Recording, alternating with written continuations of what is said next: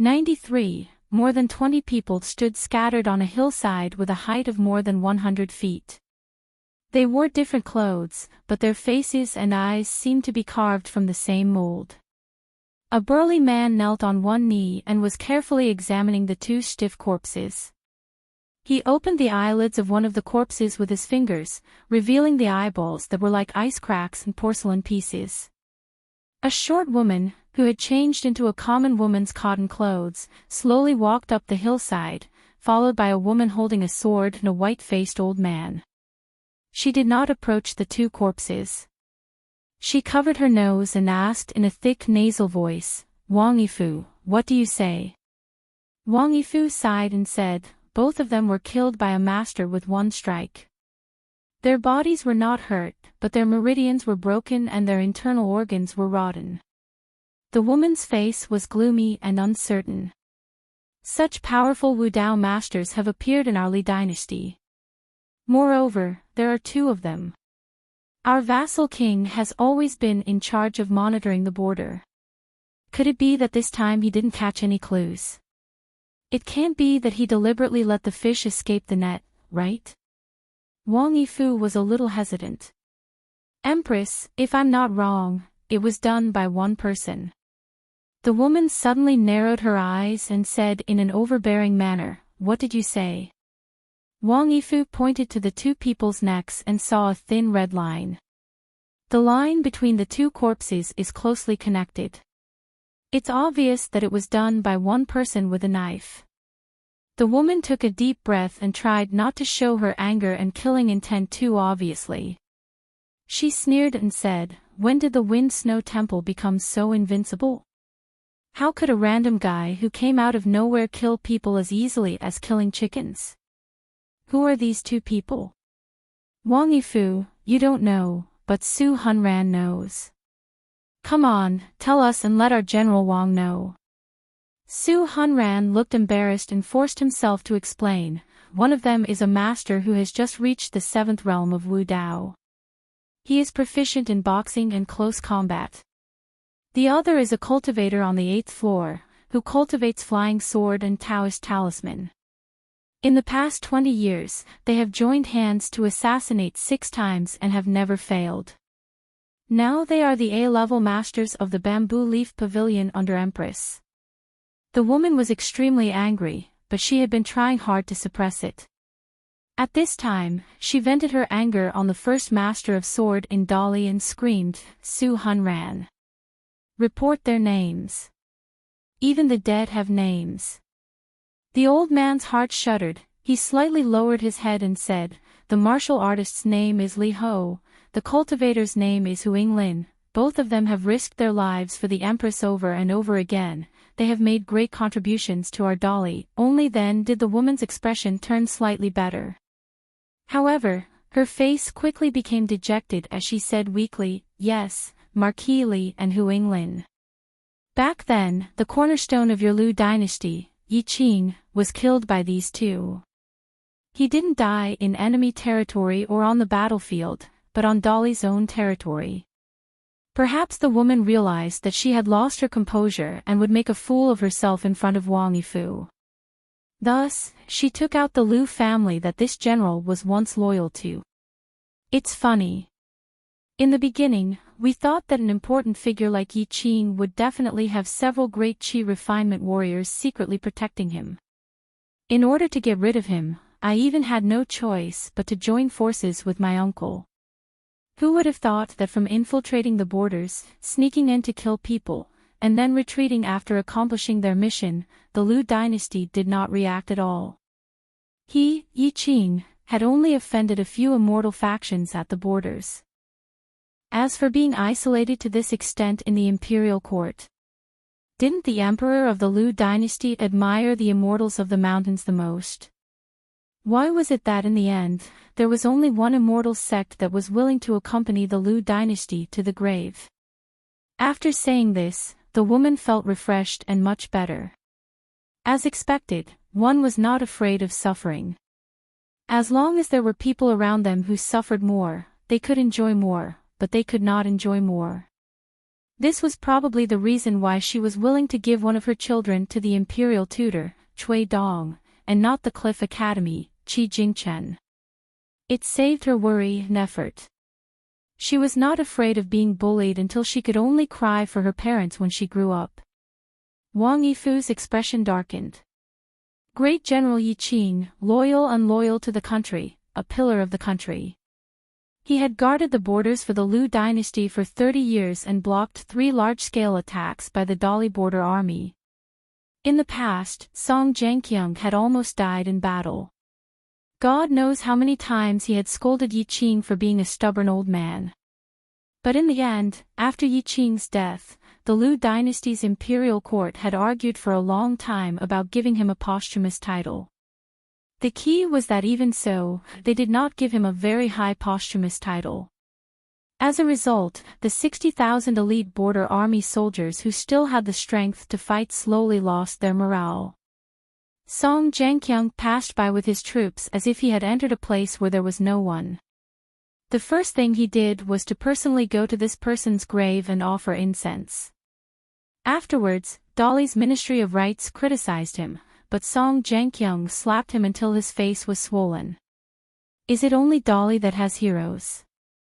Emperor Dali praised him 3 times in a row and laughed heartily. The emperor was very happy.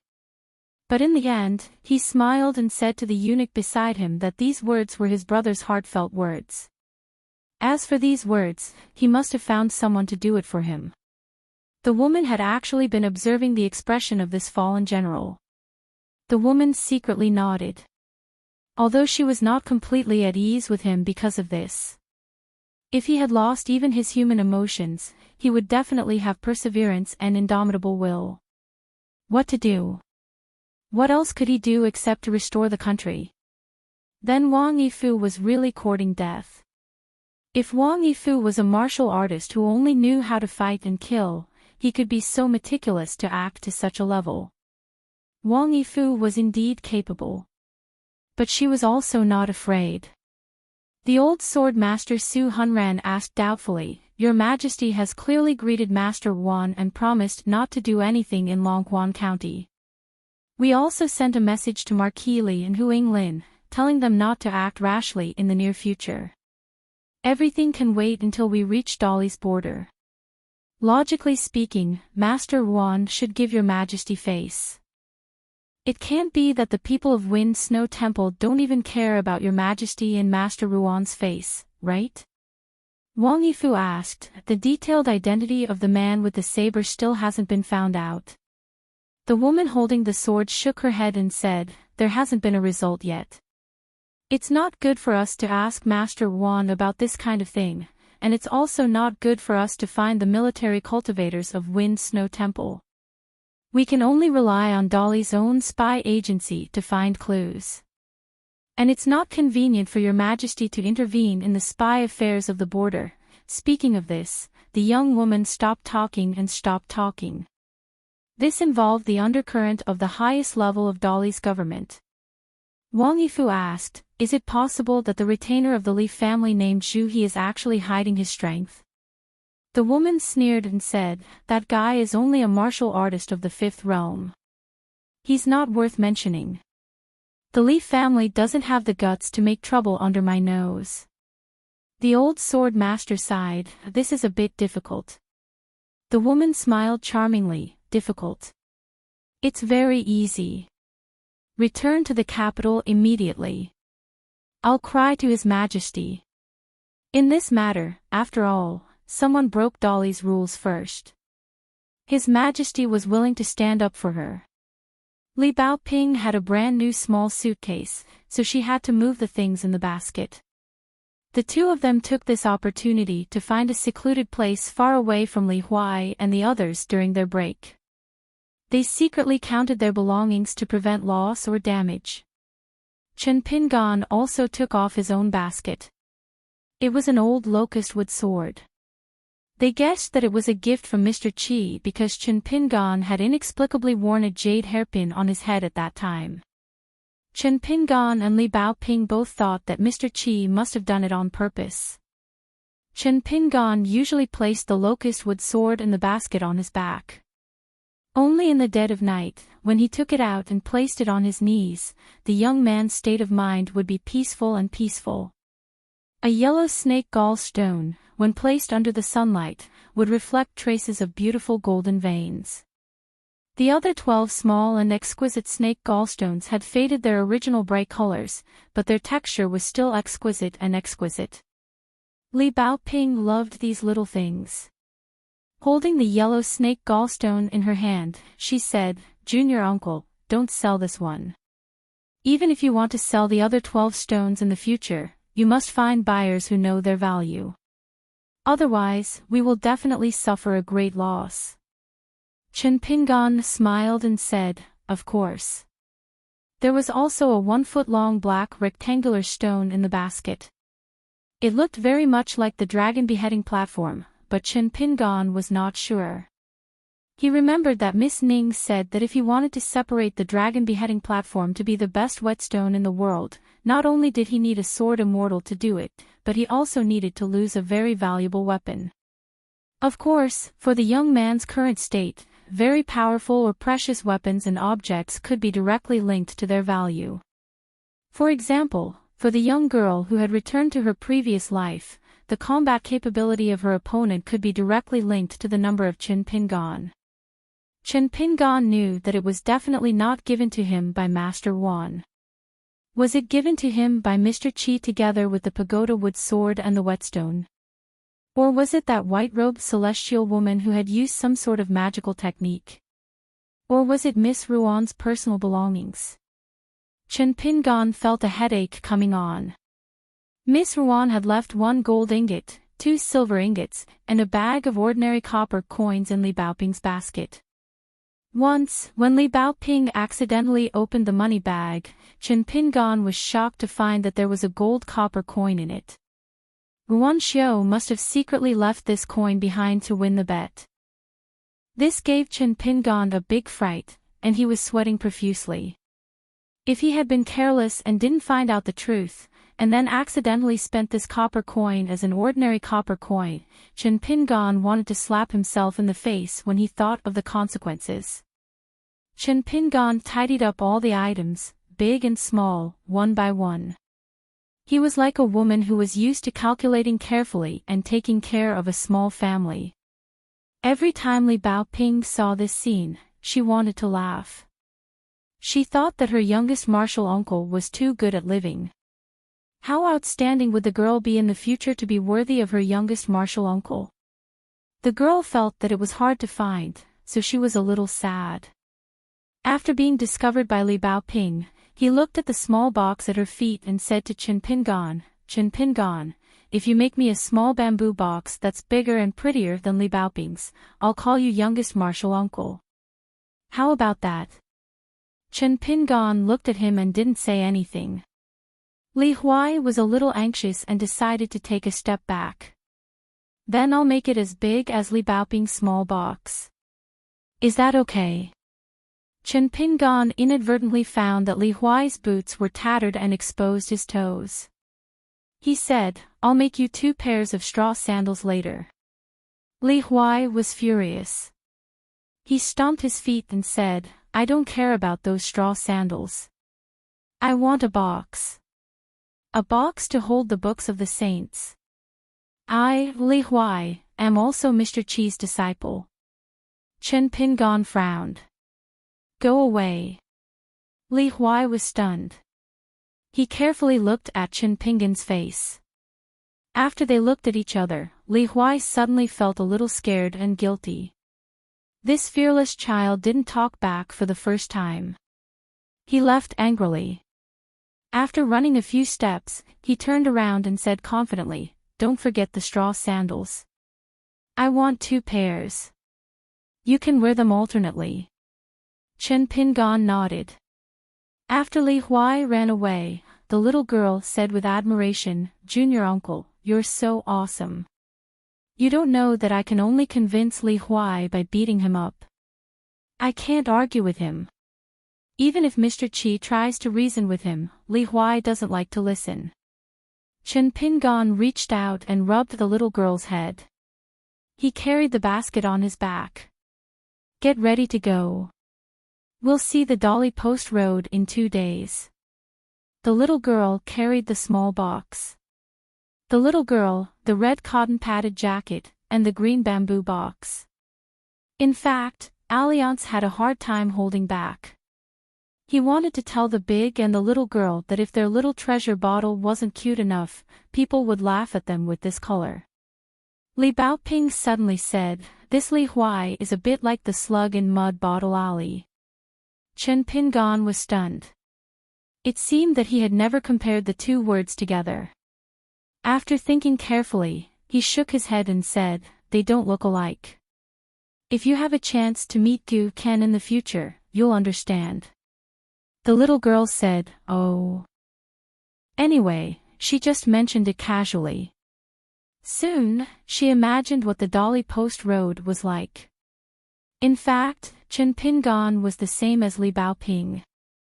At first, he also felt that the slug Gu Ken was somewhat similar to Li Huai. But after getting along with him for a long time, he found that the two were very different. Li Huai and Gu Ken seemed to have similar personalities. Their mouths were like a nest of centipedes and scorpions. They were very venomous and could make people choke with anger with just one sentence. In Chen Pingon's eyes, however, they were very different. They were both heartless and poor. Gu Ken looked like a thief and his eyes moved faster than anyone else. However, Gu Ken's shrewdness beyond his age was more of a kind of self-protection. Li Huai, on the other hand, was a pure little hedgehog who would stab anyone he caught.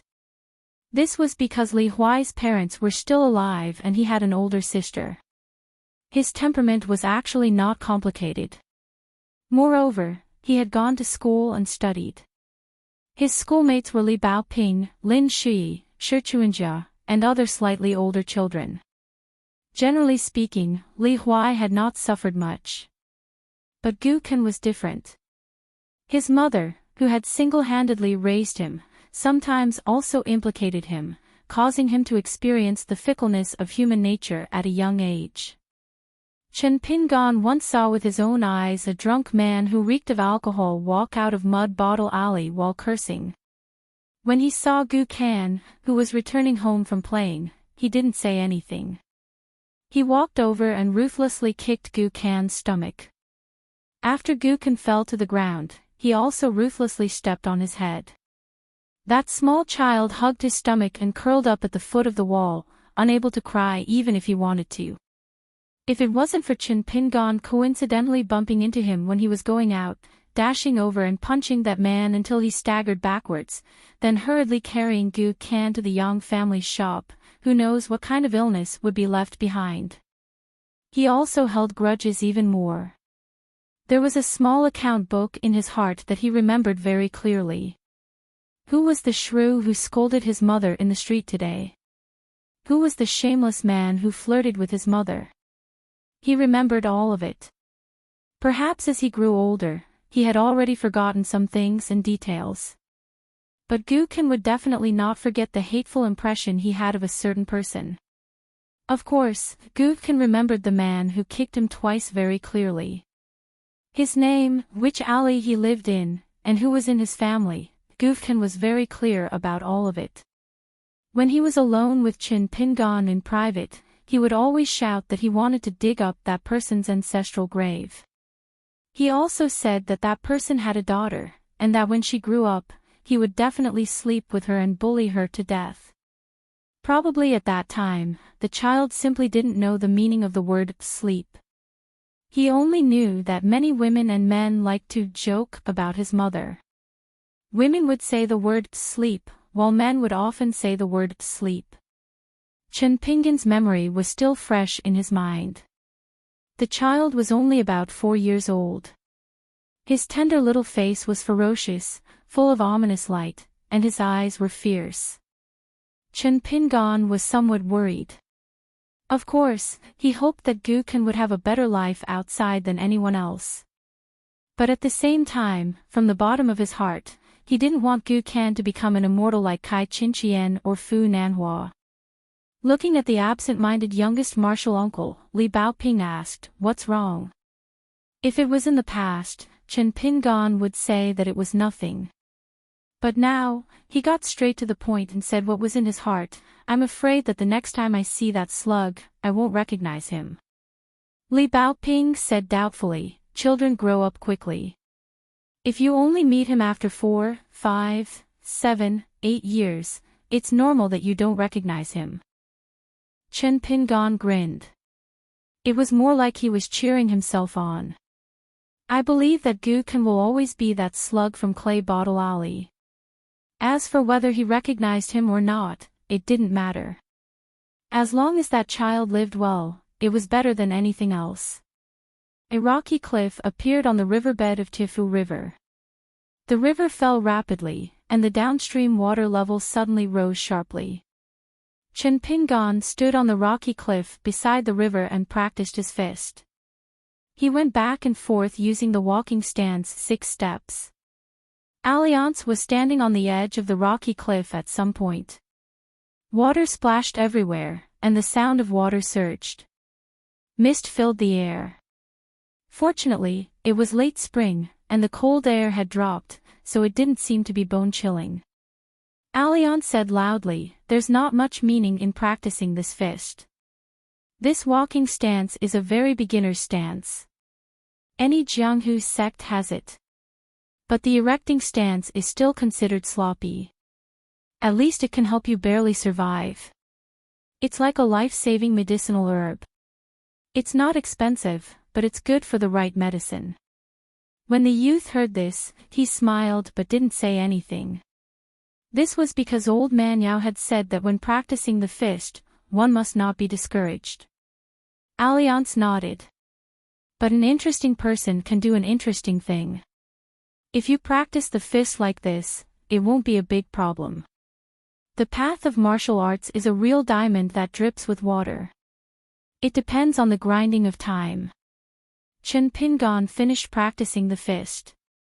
He wiped the sweat from his forehead and asked, "Alliance, you're not that immortal stage Wei Jin, are you?"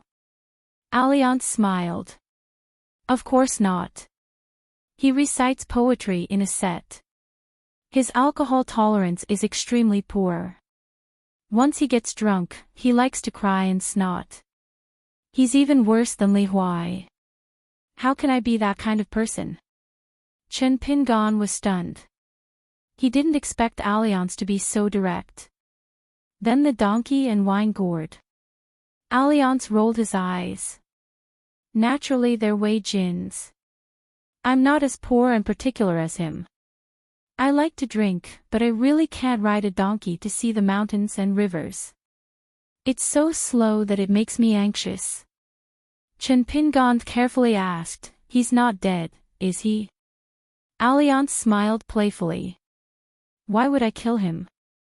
To kill him and steal his treasures?" Chen Pingan looked at Alliance and shook his head. "I believe you won't kill him." Alliance picked up the wine gourd that was supposed to be used to nurture the sword and drank a mouthful of wine. "This small gourd was given to me by him. I taught him a high-level swordsmanship. That kid was enlightened and finally broke through the bottleneck, so he went into seclusion. As a reward, he gave the gourd to me. Don't think that I took advantage of him. He made a big profit. I'm just helping to take care of this donkey." It was very difficult to break the 10 arms of the military sword cultivators of the Wind Snow Temple. However, Alliance didn't want to explain this to Chen Pingan too clearly. The road had to be taken step by step. Chen Pingan felt a little strange and asked, "Why didn't Master Wan recognize you?" Alliance found a place to sit down and shook the small silver-white gourd. The natal sword chi in the gourd is still intact, which means that the owner is still alive and his soul and body are intact. Your eastern vase continent is a small place. I don't think there are too many terrifying masters here. Not only can they kill Wei Jin in an instant, but they can also be so fast that even Wei Jin's natal flying sword can't contact them in time. Chinpingan said in surprise, a small place. Some people say that there are thousands of dynasties in our eastern vast continent. We haven't even reached the border of Dali yet. Alliance turned his head and threw the wine gourd to the teenager standing beside him. You also know that we're walking. Come on, have a drink. If a man can't drink, he'll have walked in vain. I don't drink. Zhu He said that people who practice martial arts can't drink. Chinpingan carefully took the wine gourd and sat beside Alliance. He handed it back to him, but Alliance didn't take it. Chinpingan could only hold it carefully in his arms. He looked at the river and sighed softly. That's true. I've seen immortals flying around on swords. There are many of them flying over our town. Alliance was now annoyed when he heard Zhu He. However, this guy liked to compare him with Zhu He.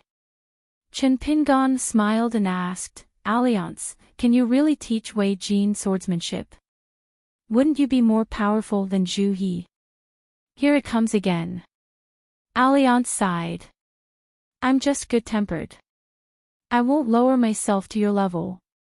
Chinpingan was really curious about this matter and wanted to get to the bottom of it. Could it be that you're more powerful? Alliance snatched the wine gourd and drank a mouthful of wine. With a look of disdain, he said, Scram, scram, scram. Chinpingan laughed and turned to look at the depressed bamboo hat man. He blinked and chuckled. Actually, I know that you're more powerful than Zhu He. Alliance finally felt better. Chinpingan immediately added in a sincere tone. I think that two Zhu He's might not be able to beat you. Alliance said helplessly, if you really want to flatter me, can't you be more sincere? At least remove the word might. Chinpingan was silent. The corners of his mouth curled up as he looked at the mighty green waterfall. He suddenly said, Alliance, thank you. Alliance drank a mouthful of wine and asked casually, Huh? Why are you thanking me? I didn't teach you boxing or sword. Chinpingan sat cross-legged and habitually put his hands on his chest to practice the sword furnace boxing stance.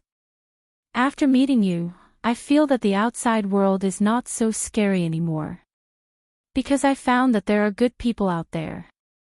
Not everyone can bully others just because they're powerful. Along the way, Li Huai and Zhu Lu said so much about you, but you never got angry. Alliance smiled and drank a mouthful of wine.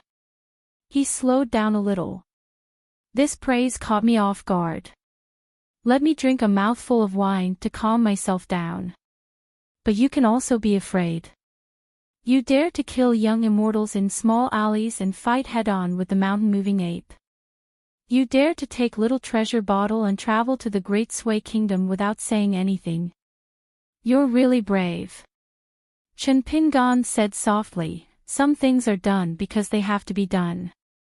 It doesn't mean that I'm not afraid at all. I'm just an apprentice of a kiln worker. How brave can I be? Alliance nodded. That's true. The two of them were silent. There was only the sound of water. Ao Liang was the first to break the silence. He asked, if you were in a very famous place, and you did something very eye-catching, then you could carve a character that would be passed down for thousands of years, which character would you choose? Chinpingan thought for a moment. It should be my surname. My parents' surname is Chin. How nice would it be to carve the character Chin? Alliance shook his head and sighed. It's so tacky. It's not like me. Liang quickly explained to himself, it's normal, it's normal. A strange man like me is, after all, a rare existence. Cows and sheep roam the plains, while ferocious tigers roam the mountains alone. It's so lonely. The man in the bamboo hat seemed to have been moved by his own words. He hurriedly took a big gulp of wine. The straw sandals youth suddenly grinned from ear to ear.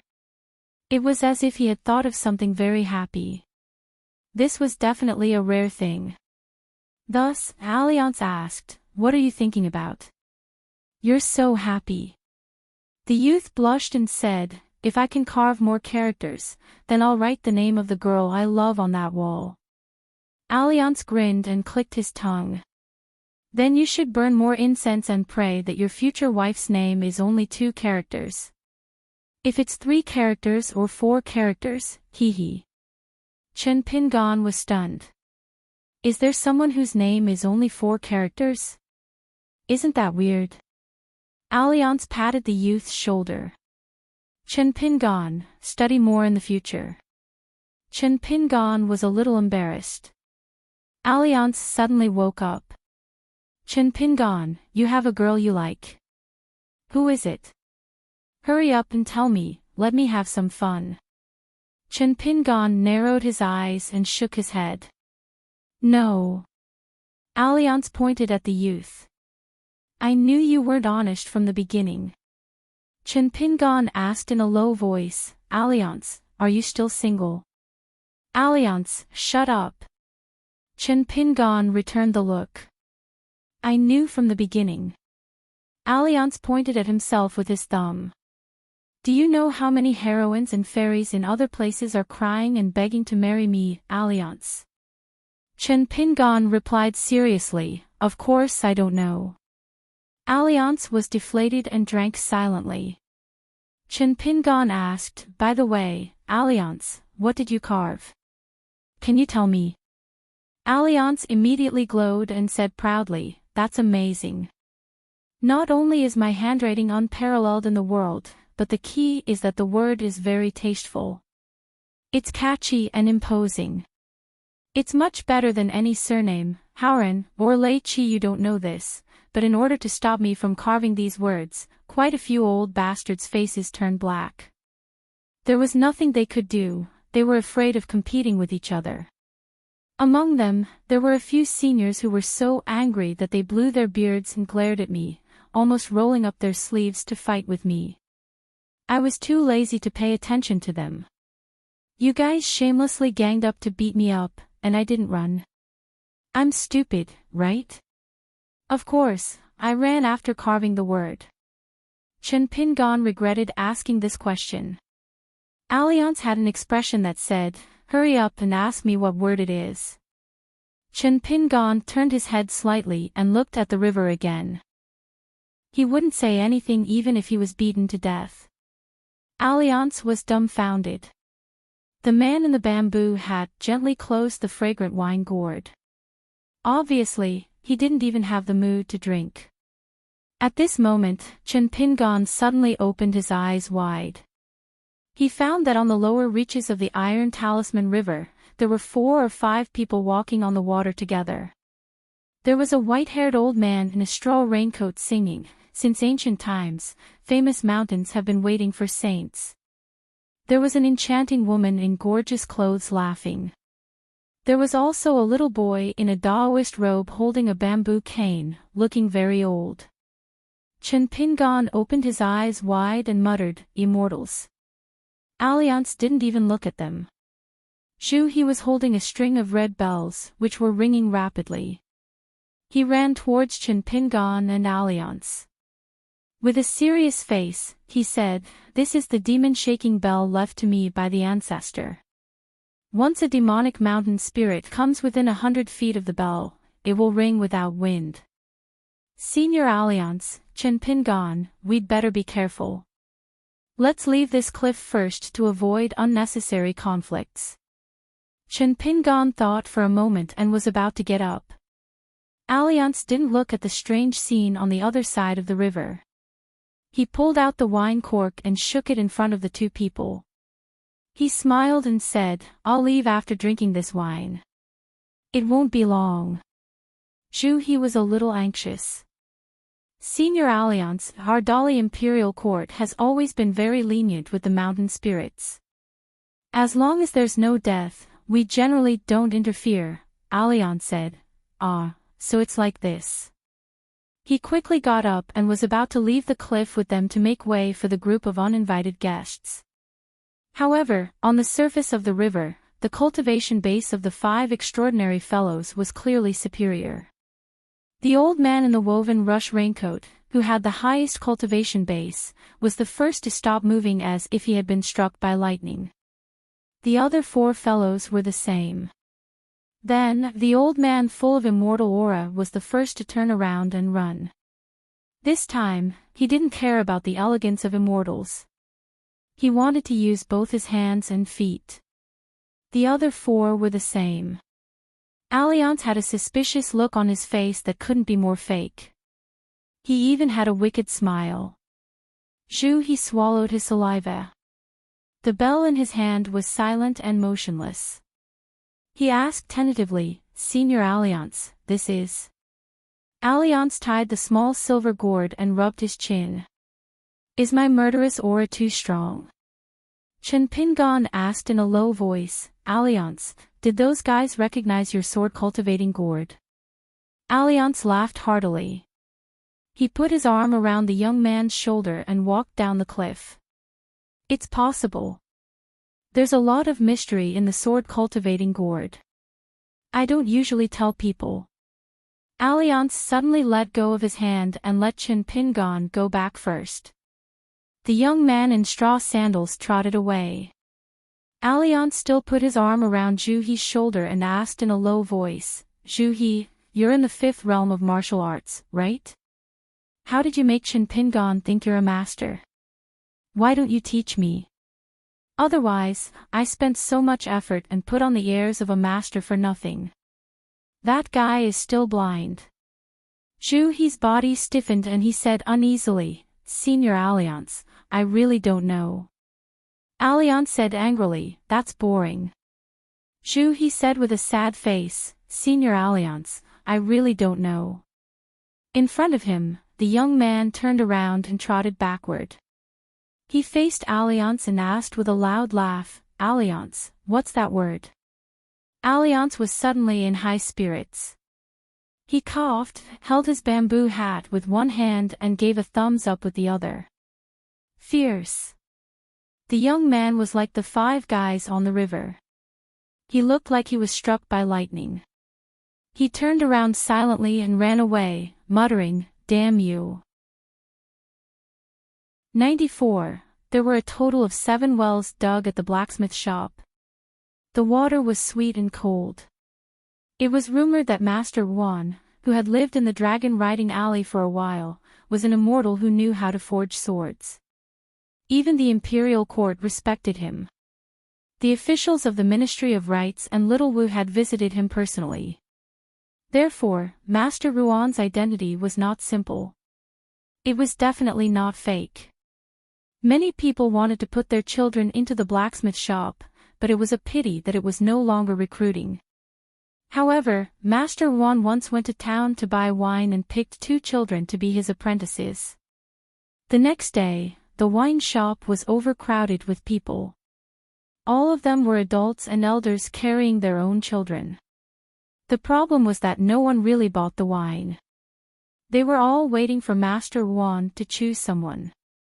The children did not care about their future. They ran and kicked up a fuss and made a lot of noise. They did not care about anything else. In fact, before the appearance of the county magistrate, Wu Yuan, the town only knew that they were the people of Dali. The dragon kiln was to make porcelain for Emperor Dali's family. That was all. They did not know anything else. There were very few people in the town. There was no such thing as visiting relatives, going out to study, or marrying far away. The books were not taught. Not to mention the elders, it was the same for generations. Those lucky people who were selected for the natal porcelain could go out and admire the great rivers and mountains outside. Before Liju Grotto heaven broke and fell, they did not have the chance to return home. This was one of the rules set by the 4 sages of the town in the early years. Now, according to the notices posted by the county government and the explanations of literate people, they knew that it was because the mountain roads of Longquan County were too steep. Now, the imperial court spent a lot of effort to open up the roads. It was for the opening of the mountains. They wanted to give those mountains to some important people who liked the feng shui of this place. At the same time, a group of people led by the county government officials began to explain various rules to the people in their jurisdiction and how they should get along with foreigners. For example, they could not randomly point at foreigners, children could not collide with pedestrians on the streets, they could not touch the mounts of foreigners without permission, and so on. If there was any dispute, the commoners had to report to the Longquan County Yamen truthfully. They could not make their own decisions, and the Yamen would deal with it impartially. The 4 families and 10 major clans did not show too much enthusiasm for this, nor did they intend to help the county government to the best of their ability. They were more like bystanders. As for whether they were waiting to see the county government make a fool of itself, only Wu Yuan and the group of old foxes knew clearly. Ruan Xiao, who grew up in the Wind Snow Temple of the military ancestral court, did not feel the great changes in the town, or she did not care. Ever since she met a certain short winter melon, she had been depressed. Not only did the rude and unreasonable woman swagger into Chen Ping Han's house, but she also broke the bronze locks on the courtyard door and the house door. When she went to clean the 2 houses, she happened to bump into the group of people who went to change the locks. Ruan Xiao was so angry that her eyebrows were raised and she went up to reason with them. Those people seemed to know her identity and respectfully apologized. However, as for who the culprit behind the scenes was, they put on a shameless attitude that said, even if Miss Ruan beat them to death, they would not dare to say anything. Ruan Xiao wanted them to hand over the old lock and the new key. When she returned to the blacksmith shop, she bumped into that short winter melon. She even dared to smile and say that she was careless and broke the bronze lock. Ruan Xiao also followed the agreement and hired people to repair an uninhabited dilapidated house in Mud Bottle Alley. The roof collapsed, leaving a big hole. The beams rotted and the red paint peeled off. Ruan Xiao asked the bricklayers from the small town to carefully repair and add bricks and tiles. In the end, she was not assured and specially watched them work for most of the day. Then there was the neighboring shop, the shop that held the New Year's fortune and the straw head shop, both of which were under Chen Pinggan's name. Most of the old workers of the 2 old shops had left, so she had to hire other workers. She did not dare to choose some slippery people, so she asked the people of her own sword shop to recommend some women and young girls who had a dutiful temperament but were clever with their hands and feet to help with the business. The Sui Sui shop continued to sell all kinds of pastries and food, while the straw head shop continued to sell miscellaneous items, such as literature, games, ancient zither, calligraphy, and paintings. There were all kinds of things. As long as Ruan Xiao had nothing to do in the sword shop, she would lie on the counter of a certain shop and be lost in thought. Most of the time, most of the day would pass by like this. In any case, she did not need to attract business, and she was not good at bargaining with people. In fact, these 2 shops belonged to Chen Pinggan. The girl in blue wanted to sell a piece of pastry for a sky-high price of a few taels of silver, but in the end, she was a simple girl and did not have the nerve to do so. She only hesitated whether or not to help him find a few people who knew how to read people and help the shop make more money. However, she was afraid that he would not like that kind of people when he returned to his hometown. Because he was not that kind of person. Even the girl who did not have such a gluttonous appetite for pastries, so her originally round and smooth chin gradually became a little sharp. Like a small lotus revealing a sharp horn, fresh and moving. Ruan Xiao had mentioned several times that if she felt that the small town was boring, she could go to the Hengming Peak of the Spiritual Beauty Mountain to take a look. The scenery was not bad. However, the girl did not have the energy to do so and kept dragging her feet, so Ruan Xiao gave up.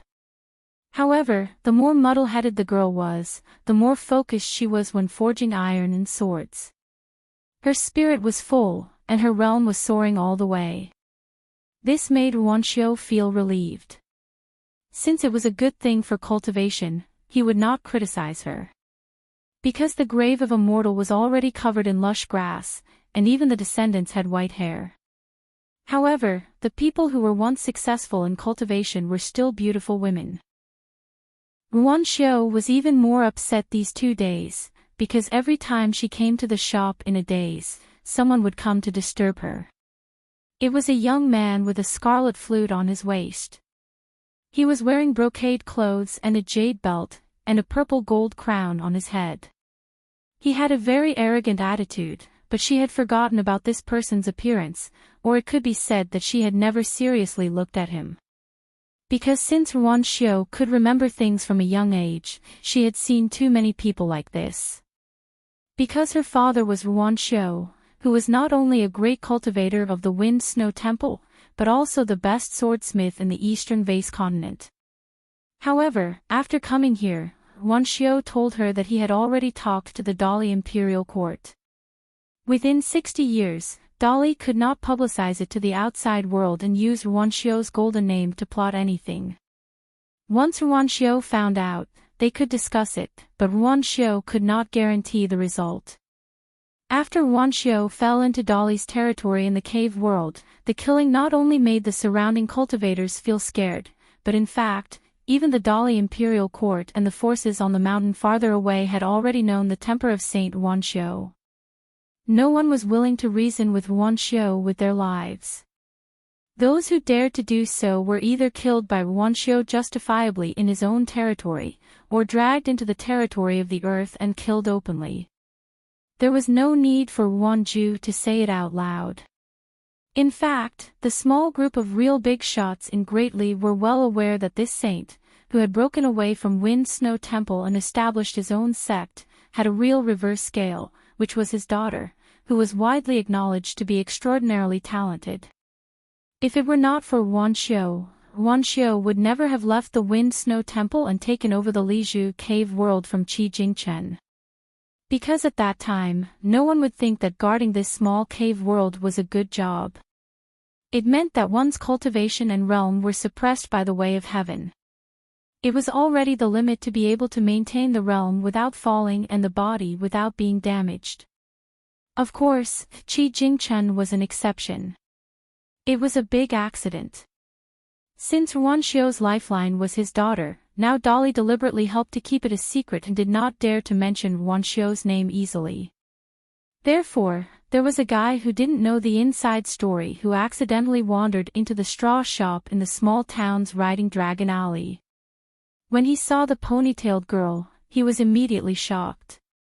He thought that she was just a girl in a shop, and her status couldn't be that high.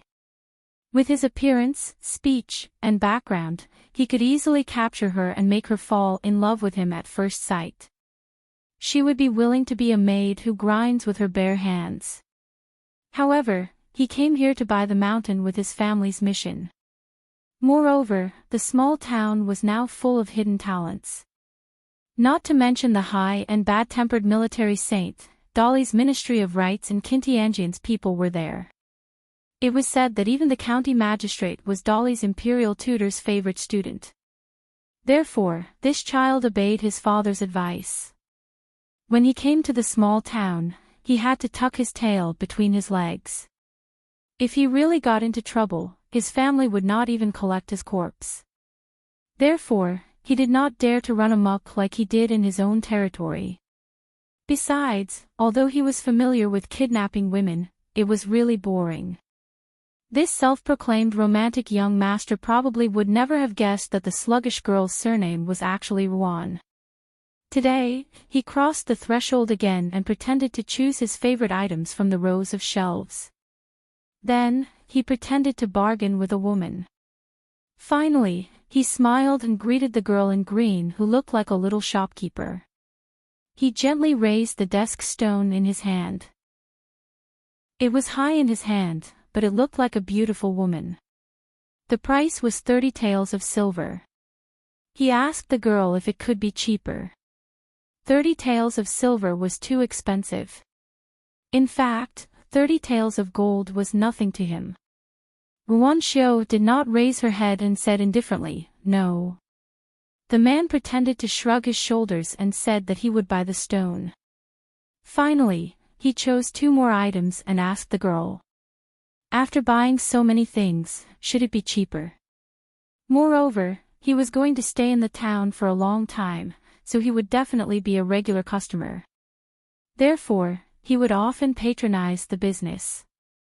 In short, he was long-winded. Ruan Xiao, who was at the counter, was annoyed.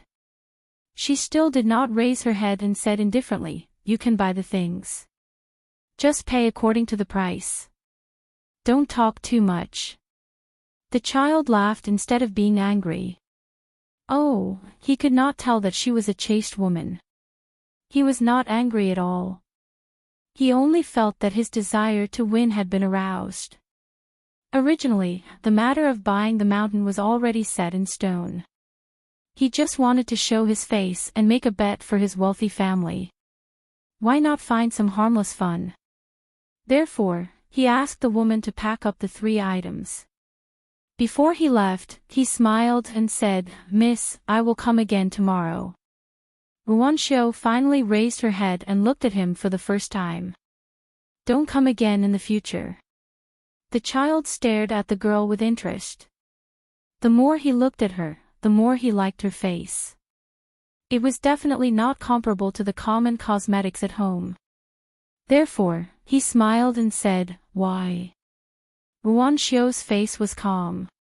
"This shop is opened by my friend. Therefore, I can decide who to welcome in and who not to be an eyesore." The child pointed at his nose and smiled even wider. "I'm an eyesore." "Miss, why do you say that?" Ruan Xiao leaned on the counter again and waved her hand. "Go away. I don't want to talk to people like you." A tall and muscular man stood outside the shop.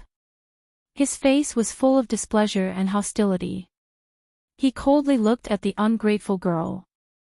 The child smiled and waved his hand at the retainer. His eyes indicated that he should not frighten the food on his plate. After paying the bill, he walked to the door and did not forget to turn back and say, "See you tomorrow." Ruan Xiao sighed and stood up. She walked around the counter and said to the guy who had just stepped out of the door, "I advise you to listen to others more in the future." The child looked at the girl's stunning and graceful figure and sighed that his luck with women was really good this time. As for what the girl said, he naturally heard it. However, he did not take it to heart and did not take it seriously. The retainer's body suddenly tensed up. His scalp tingled as if there was a blade on his back. Just as he was about to move, he saw the girl in green and his young master rushing to the wall opposite Dragon Riding Alley. He watched as the girl pressed the young master's forehead with one hand. In the end, his entire head and back were completely embedded into the wall. The young master instantly lost consciousness. Blood flowed out of his orifices. A huge spider web appeared on the wall behind him. The girl said to the man who had fainted, "Listen to advice in the future. Do you understand? Or not?" The girl raised her leg high and kicked out fiercely. The already pitiful young master's body caved in together with the wall. It was a tragic sight. The girl retracted her leg and turned to walk to the shop. She said to the tall retainer who did not dare to move at all, "Take him away. Remember to fix the wall." The retainer who was at the 5th realm swallowed his saliva. He did not even dare to say a word. He was only a bodyguard on the surface. The real pillar of support was a consecrator from a foreign family.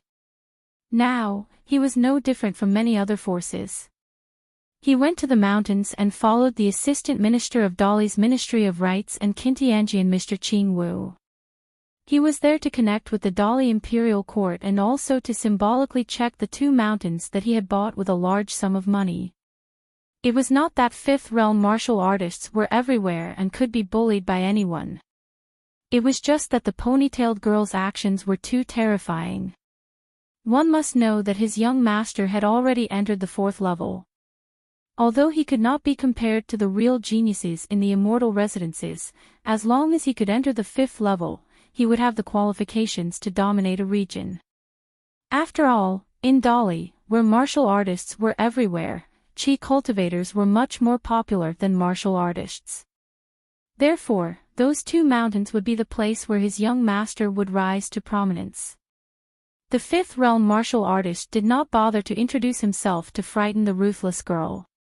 He hurriedly flew to the wall opposite the alley. After a moment, the red-eyed man suddenly turned around. His face was ashen as he scolded, "Little bitch. Do you know that you have destroyed the foundation of my young master's cultivation?" Wan Xiao had already walked into the shop. Hearing this, she stopped but did not turn around. She only turned her head and said, "I know. I deliberately did not kill him and left him to suffer." The martial artist was almost going crazy.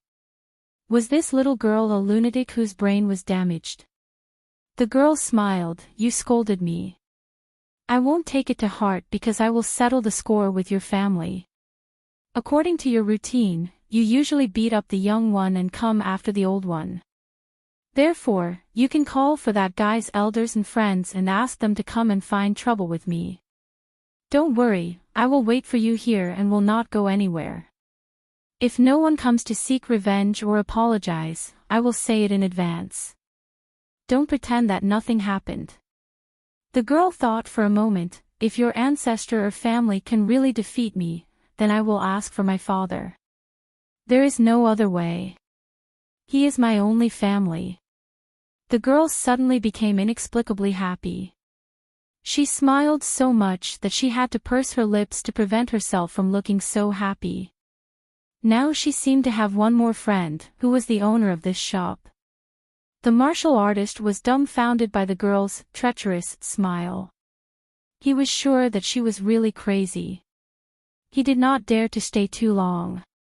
The most important thing was to preserve his young master's cultivation. He carried his young master on his back and ran away from the riding dragon alley. After all, he was not stupid to become the personal bodyguard of an important person. After running for some distance, he immediately shouted to a certain place, "My young master is from the Chu family of Feng City. He is your Dolly's distinguished guest. My ancestor is the deputy head of the Ringing Bell Mountain." But there was no response. The martial artist's heart instantly turned cold and his whole body became cold. Those Dolly spies lurking in the dark chose not to help. This was absolutely illogical and against the rules. The martial artist was grief-stricken. Could it be that his young master had provoked a nail that he could not provoke? But didn't the ancestor clearly say that except for the two saints, the local snakes who had been entrenched in the town for generations did not have much success? How could a girl from a small shop have such amazing strength? In the distance, a young man quietly sat on the wall with one hand holding his cheek. After yawning, he sneered, "Do you really think that I, Dolly, am afraid of the Chu family of Feng City?" Finally, he withdrew his gaze and looked at the shop. He could no longer see the figure of the girl behind the counter. He chuckled softly, "She is indeed the most easygoing girl in the Temple of Wind Snow." He quickly put away his smile and continued to monitor the movements around. If there was any movement, he had the power to mobilize all the Dolly men of sacrifice nearby to kill. He could do it regardless of the cost and consequences, no matter who the other party was. But at the same time, he also guessed that this storm would not end here. Maybe it would involve His Majesty, and of course, Saint Wanqing. Because the Chu family of Feng City could make a big deal out of this matter and use public opinion to oppress the Dolly imperial court. Dolly was now at the height of its power and was not afraid of anything. But it had always attached great importance to the discussion of scholars. The former emperor and the current emperor were both very generous and tolerant of scholars. Several women and girls in the shop were all trembling with fear and did not dare to breathe. Who would have thought that Miss Shosho, who was usually so good-tempered, would have such a side? She beat someone half to death as soon as she made a move. The girl leaned on the counter and continued to be in a daze. Suddenly, she remembered something and took out a small stone from the drawer of the counter and put it on the table. Then the girl changed her posture and put her cheek on the table. She stretched out her finger and gently touched the stone, watching it roll around. Miss Xiao, beautiful and delicious. 95. At the southwest border of Longquan County, the Luopa Mountain stood out like a unique tree. According to the rules, when they approached the boundary of Longquan, they chose to walk on the ground instead of riding the wind or flying swords. After that, they would enter the mountain to explore the Dragon Spine Mountain that produced the dragon beheading platform. That would be the biggest whetstone in the eastern vase continent.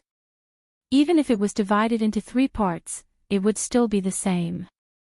For these 4 cultivators who came from the military ancestral court of a continent, walking on the mountains and lakes was not a difficult task. After all, the military cultivators of the Wind Snow Temple had always focused on tempering their body, which was a way to improve their cultivation, not only to cultivate their strength but also to cultivate their mind. When the 4 saw the figure of Master Ruan in the distance, they all quickened their steps and took the initiative to salute this senior. Ruan Tong's seniority in the Wind Snow Temple was not too high, but his reputation was very good. After opening the famous long-distance sword furnace, he had made more than 10 swords for his fellow disciples, which made a lot of good karma and incense.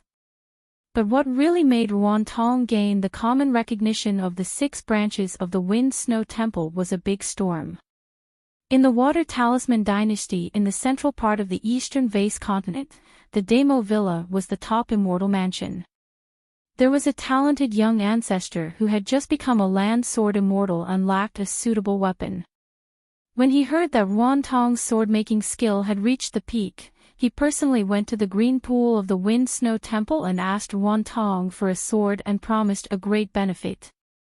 But at that time, Ruan Tong promised to make a sword for a junior of the Clear One Peak, which would take several years. No matter how the arrogant sword immortal persuaded him, Ruan Tong only said that he would make a sword for himself and that he could make a sword for Demo Villa for free, but only after the sword was out of the furnace. Because of this, the young sword immortal felt that Ruan Tong was deliberately humiliating him and attacked him in anger. At that time, Ruan Tong was only a cultivator on the 9th floor. He did not bow down to Ruan Tong even though he was seriously injured. For this reason, Demo Manor had paid an immeasurable price. Except for the land sword immortal who was imprisoned in the Wind Snow Temple for 50 years, in just 6 years, each of the 6 branches of the Wind Snow Temple had sent 1 person to challenge Demo Manor. As a result, Demo Manor had fallen from the well-deserved number 1 sect of the Water Talisman dynasty to the bottom of the second-rate sect. Ruan Ting smiled and cupped his fists to return the greeting. There were no complicated formalities in the Wind Snow Temple.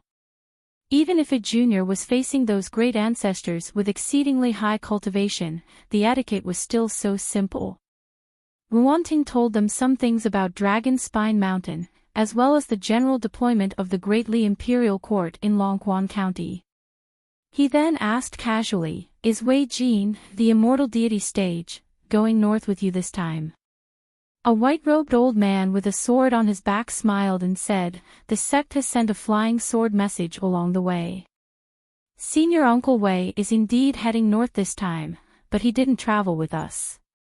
It seems that he heard that he has entered this Black Pearl Grotto heaven as the spokesperson of Taoism. That's why Senior Uncle is willing to join in the fun. If I'm not mistaken, I should have already met he from the south returning sect." Ruan Ting asked, "Have any of you seen Wei Jin?" The 4 shook their heads. "We haven't seen his real face." The old man with a sword on his back asked, "Master Ruan, did something happen?" Ruan Ting smiled and waved his hand, "I'm just curious. If I remember correctly, Wei Jin is only 40 years old, but he has already sat firmly on the 10th floor.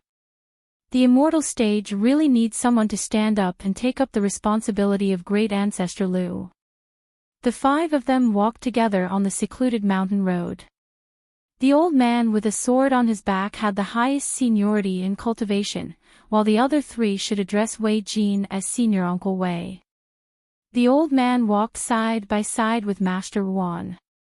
Among the 6 branches of the Wind Snow Temple, the immortal stage was the weakest. It was almost reduced to a bleak scene of a secular dynasty with only one descendant for several generations. It happened that the immortal stage had made the greatest contribution to the Wind Snow Temple in the past 300 years. Therefore, the green pool where Master Wan used to be and the big trench where the old sword cultivator was were all sincerely kind and expectant of the immortal stage. Even if the 6 mountains of the Wind Snow Temple had disputes, if the strict and orderly immortal stage completely disappeared, no matter which branch of the Wind Snow Temple, it was destined not to be a good thing. After hearing this, the old man stroked his beard and smiled. Senior Uncle Wei is a genius. He is elusive and has won a great reputation in Jianghu.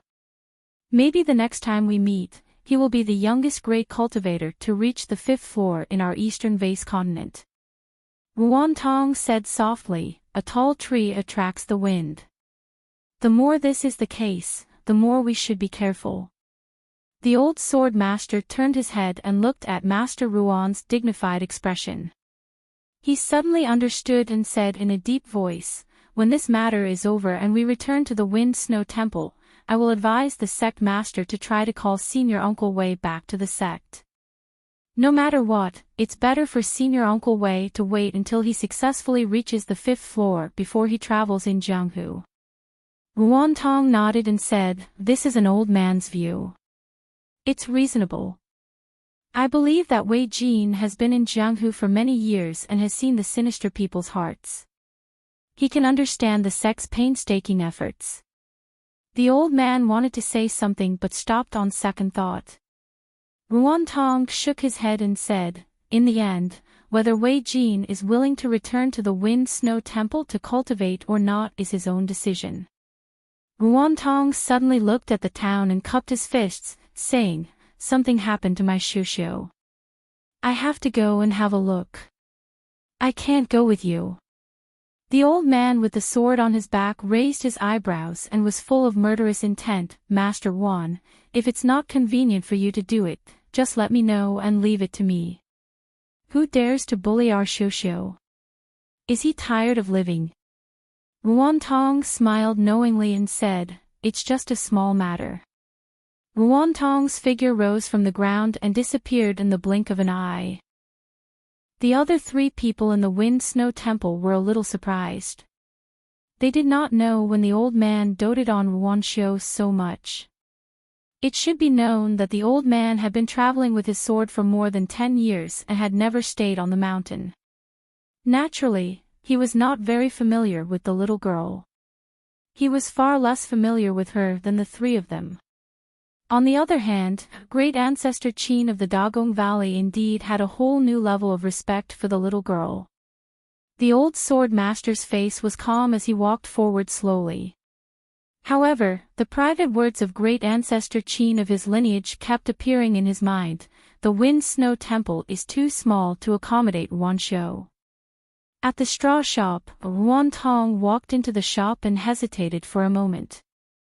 He did not directly speak to his daughter in the language of the Eastern Bottle Continent. Although the women and girls in the small town had only learned some simple language to communicate with foreigners for the sake of the shop's business, there might be accidents. Ruan Tong tapped the counter gently with his finger. The girl looked up blankly and asked doubtfully, Father, why are you here? Aren't you not going to forge today? Ruan Tong said softly, come out and talk. The father and daughter left the shop and walked in the dragon-riding alley where there were few people. After Ruan Tong appeared, the group of Dolly's spies and men of sacrifice quietly retreated. This was a silent tribute to a military saint. Ruan Tong nodded his head to himself. He knew that there was a reason why the Li dynasty was able to have its current strength. Ruan Xiu was a little annoyed and asked, did the Chu family of Feng City complain to you? Let me make it clear in advance. Before I took action, I had warned that person many times. Ruantong smiled and said, even if the Chu family of Feng City had more courage, they would not dare to bother you with this kind of trivial matter. Maybe someone will come to apologize with a big gift soon. Ruanxiu muttered, that guy is disgusting just looking at him. He is the same as that short winter melon. He is full of karma. The only difference is the thickness. After this kind of person enters the middle fifth floor, I don't know how many people he will harm. If I was not worried about causing trouble for you, I would have killed him at that time to avoid future sins. Ruantong took a deep breath. Sweat seeped out of his forehead. Fortunately, he had driven his Yin spirit out of his body. His aura had shrouded the entire dragon riding alley. No one could detect the movement here. Otherwise, if Ruanxiu's words fell into the ears of someone with ulterior motives, it would cause endless trouble. There were hundreds of schools of qi cultivators in the world. Among the hundreds of schools of thought, the school of yin-yang was the best at detecting people's fate and karma. However, these abilities were almost all acquired through cultivation. The supernatural powers were often done with the flow.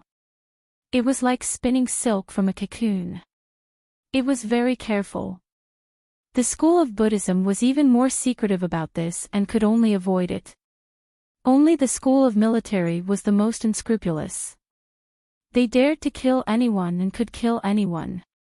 However, these were just superficial illusions. However, his daughter was different, very different. She could see through people's hearts since she was young. She could see their 7 emotions and 6 desires as well as karma. As her cultivation increased, she could even directly cut off karma. Once she killed someone, the consequences were even more unimaginable. This was not something that could be explained by the natural body of fire god. Ruantong only knew that in his daughter's eyes, the color of the world was different from that of others. For this reason, Ruantong had searched through the collection of classics in the Wind Snow Temple. Only an ancient saying that had been lost for a long time could barely explain the reason. The natural deity came into being. Therefore, Ruantong had taken the initiative to ask to be banished to Lizhu Cave Heaven. He wanted to win 60 years of time for Ruanxiu before she really grew up. 96. For some reason, the great demons who had already taken human form and stabilized their souls on the surface of the Iron Talisman River retreated in panic. The ringing of the copper bell in Zhu He's hand naturally stopped. However, Zhu He was worried that the great demons who dared to walk in the human world in broad daylight might have used some kind of trick, so he asked Senior Alliance not to rush down south along the river for the time being. He raised the string of copper bells with ancient seal characters high up and repeatedly crossed the river in the downstream direction of the Iron Talisman River. He wandered around in large strides to prevent the demons from hiding in the dark and waiting for an opportunity to harm people. Therefore, after Chen Pingan and the others packed up their luggage, they all stayed where they were and watched Zhu He scurry around like a headless fly. Li Huai was overjoyed, Lin Shuyi was full of curiosity, and Zhu Lu felt that it was embarrassing. She wanted to drag her father back and stop fooling around like this. After all, she was a thin-skinned girl. Chen Pingan inadvertently noticed that Alliance's expression was calm. He did not tease Zhu He like he did in the past. After seeing Chen Pingan's gaze, Alliance took off his wine gourd and asked with a smile, "You really don't want to drink?" Chen Pingan shook his head. Alliance then turned his head and asked Lin Shui, "Kid, we met a rare demon. Alas, it's not just 1 or 2 of them. It's very rare. Do you want to drink some wine to calm your nerves?" Lin Shui did not know why, but it was probably the first time in his life that he met a legendary demon. It was an eye-opener. The youth's heart was somewhat moved. For the first time, he nodded and said, "Let's try a sip." Alliance glanced at Chen Pingan from the corner of his eyes and finally returned to his usual cynical self. "Look at him. He's lucky to have good food. You don't have the life to lie down and enjoy it. Lin Shui took the small silver gourd and raised his head to take a sip. His face instantly flushed red. The pampered youth's skin was originally white, but now his face was even redder. The youth hurriedly covered his mouth with his palm to prevent himself from spitting out the wine. His throat was boiling hot. After the wine entered his stomach, his internal organs felt like they were burning and his entire body was trembling. The youth was in a difficult situation. Seeing Li Huai holding his stomach and laughing, Lin Shui, who had a strong self-esteem, clenched his teeth and was about to take another sip. He did not expect that Alliance had already reached out to take back the small gourd. He gently pressed one hand on the youth's shoulder and said with a smile, "Drinking without being greedy is fun. In the future, I'll let you drink a sip every day. I guarantee that from now on, there will be another carefree and worry-free person in this world." Li Huai was a little mischievous. He laughed and exposed Alliance. "If you don't want to let Lin Shui drink more, then just say it." Alliance withdrew his hand from Lin Shui's shoulder and sighed. "How can I not feel distressed? My wine has a great origin and is extremely expensive. The key point is that there is no market for it. Lin Shui has hit the jackpot." Li Huai tentatively asked, "Let me drink a sip." Alliance hurriedly fastened the wine gourd to his waist. "You're too young and your chi palace has not yet formed. You shouldn't drink strong wine. Otherwise, it will damage your foundation." Li Huai was stunned. He immediately jumped up and cursed, "Alliance. F***ck your mother. During the New Year's Eve dinner 2 years ago, I was able to secretly dip my chopsticks in wine and drink it. That is our town's most powerful wine. Even my father said that my alcohol tolerance is similar to his. Or if there are demons and demons that harm people, they only need to write a letter to Mount Longhu and the immortals from the Taoist Master's mansion will definitely arrive on clouds and cranes to slay demons and demons for the local people. As a result, wherever there is water in the well, there will definitely be immortals from the Taoist Master's mansion everywhere there are demons and demons. In short, we just need to not make a fuss along the way. Of course, we have to be more careful. Our ancestors said that once a demon takes human form and doesn't use some tricks to confuse people's eyes, then it's equivalent to half a cultivator. The Dali Imperial Court is happy to see this. Not only will it not suppress or exclude them, but it will also make an exception and allow them to establish a sect on the territory. They just need to put up a case in the Ministry of Rights. However, due to some established rules, the Dali Imperial Court has yet to absorb demons and demons into their ranks. Instead, it's rumored that there are a lot of demons and cultivators at the border of Dali who have made contributions to the country. Their daily life and customs are no different from humans. Zhu He's words were easy to understand and interesting. Chen Pingan listened with great interest. Li Huai and Lin Shui pricked up their ears and didn't want to miss a single word. Only Alliance, who was walking at the front, wore a bamboo hat and led the donkey. His palm gently patted the hilt of his knife and softly hummed an out-of-tune tune. The girl Zhu Lu, who was walking at the back of the team, was even more absent-minded. It seemed that the further away she was from home, the stronger her homesickness was. 2 hours after the team went south, a middle-aged woman appeared on the stone cliff at the waterfall at the junction of the Dragon Beard Creek and the Tiefu River. She sat on the edge of the cliff.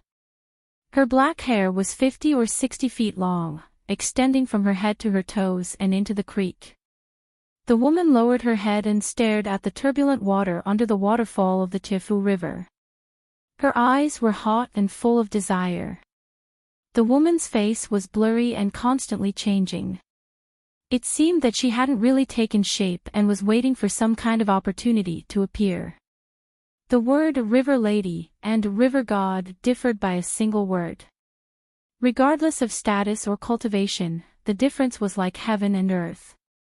She could only swim up to this point at most. If she went any further, she would cross the boundary. Just like the officials in the mortal world couldn't leave their posts without permission, it was even more so for the gods of mountains and rivers who guarded the feng shui of the kingdom.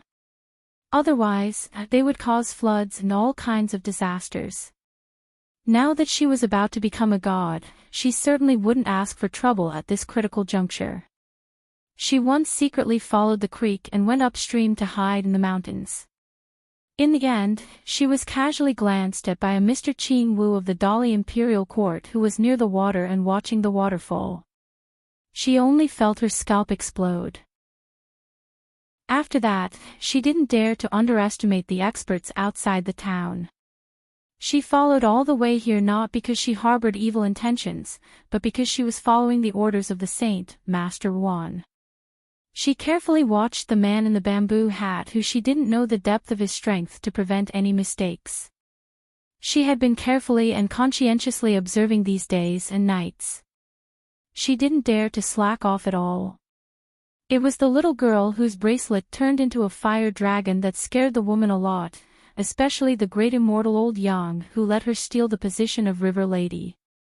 After he revealed the secret of heaven, she was even more afraid that one day she would become the little girl's opportunity to prove her Taoism. She was scared to the bone. After becoming River Lady, she experienced all kinds of wonderful supernatural powers. For example, she could rejuvenate herself every day. For example, she felt comfortable when she swam in the water. For example, every time it rained, she could see the scenery of the town through the underground water or the rain curtain of the patio. Also, these days of hard work in collecting things at the bottom of the river, she found several good things and put them all in her bag. One of them was a jade ring, which she wore on her finger. She took it out and admired it when she had time, just like the woman in the marketplace who wore gold jewelry. She was complacent. The more superior she was to the common people, the more she was afraid of old Yang and the little girl surnamed Ruan in the depths of her bones. Because these two people seemed to be able to destroy everything she had now. She reined in her messy thoughts and looked around. Now that the Pearl Cave was connected to the Great Li dynasty, it was full of spiritual aura and had become a good place for cultivation, just like the 72 blessed lands. As a result, many birds and beasts had started to flock to this place, especially those mountain monsters with spiritual wisdom. They relied on their instincts and hoped to be the first to occupy a place with good feng shui. It was the duty of the mountain god and river god to take care of the feng shui of a place. She had now taken in a few koi fish with dragon whiskers as her followers in the Dragon Whisker Creek. Usually, when she went out, many spiritual creatures of the water tribe acted as her retinue and escort, which made her very satisfied. Therefore, even though she couldn't swim into Tiefu River for the time being, she had to guard the waterfall pass and try to collect some money to pass through. Regarding this matter, old man Yang nodded in agreement, so she was particularly confident and justified in flaunting her prowess here. However, deep in her heart, the woman who was cautious by nature was still a little uneasy.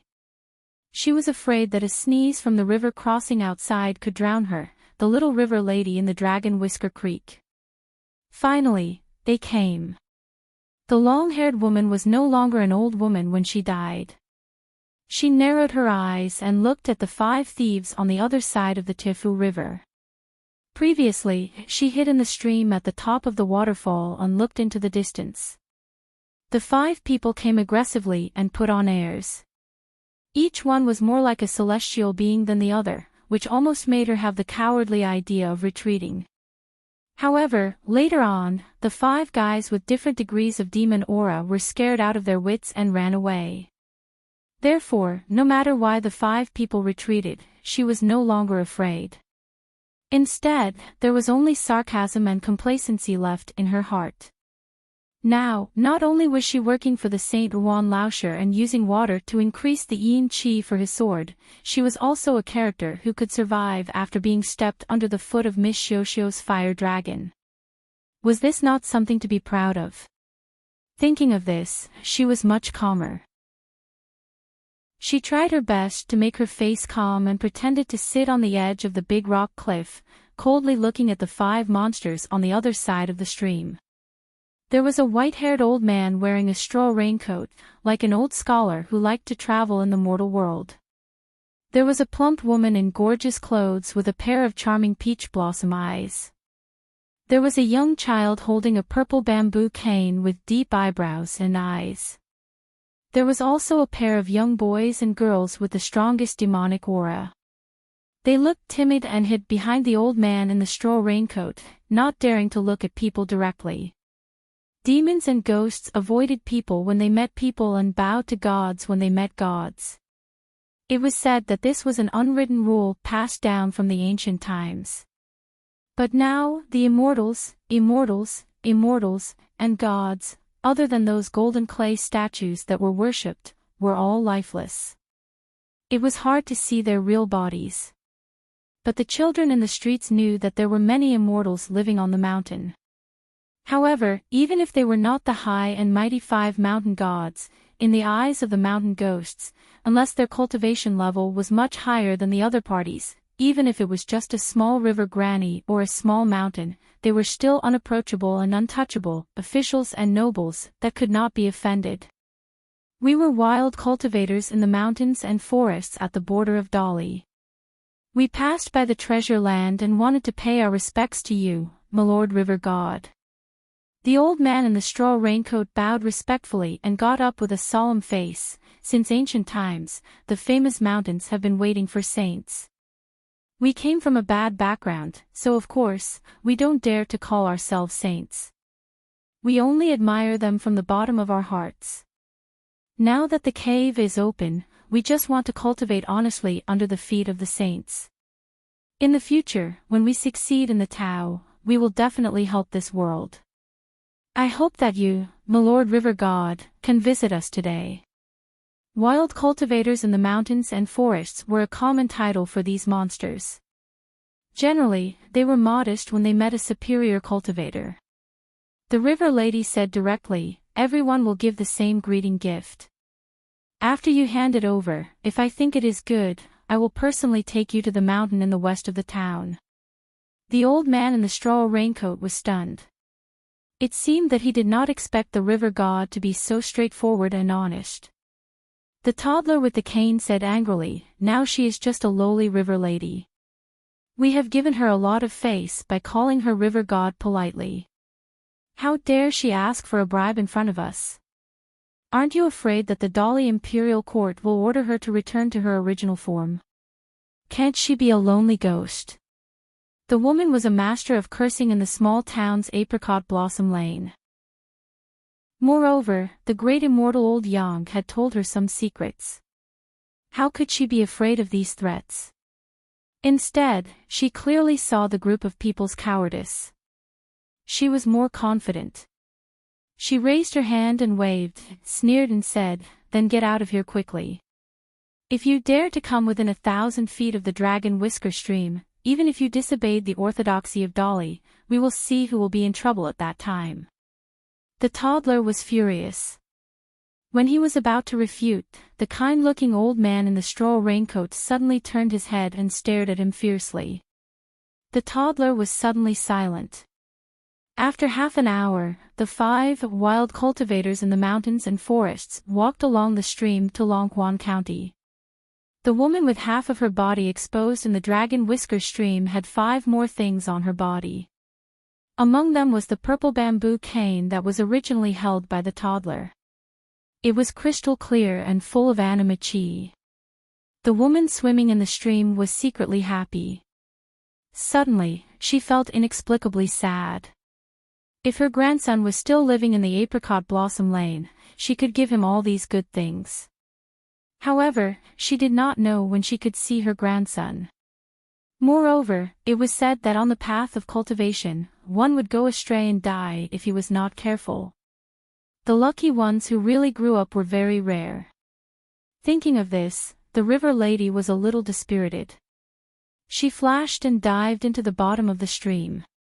She quietly sobbed in the water. 97. There is one more chapter in the evening. The group slowly traveled south along Longshu Creek and Tifu River. They could travel more than 60 li a day. Li Baoping and Li Huai were both children with extraordinary leg strength. Although Lin Shui had worn out 2 pairs of straw sandals, he was still a child of a rich family. However, he was unwilling to admit defeat in front of the 2 children with the surname Li. He forced himself to endure. In addition, Chen Pingan taught him the traditional method of applying herbal medicine to his feet. In the end, he gritted his teeth and endured it. The group had a white donkey and a horse to help carry the load, so the journey was not too difficult. Chen Pingan admired Li Baoping and the other 2 children from the bottom of his heart. Therefore, the 2 words, study abroad, and the title, scholar, became more and more important in the straw sandal youth's heart. Longquan County was subordinate to Dali's Yongjia County. A long time ago, all the dynasties of the eastern vase continent issued an edict that if the word dragon was in the name of any province or county, it had to be changed and replaced with other words. Longquan County was probably only able to make an exception because of Lizhu Cave. The place where the broken cave had taken root was much further south than its previous position. It was now far from Dali's southern border, Yefu Pass. If the carriages and horses took the official road, it would only take a little more than a month.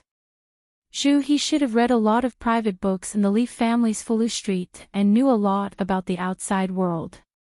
Chen Pingan would ask He for advice whenever he had nothing to do. On the other hand, He was also happy to ask the youth about the rules and tricks of entering the mountains and going into the water.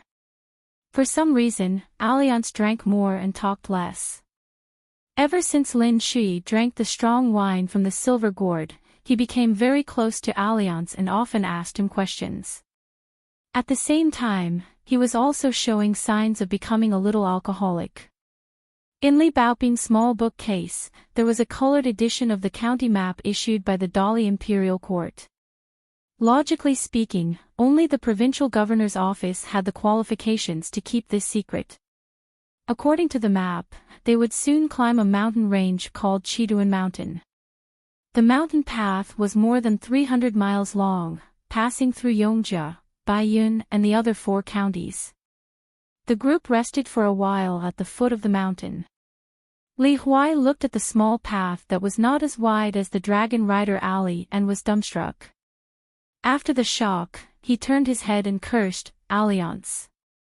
Is this the post house road you mentioned, the Guanma Avenue specially built by the Dali Imperial Court? How can a broken road as thin as chicken intestines be considered an official road? The post house road, commonly known as the Guanma Avenue, connected all the counties in the territory of a dynasty. The post house road was like the meridians of the human body. Once it was blocked, the qi and blood would not be able to flow. If it was a country, it would be a government order that would not work.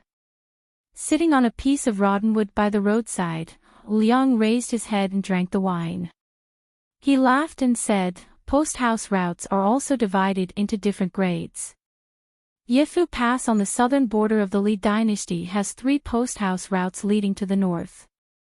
The Chidun Mountain Post House route is the smallest one, mostly used to transport porcelain, tea leaves, and refined salt. In the past, it was bustling with people coming and going. Now that Lizhu Cave has fallen to the ground and blocked the original north-south route, this post house route is temporarily abandoned and has cut off many people's source of income. Many goods have been stagnated at a waterway wharf at the southern foot of the Chiduan mountain range, called Red Candle Town. The brothel boats there are mostly small boats for 2 or 3 people. When night falls, the boats are brightly lit and the girls on the boats are very pretty. They sit at the bow or the stern of the boat, deliberately showing their white thighs to you. You can order a pot of wine and a plate of peanuts at the wine shops on both sides of the river. The maidservant Zhu Lu quickly bent down and covered her ears to prevent her ears from being dirted by the lecherous words of this lecher.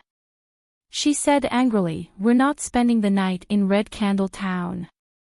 Alliance pointed at Chin Pingon with the wine gourd and said with a smile, "Whether we're spending the night or not, you have to ask him. He's the god of wealth who is in charge of our money bag."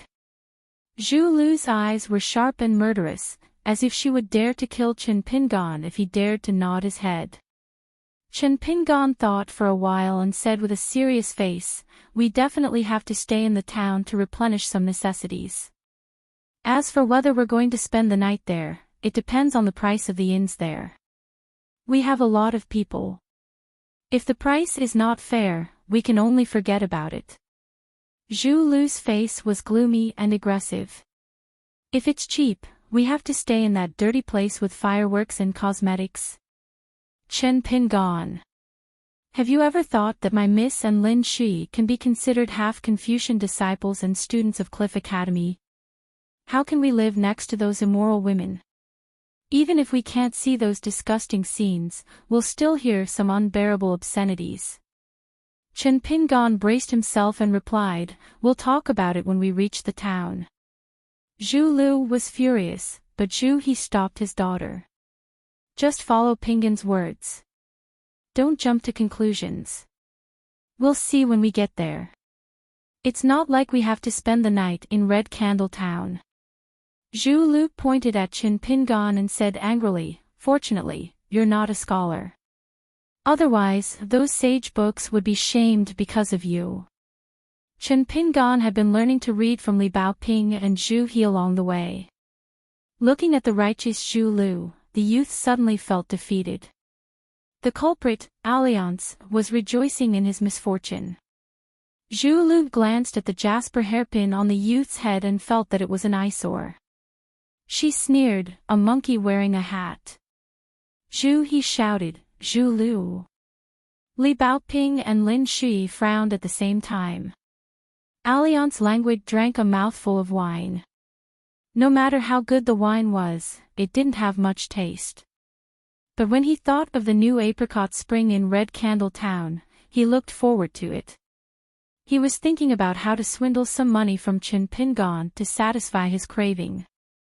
Chin Pingon wanted to say something but hesitated. In the end, he didn't open his mouth and silently led them up the mountain.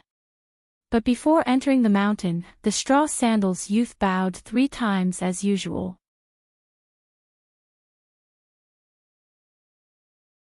"I've been hiding from those animals for hundreds of years like a mouse. I thought I'd just struggle at death's door like this and finally get this once-in-a-lifetime opportunity to turn things around. I was just waiting for the Dali imperial court to wantonly confer titles to the gods of mountains and rivers. Then I'll finally be promoted from a wife to a wife and be promoted from a land god to a mountain god. I won't have to endure this anymore. Even if I still can't beat them, at least I can barely fill my stomach." While cursing, the old man raised his arm to wipe his tears. In grief and indignation, he knocked the ground hard with his bamboo cane. "If you're so capable, go fight those bastards yourself. F***ck your 18 generations of ancestors. You used a broken talisman to drag me out. I couldn't hide even if I wanted to. In the end, I had to be buried in the snake's belly with you bastards. Do you want me to die for love? I'm a 16-year-old lady, or a middle-aged lady. Could it be that I'm your type? Aw. Tell me loudly. F***ck your ancestors." The old man with green bamboo seemed to be choked by someone and couldn't say a word. He turned his head and looked. He was horrified. A pitch-black head as big as a water tank slowly lifted up from the ridge and finally appeared in front of everyone on the stone plateau at the top of the mountain. It had a pair of silver eyes and a scarlet tongue as long as a big piece of wood. It swayed quickly and made sizzling sounds. This shockingly huge black snake slowly moved half of its body onto the stone plateau. There were symmetrical scales on its head and back. Its whole body was as black as ink and glittered under the setting sun. Although it was an animal, its eyes were very similar to a human's. It looked mischievously at the old man in white with messy hair and beard, as if it was saying, "After so many years of catching a mouse, I finally caught you." The old man seemed to have accepted his fate. He sat down on the ground and threw away his bamboo cane. He beat his chest and kicked his legs as he wailed, "What a sin! I'm the lord of the land of a mountain, but in the end, I was bullied to this extent by an animal. How can I live like this?" The black snake slowly straightened its back and raised its head. A pair of small claws appeared on its abdomen. It looked like the 4 claws embroidered on the royal robes of the kings of the secular dynasties, but not the 5 claws embroidered on the imperial robes. But this difference of 1 claw was really negligible to the people on the mountain peak and the short old man who called himself the lord of the land. The old man's eyes suddenly rolled around. He stood up abruptly and raised his head to look at the black snake. He said in surprise, "The skin and flesh of this boorish warrior must be very rough. You've come for the smooth and tender little dolls behind you because each of them is more spiritual than the other, right?" The more the old man spoke, the more excited he became. His saliva splattered everywhere as he laughed heartily. "Eat, eat, eat, eat as much as you want. Once you're full, you'll finally be able to achieve the inky flood dragon real body. You won't have to think about my stinky skin anymore. When that time comes, this old man will be my Dolly Chiduan mountain god, and you'll strive to be your river dragon. Before you walk the river, you'll still be the lord of the mountain, and you can still shit and piss on this old man's head. So it's meaningless for you to eat me now. Although eating me can increase your cultivation base a little, this old man is one of the earth gods after all. It'll also be a big hurdle for you to walk the river and enter the sea to become a dragon in the future." The black snake's big mouth cracked open slightly, as if it was sneering. It nodded its head behind the old man. The old man was dumbstruck once again. He sat down on the ground dejectedly. This time, there were no tears running down his face. He only howled, "A male and a female, both of them want to prove their Tao. You ate those little Confucian dolls that were like miraculous elixirs to lay the foundation for you to walk the river and transform into a dragon. Your wife ate me so that she could smoothly usurp the throne and become the next mountain god. Good plan, good plan. I admit defeat." This old man admits defeat. The old man in rags had a dull look in his eyes as he murmured, "The great Tao is unpredictable. It's nothing more than this. In an extremely long time ago, there were 2 immortals who had achieved the Tao who rode on the clouds together. They were in the mood to play chess at the peak of the mountain. One of them cut off the top of the mountain with a flick of his sleeve and used his fingers as a sword to draw 19 horizontal and horizontal lines. The other one pinched the earth spirit as a black chess piece and grabbed the root of the cloud as a white chess piece.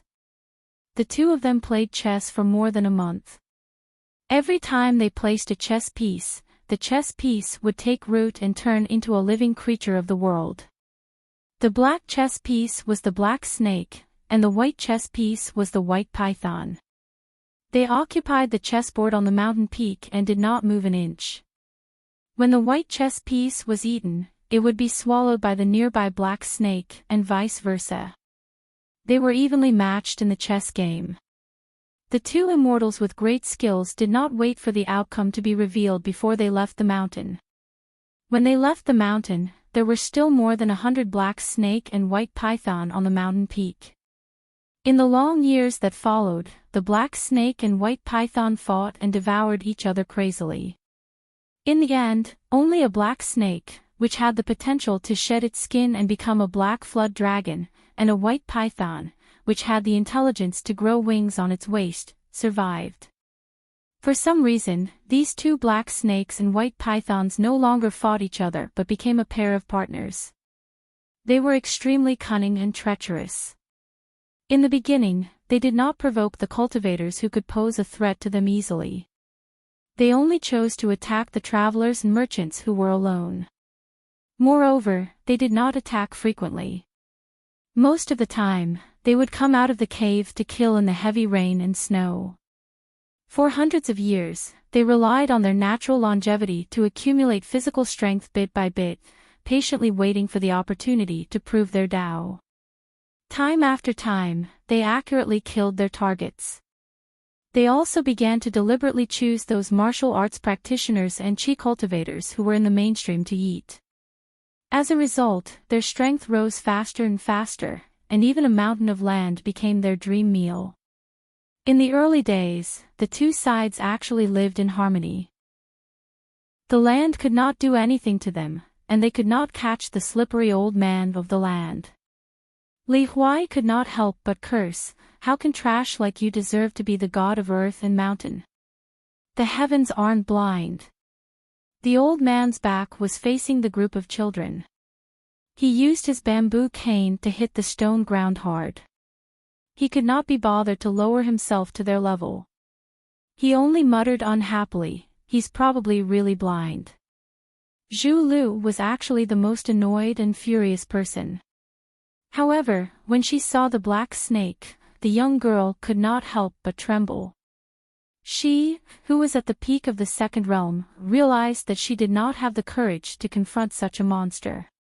Even if it was just one step, she did not have the courage to take a step forward. After all, he was a martial arts practitioner of the fifth realm. He was full of courage. Moreover, he could not allow himself to retreat even half a step. Behind him was his mistress and his daughter. This man did not dare to turn around without permission. He tried his best to shout and remind her, "Zhu Lu, be careful of the cliff behind you. There's still a beast hiding in the dark." The young girl could only move her lips slightly, as if she wanted to tell her father not to worry. However, her voice was as soft as a mosquito. The martial arts practitioner he did not care about this at all. The black snake in front of him, which was leisurely shaking its head, already gave him an almost suffocating sense of deterrence. In the air outside the stone cliff, an ear-piercing buzzing sound rang out. Zhu Lu and Li Baoping turned their heads in shock. A slightly slender snow-white python hovered in the air not far from the cliff. It did not have 4 claws, but a pair of almost transparent wings were flapping rapidly. Its pair of gloomy eyes stared unwaveringly at the young girl Zhu Lu. It flicked its tongue again and again, and thick white snake saliva continuously dripped down.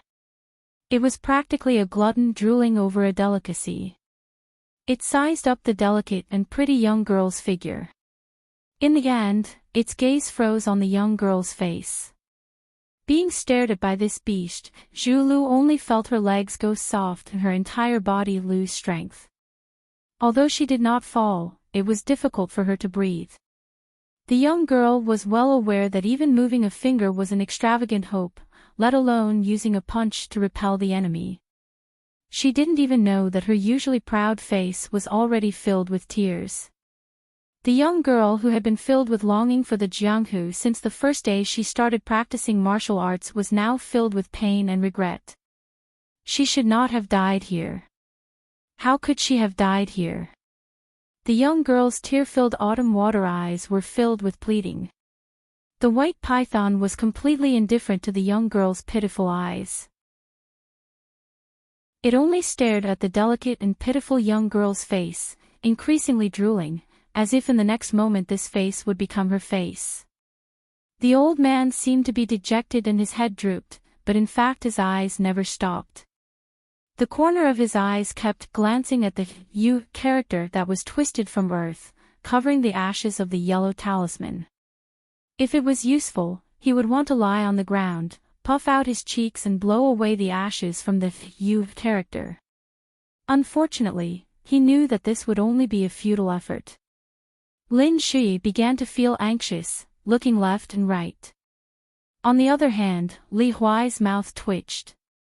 He wanted to cry but did not. He crouched down, leaning his back against the small green bamboo box at Li Baoping's feet. He hugged his knees with both hands, feeling waves of coolness on his back. This child somewhat missed his mother's constant scolding and his father's thunderous snoring every night. Only Li Baoping's gaze became more and more resolute.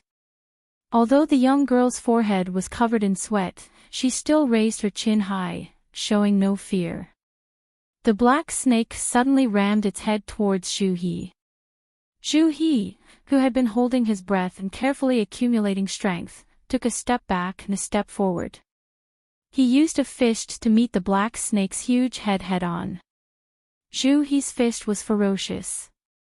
After one punch, it actually caused the head to explode.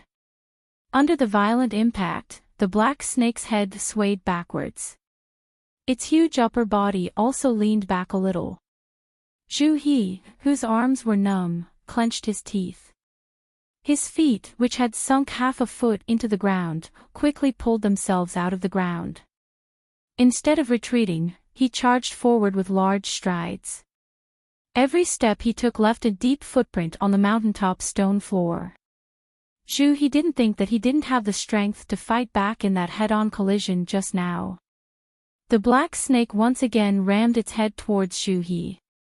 The qi in Zhu He's body circulated like a river bursting through a dam. His blood and qi suddenly became majestic.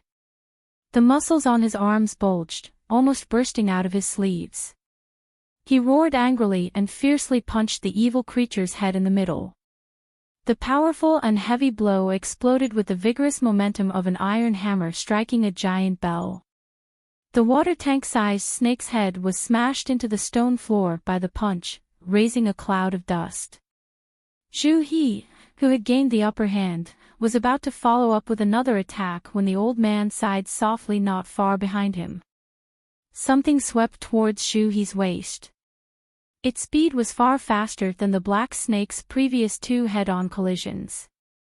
In an instant, it smashed into the side of Zhu He's body. His whole body was swept away dozens of feet. Although he wasn't killed in one blow, Zhu He's flesh was lacerated and his face was covered in blood. It was obvious that his injuries weren't light. He rolled a few times on the ground and barely managed to stop himself from falling back. He took a deep breath and swallowed down the mouthful of blood that had surged up his throat. Ignoring the injury to his lungs, he continued to charge forward and fight the evil creature. It turned out that the black snake had deliberately shown weakness twice in order to pave the way for this lightning-fast tail sweep. Zhu He's eyes widened. His liver and gallbladder were about to burst. Out of the corner of his eye, he saw the white python arching its body and suddenly charging towards his daughter, Zhu Lu. Its bloody mouth was a ghastly sight. At this moment, a thin figure ran along the black snake's back and finally stepped on its head. With a leap, the youth pounced towards the white python with a hatchet in his hand.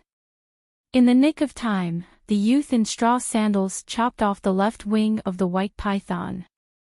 However, the youth was also sent flying by the tilted body of the white python.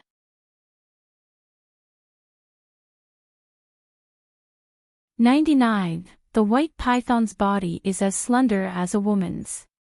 Its wings are not too big. They are transparent and crystal clear. If you don't look carefully, it is almost impossible to notice them. It is hard to imagine that flapping its wings can make it rise from the stone plateau outside the cliff. It is inevitable that people will speculate whether it has mastered some kind of magic that is similar to the floating magic of chi trainers. However, all of this was meaningless now. After the white python arched its back, it quickly swooped down and opened its bloody mouth in an attempt to swallow the delicate and pretty maidservant Zhu Lu. Unexpectedly, a blade-wielding youth appeared out of nowhere, using the black python's back and head as a ladder and a springboard. He leaped over with a single leap, and the hatchet in his hand just happened to strike the connection between the white python's wings and body. The white python needs the pair of wings to fly and control the direction. After the wings are chopped off, its body continues to move forward by inertia. However, it immediately moves more than 10 feet away. The white python's bloody mouth just brushes past the girl's shoulder, and its whole body falls heavily on the stone plateau. Zhu Lu and the 3 students behind her also escape the disaster. Taking advantage of the time when the white python is dizzy after hitting the ground, Li Baoping quickly carries the book box and yells to run. Lin Shi silently picks up the luggage and follows behind. Li Huai has already been scared out of his wits. After running for some distance, he inadvertently finds that the annoying Zhu Lu is not there. When he turns his head, Li Huai is stunned. The girl is standing there stupidly. Isn't she just waiting to be killed? Li Huai can't help but shout loudly, "Zhu Lu, why are you still not running?" Zhu Lu finally shivers and comes back to her senses. However, she is still a little confused. She turns her head and looks at Li Huai in a daze. She sees the child running and shouting, "Run! Are you waiting to die?" Once Zhu Lu came back to her senses, she immediately displayed the lithe posture of a martial artist at the peak of the second realm. In 4 or 5 steps, she had reached Li Huai's side and retreated with them to an area far away from the white python. As expected, just as Zhu Lu left her original spot, the white python, with blood gushing out from its broken wings, began to struggle violently in pain. Its tail swung wildly, smashing the stone ground and sending rocks flying everywhere. If Zhu Lu had been even a moment later, she might have been smashed into a pile of minced meat by the python's tail, which was as thick as a water bucket. After losing one of its wings, the white python's vitality seemed to have been greatly damaged. It flailed around wildly, splashing up countless sand and stones. It did not calm down for a long time. However, the young man was not much better off. The palm of his left hand, which was holding the hatchet, was split open and covered in blood. Chen Pingan knelt on one knee and raised his arm to wipe away the sweat on his forehead to avoid blurring his vision. Half of the hatchet had already been broken. When the bright blade rebounded, if Chen Pingan had not reacted quickly and turned his head, perhaps half of the hatchet would have pierced his face. At the very least, a large piece of flesh would have been scraped off from his cheek. Chen Pingan's current position formed a triangular formation with the black snake and the white python. The black snake's behavior was strange. After seeing that the white python had been seriously injured, it did not hurriedly abandon Zhu He and run to fight Chen Pingan.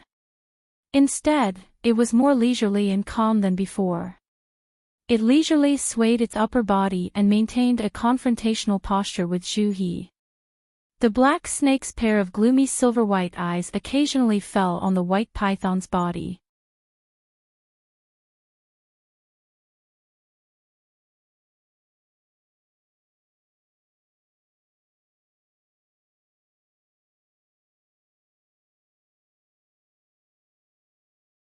Zhu Lu was skeptical. She said worriedly, "Father, don't be in such a hurry to talk. Be careful not to pull on your wounds." Zhu He's smile grew wider. He put his hands on his knees and his face glowed. He seemed to be in high spirits. "This little injury is nothing. If I endure for another 15 minutes, I might be able to step into the threshold of the 6th realm. Of course, the premise is that I don't die in the mouth of that beast." Zhu He looked at the bamboo hat man and gave him a thumbs up. "Senior Alliance, when we arrive at Red Candle Town, I'll treat you to my newly brewed apricot spring." With his back to Zhu He, Alliance raised his arm, waved his hand, and said something that spoiled the mood. "Old Zhu, I can't thank you with words. Just remember it in your heart. If you say it out loud, it will seem insincere." Chen Pingan took the small porcelain bottle handed over by Li Baoping. It was the exclusive ancestral secret recipe of the Yang family's shop. Its use was very simple, which was to endure pain.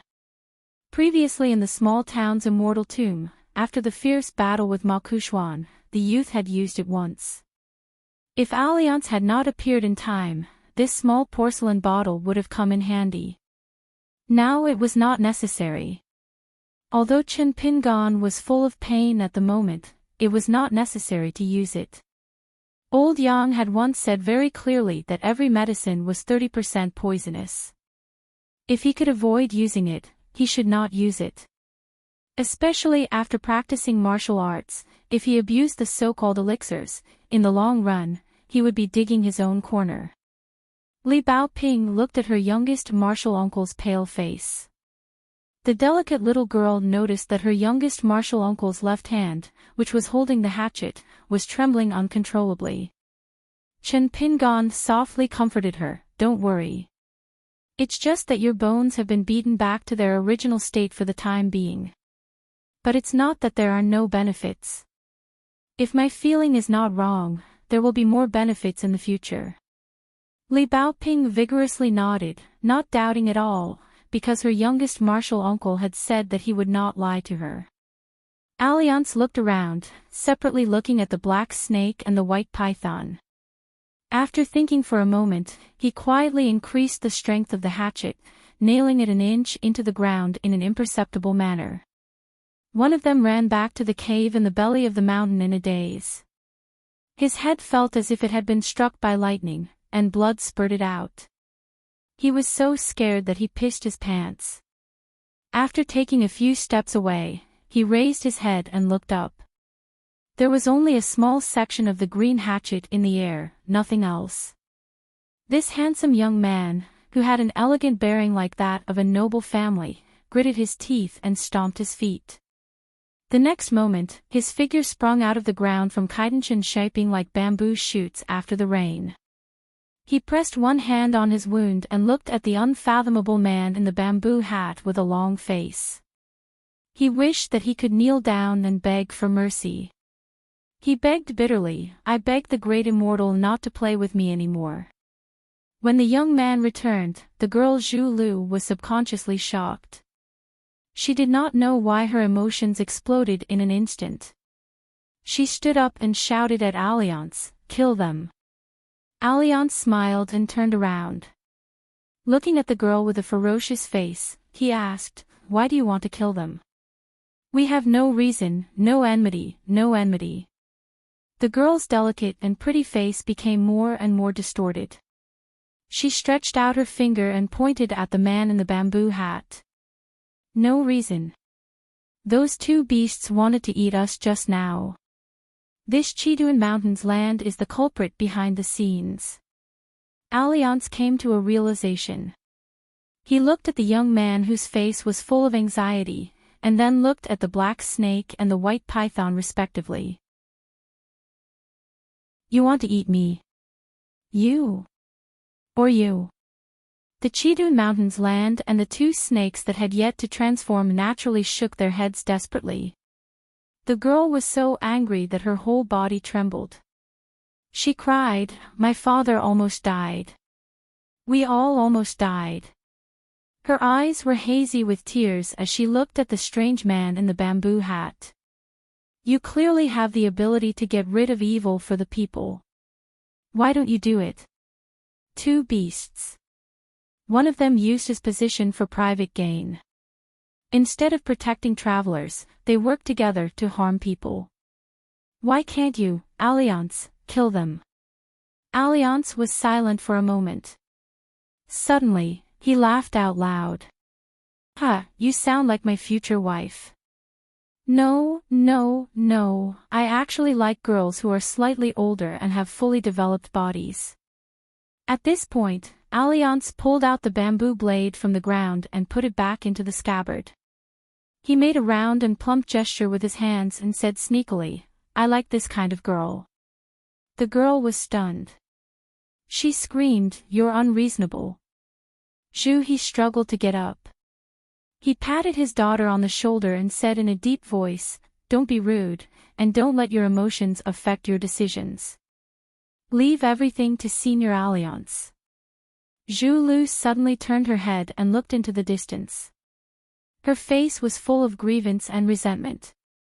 Alliance looked at Chen Pingan. The young man nodded and said, "Alliance, you make the decision." Languid, Alliance said, "All right, then I'll have the final say." As the old saying goes, don't go too far in life so that we can meet again in the future. As people of Jianghu, we have to be more magnanimous. The young man nodded vigorously. The two mountain-like snakes on the stone platform also lowered their heads slightly. Alliance suddenly changed his tone. But it's unreasonable if you don't compensate me for such a big fright. The young man wanted to cry but had no tears. Great deity Alliance, the person who was really scared out of his wits is now standing opposite you. Alliance thought for a moment and put his arm around the shoulders of the Chiduan Mountains land. It was awkward that one of them was not tall, while the other was tall and slender. Fortunately, the latter was tactful and quickly bowed his head so that Alliance did not have to tiptoe to put his arm around his shoulder. Alliance pulled him and whispered to him. He kept nodding his head like a chicken pecking at rice. He did not dare to say a word. In the end, he seemed to be shocked by Alliance's simple request. At first, the young man was afraid of losing a layer of skin, but now he was pleasantly surprised and suspicious. Alliance waved his hand impatiently. Quickly disappear before I change my mind. After that, the young man communicated with the snakes through an unorthodox technique similar to lip reading. Then he quickly escaped through the ground. The white python swayed cautiously and used its mouth to pick up the broken wing that fell on the stone platform. It tried its best to avoid the crowd and left the top of the mountain with the black snake. Before leaving, it faced the man in the bamboo hat who almost made their snake gallbladder explode in an instant. Its two huge heads slowly fell and finally touched the ground, showing its submission to Alliance. In the twilight, after a sudden thrilling battle, Zhu He called Chen Pingon and went to a stream near the stone platform to wash their wounds together. The girl Zhu Lu followed silently. One big and one small squatted by the stream and washed the blood on their faces and clothes. Zhu He wanted to say something but stopped. Chen Pingon saw the girl sitting on a stone in the stream far away. The boy said that he would go back first. Zhu He nodded and did not ask him to stay. After Chen Pingon left, Zhu He stood up and came to sit beside his daughter. He softly said, "Why didn't you say sorry?" The girl took off her boots and socks, revealing her white and tender feet. After hearing her father's slightly reproachful words, the girl suddenly opened her eyes wide and said with grievance, "Father, what do you mean?" Zhu He looked into his daughter's eyes. That was a pair of beautiful eyes that greatly resembled her mother's. It caused this upright man to slightly change the harsh words that were at the tip of his tongue. He sighed and said in a gentle tone, "Earlier, Chen Pingon stopped you from destroying the you character. Afterwards, it was proven that he was right." Zhu Lu hugged her knees with both hands and looked at the stream. She huffed coldly and said, "You're not his father." Of course Chen Pingon wouldn't be worried. How could I have cared about these things at the time? What if he was wrong? Could it be that I would have just watched you die there? Zhu He didn't say anything. She turned her head, her eyes red. "Father, if I didn't do anything at the time, would I still be your daughter?" Zhu He held back some hurtful words, forcefully swallowing each and every word back into his stomach. The man originally wanted to say that as a martial artist at the peak of the second realm, you shouldn't have lost your will to fight so easily in the face of a strong enemy. However, if these words were said by someone who was a martial artist, Zhu He could say them. However, he was still her father. Thus, these words could not be said. At the very least, he could not say them now. He could only wait for a suitable opportunity in the future. However, Zhu He still felt that something was wrong in the depths of his heart. Yet, the man could not pinpoint exactly what it was. The man who had just seen a glimmer of hope on the martial path felt guilty and sad for no reason. He thought to himself that it would be great if her mother was still alive. On the mountain path leading to the stone plateau, the youth walked slowly alone. The setting sun stretched the youth's thin and weak figure very long. At the peak of the mountain, Li Baoping was tidying up her belongings in the small book box. Li Huai joined in the fun and squatted to the side. Out of the blue, he said, "Li Baoping, I'll have a small book box soon too, okay?" Li Baoping glared fiercely at him. "If you have it, then you have it. But you can't call my little martial uncle little martial uncle." Li Huai asked, "Why?" Li Baoping raised a fist with a murderous look. She narrowed her eyes and asked, "Is that enough?" Li Huai swallowed his saliva and muttered, "Little martial uncle is nothing. I don't care about it. I've dropped a rank for nothing." Li Huai patted his butt and stood up. After walking far away, he turned his head and smiled. "Li Baoping, if in the future you want to call me Qin Pingan, brother, what will you do? What should you call me?" Li Baoping chuckled. After standing up, she twisted her wrist. Li Huai panicked. "Li Baoping, can you always reason with your fists? Can't we talk nicely?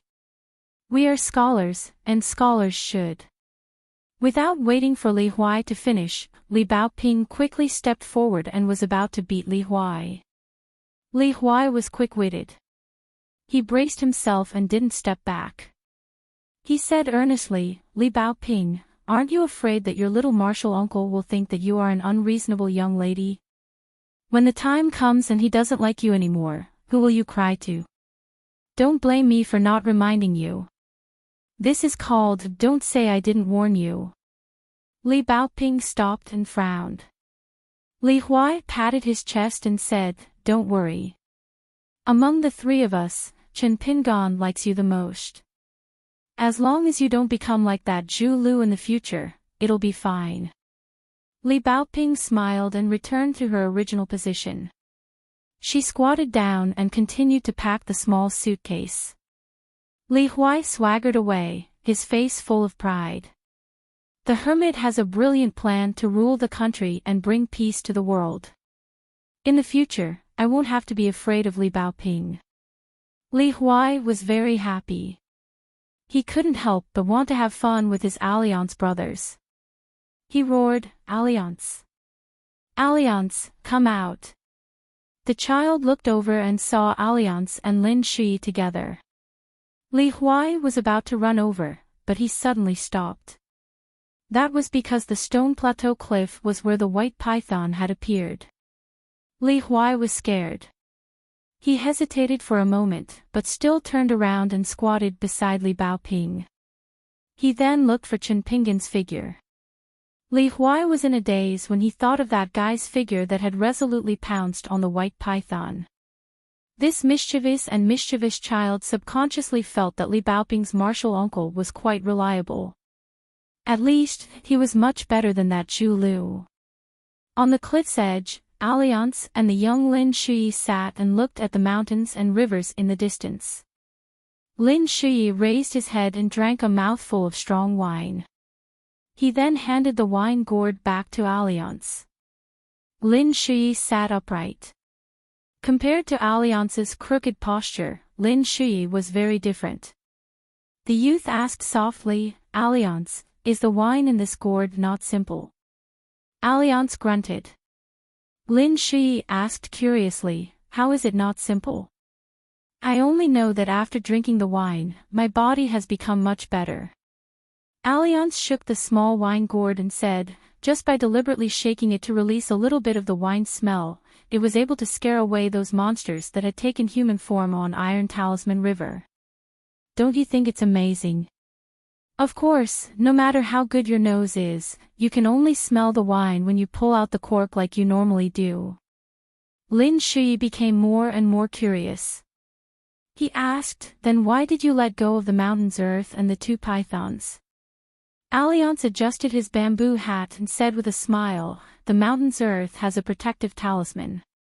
It's not hard to kill them, but it will be very troublesome afterwards. And right now, what I'm most afraid of is trouble." Alliance said with emotion, heaven and earth, all things go against the flow. When a scholar speaks, there is knowledge in his words. Lin Shui suddenly asked an inexplicable question. Alliance, did Qin Pingon disappoint you? The bamboo hat man's expression was as usual. Let's wait and see. Late at night, Qin Pingon and Zhu He were in charge of taking turns to keep watch by the bonfire as usual. The youth was weaving straw sandals at the same time. For some reason, Zhu He got up and came to the youth's side. Qin Pingon was a little surprised. Zhu He reached out to warm himself by the fire. The light of the fire shone on the man's rough face. The man turned his head and asked with a smile, "You should have found that qi, right? The qi is like a swimming dragon, and it keeps sinking and roaming around, right?" Qin Pingon nodded and sat up straight. This was what he was most confused about. Zhu He did not hide or keep him in suspense. He slowly explained, "This means that you have entered the mud embryo stage. Don't underestimate this first hurdle. Whether you can practice martial arts or not depends on whether you can produce it, find it, and control this qi. As the saying goes, man strives for a breath, Buddha receives a stick of incense. That's pretty much what it means. Your body is still a clay bodhisattva, but as long as you have this qi, you can be considered to have reached a higher level. After that, there is hope. No matter how good the scenery at the peak of martial arts is, without this crucial step, it is all empty talk." Zhu He sized up the youth and praised, "Your body has been tempered well. Yes, it should be pretty good. You don't lose to those rich kids who grew up soaking in medicine. I don't know what you have experienced, but I can roughly confirm that you are now in the second stage of martial arts after the mud embryo stage, the wood embryo stage. Although it doesn't make much sense as to why you haven't truly found the Qi Fu acupuncture point to rest and cultivate, your body and meridians do indeed belong to the second stage. It's just that you are far from the completion of the second stage." Qin Pingon held his breath and concentrated, seriously listening to the martial arts that were hard to buy with money. The man who was praised as a wise teacher by the ancestor of the Li family continued, "The wood embryo stage is very interesting. The level of achievement does not depend on talent or bone structure. There is only one word to describe it: suffering. Previously, Alliance explained the Dali post house to you, right?" Qin Pingon nodded and asked, "Does this have anything to do with martial arts?" Zhu He added a handful of firewood to the ravine and tried his best to explain the obscure and difficult to practice martial arts in simple terms. He smiled and said, "The meridians in our human body are actually like a post office road. If you want carriages and horses to pass through, you can only open the road bit by bit and build a bridge when you meet a river. Some people are lazy and can't bear the hardships, so they cultivate a narrow path and build a single-plank bridge. In fact, they can still walk and continue to walk on the path of martial arts. However, the further they go, the greater the limitations. It's a very simple reason. When experts call for reinforcements, it's like a war between two countries. It depends on whose troops and horses are faster. Even if you have thousands of troops and horses, the road is narrow and difficult to pass through." Qin Pingon was suddenly enlightened. That's the principle. That's why this stage is also called the mountain opening stage. It is a test of one's patience and patience. To practice martial arts, one must put in all their effort and work hard. This is why the arrogant Qi refinement warriors view the work of inferior people. This is because martial artists cannot afford the slightest bit of slacking off at this stage. They are similar to farmers. If they want to harvest, they can only bury their heads in hard work. Qin Pingon smiled and said, "I can bear hardships. I'm not that much worse than others." Zhu He was speechless. He thought, if you, Qin Pingon, are not bad, then where am I, Zhu He, supposed to stand?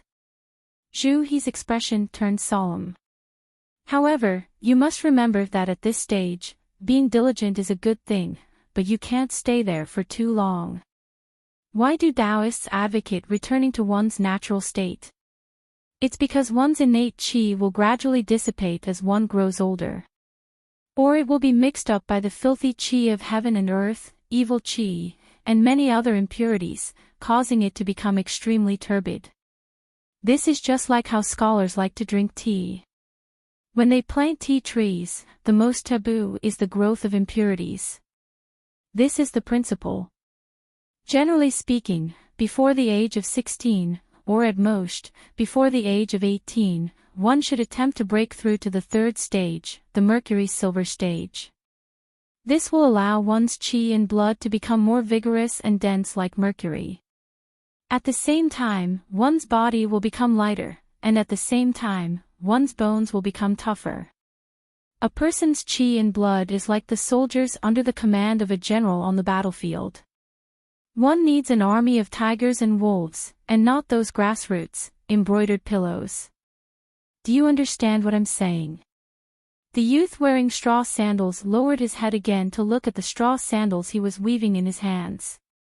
He blushed and said, "I understand." Zhu He could not help but laugh. He said in a low voice, "Mastery of the second stage will allow the texture of your skin to be refined, just like the magical treasures of qi cultivators. After they are inscribed with talismans and meridians are developed, the path of martial arts will become wider and wider. As for the peak of the third stage, the Mercury silver stage, it is extremely important. You need to pass through a tribulation. The martial arts manuals often call it clay bodhisattva crossing the river. The specific details are extremely mysterious, so I'm not in a position to say too much. Everyone has their own fate." Chen Pingon memorized every single word without missing a single word. Zhu He said in a low voice, "The first 3 stages are about refining the body, which is relatively practical. The last 3 stages are more superficial. They are the 3 matters of the soul, spirit, and guts, which need to be progressed step by step." After that, Zhu He sank into deep thoughts.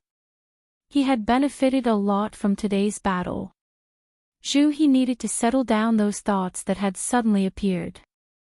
Chen Pingon did not dare to disturb him. He began to digest Zhu He's priceless advice that was easy to understand. Zhu He only regained his senses after a long time. He smiled and said, "The 3 stages of qi refinement emphasize on a natural process. As long as you walk to that stage, you will naturally understand." This was because the young man's mind was filled with thoughts of practicing more stakewalking and sword cauldron in the future. Perhaps, he might be able to reach the 3rd realm in this lifetime. How could he think so far ahead? After all, he already felt that it was very difficult to promise Miss Ning that he would punch 1,000,000 times. When Zhu He left, his emotions were still surging. He left behind a young man who continued to weave straw sandals. At dawn, when Alliance woke up with a yawn, he saw the young man standing at the edge of the cliff. He was still doing that boring 6-step stakewalking, facing the mountain wind and sweating profusely. A figure rushed past Alliance and stood beside the young man very quickly. She accompanied her little martial uncle on practiced boxing together. Alliance drank a mouthful of wine. After putting away the small gourd, he eagerly ran over to join in the fun. Soon, the little girl's lecturing voice sounded beside him. "Alliance, your posture is wrong. Sai, your arm is crooked this time. Alliance, your steps are a little too big. Take it back. Really, I'm not lying to you. If you don't believe me, look at my little martial uncle. He's so steady. Alliance, if you continue to be so absent-minded, I'm really going to get angry." The man in the bamboo hat finally felt aggrieved. He could not help but complain, "Bao Ping, did you not realize that I'm the real peerless swordsman in that soul-stirring battle yesterday? The little girl in the red cotton-padded jacket nodded seriously as she practiced the 6-step stake walking. I know, but you're really not that good at boxing.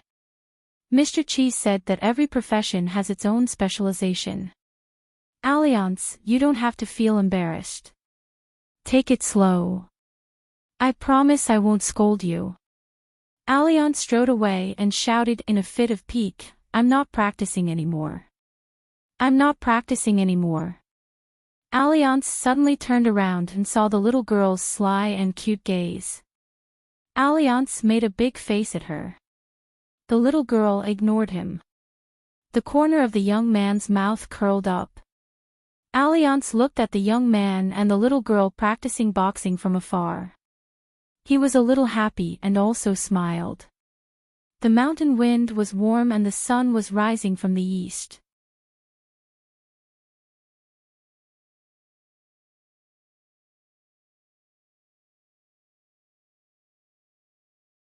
There was still quite a lot of space.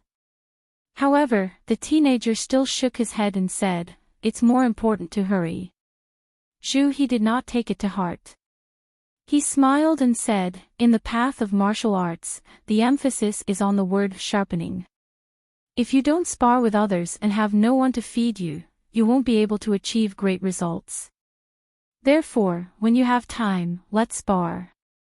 I'll say the ugly words first. Although it's called a spar, other than guaranteeing that I won't hurt you, I won't be careless in my attacks. Therefore, you should be mentally prepared for a bloody nose and a swollen face. Chen Pingan's face was filled with surprise. He grinned and said, Uncle Zhu, just hit me with all your might. Before noon, the tortoise had already traveled half of the mountain path. Everyone was beside a pool under a waterfall. They had a clear division of labor and were familiar with cooking. Chen Pingan told the little girl about the small bamboo box. After hearing the reason he secretly told her, the little girl smiled from ear to ear. In the end, her face was filled with pride. She patted the small bamboo box that was always by her side and told her martial uncle that the best book box in the world was here. She even gave it a nickname, Green Clothes. After eating, Alliance called Chen Pingan to the dark green pool. The waterfall was not large, so the cold air was not heavy. The two walked side by side. Alliance hesitated for a moment and asked, according to what you said before, you now have Luapa Mountain, Treasure Book Mountain, Iridescent Clouds Peak, Immortal Grass Mountain, and Jinju Mountain in the West Mountains of Longquan County. There are a total of 5 mountains, big and small. Chen Pingan nodded doubtfully. He did not hide anything and slowly said, Luapa Mountain is the most valuable among them. Treasure Book Mountain is also not bad. The other 3 are very ordinary, especially Jinju Mountain. It is just an inconspicuous hill. Alliance patted the hilt of his saber gently. After thinking for a moment, he said, the real value of these mountains now lies in the accumulation of spiritual energy, which is far better than the outside world. So on our way here, not only are the 5 transformed monsters trying to enter your hometown along the Iron Talisman River, but there are also many mandrill demons who have just been enlightened. They are rushing over there.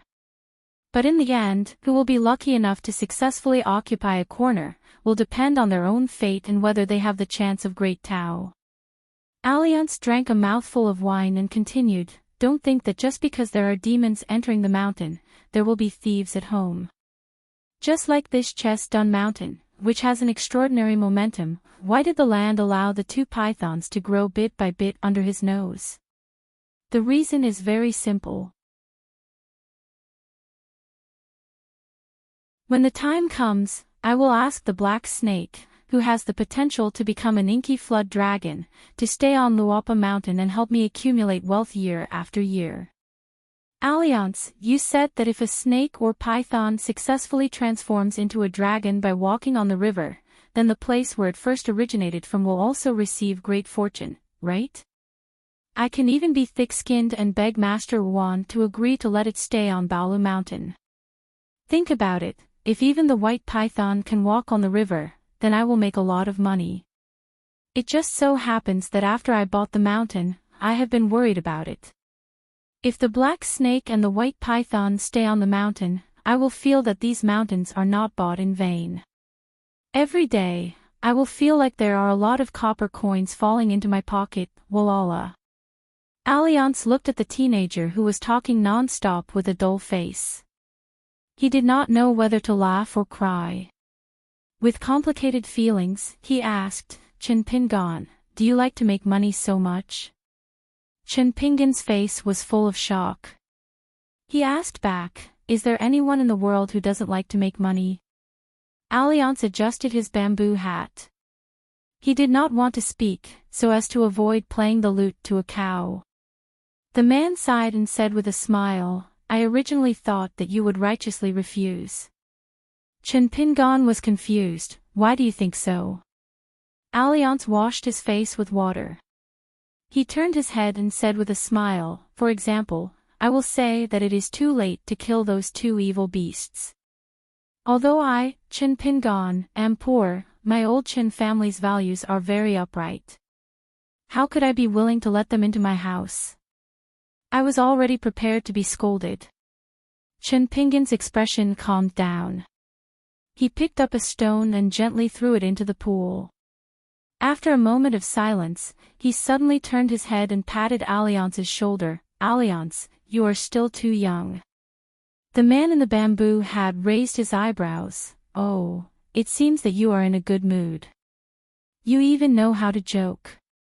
Chinpingan also imitated the man and raised his eyebrows. He actually gave people the feeling that he was quite cheap. Alliance laughed and stood up. Chinpingan also stood up. He suddenly thought of something and asked worriedly, Alliance, the key is, are those two snakes really willing to move their nest? Alliance laughed but did not speak. Chinpingan looked at the man in the bamboo hat and put his palm on the hilt of his saber. Alliance patted the hilt of his saber and said jokingly, so you should also hurry up and practice martial arts. You can learn swordsmanship in the future because you are willing to be reasonable.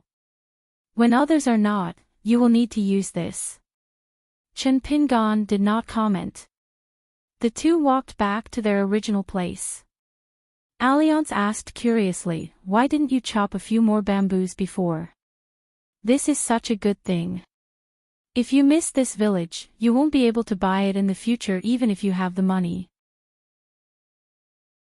Chinpingan casually replied, someone once said that people should be content with what they have and stop when they are ahead. Alliance did not know whether to laugh or cry. You really listened to that nonsense? Chinpingan held the back of his head with both hands. It was rare for him to be so lazy and relaxed. His head shook like the bamboo in the forest swaying in the breeze. The youth said softly, because I have never heard any great principles since I was young. So when I heard one or two sentences, it was difficult to forget. Zhu, he suddenly shouted from afar, Chinpingan, let's find an open space to spar. The youth took to his heels and ran away. All right.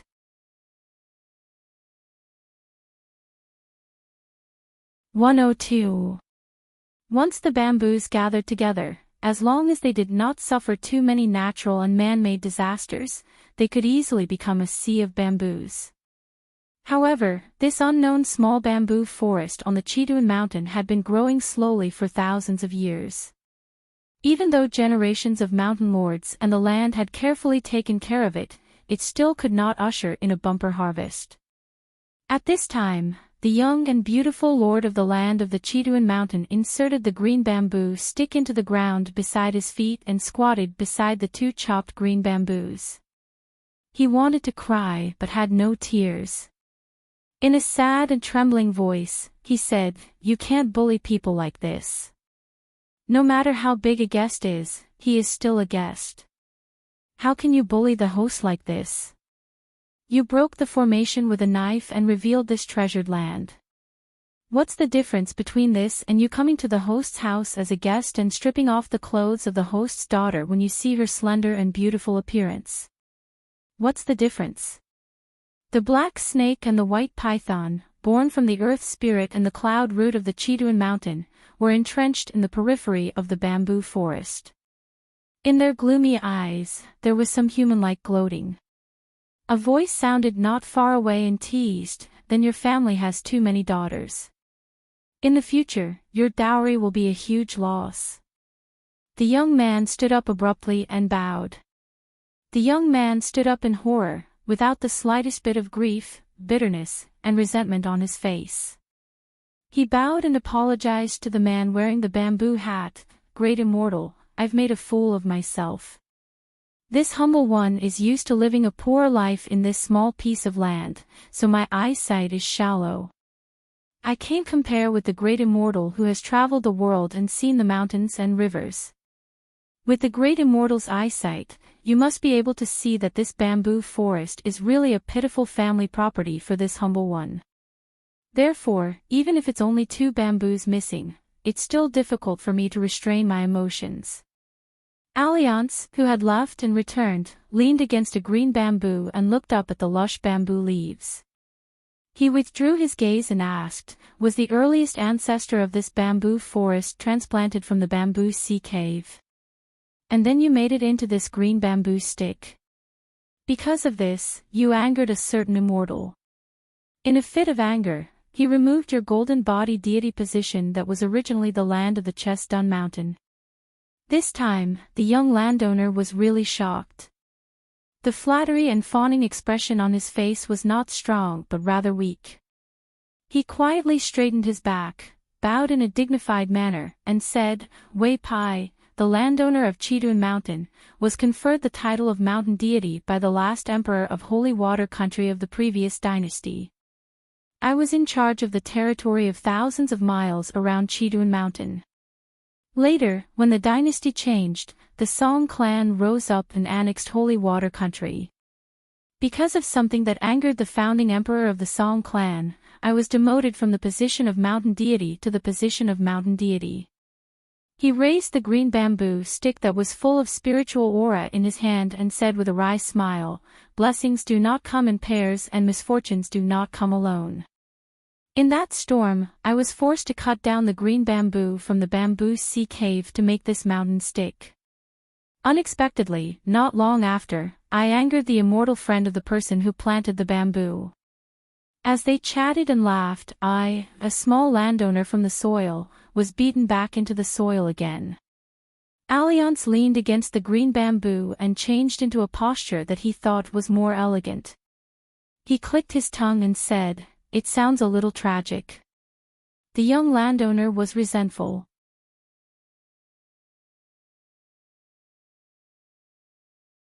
Moreover, on the way here, Alliance told me some inside stories about how flood dragons and serpents turn into dragons. This waterway will be very difficult and dangerous. Many mountain gods and river gods will deliberately make things difficult for you and stop you. Therefore, I believe that if you can build a good relationship with Master Wan and the officials of Dali early on, the road may be much smoother in the future. The first half of these words was figured out by Chen Pingon himself, and the second half was Alliance's brilliant plan to reveal the secrets of heaven. Chen Pingon said in a low voice, "An old man who taught me how to burn porcelain once said that the spirits of mountains and rivers may not be worse than humans. After I saw you, I felt that this sentence did not seem to make sense. However, you were subdued by Alliance and have little to do with me. Since Alliance is willing to let you go, I can't say anything. If I had the ability of Alliance, you would dare to provoke me and eat people in front of me." Chen Pingon lifted the half of the hatchet in his hand and stared at the white python. "Then you're not only missing half of your wings. Our supper last night was a big jar of snake stew." The white python had lost its wings and its cultivation was severely damaged. It was already extremely distressed. At this time, the teenager was rubbing salt on its wound. The cold-blooded beast was furious as if its scar was being exposed in front of its face. It raised its head high and its body suddenly tensed up. It was about to pounce forward to kill this annoying and hateful teenager. Chen Pingon was indifferent. The black snake moved as well. It did not help the white snake deal with the straw-sandaled youth. Instead, it opened its mouth and bit the white snake's neck. Then, it flung the slender, white snake, which only had half of its body, to the ground, and threw it to the ground. The young man was shocked. He was about to make a move to calm down the white python and the black python, so that the young man wouldn't be accidentally hurt and he wouldn't be affected by the two animals. However, he heard the bamboo hat man shake his head and whisper, "Don't interfere." The young man was somewhat puzzled. He could not help but look at the man. He saw that the man was still leaning against the green bamboo with one foot on the ground. He stood in a lazy posture with his hands crossed in front of his chest. The snakes and pythons of the same species confronted each other fiercely. Chen Pingon stood up, but he did not leave the stone. He held the hatchet tightly. It was unknown what the two of them communicated, but the white python finally gradually calmed down. However, it still looked at the teenager with a fierce gaze. Chen Pingon looked straight at the white python. Now, there are thousands of people building roads in the mountains. After you enter the mountains to cultivate, you can't kill people just to fill your stomachs. The young landowner knelt on the ground and said in a trembling voice, "Great Immortal, please don't be angry." Alliance was too lazy to pay attention to this guy. His face was indifferent as he slowly said, "See, even if you have scared people, just because you are too easy to talk to and have a good temper, you will be fooled by a little landowner. So, it is very difficult to be a good person." The young landowner didn't dare to breathe. Alliance suddenly said with a smile, "Get up and talk. It's inappropriate to kneel. I'll make a bet with you. Let's bet whether that money-grubber teenager is willing to make a losing deal. You bet that he is willing, and I bet that he is not willing. If you win the bet, you can keep the remaining half of the bamboo forest. If you lose the bet, didn't you just restore the body of the landowner? I'll beat you back to your original form." The young landowner, who had just stood up, wanted to die at this moment. He murmured, "May I ask, Great Immortal, what is the chance of this little one winning?" Alliance stretched out a finger. The young landowner's face was pale. 10% chance of winning. The man in the bamboo hat grinned and said, "It's 1%. Then Alliance looked at the teenager and shouted, "Chen Pingon, just open your lion's mouth. Alliance, will keep an eye on it. Don't be afraid of angering those two animals. If there is a conflict, you can use the pair of snakes to practice. Don't worry, I will help you look at the situation. When the time is right, I will definitely make a move. Didn't you previously exchange pointers with the 5th level expert Juhi? After the exchange, you clearly have some understanding. You might as well strike while the iron is hot. Maybe you can make further progress." The young landowner was dumbstruck.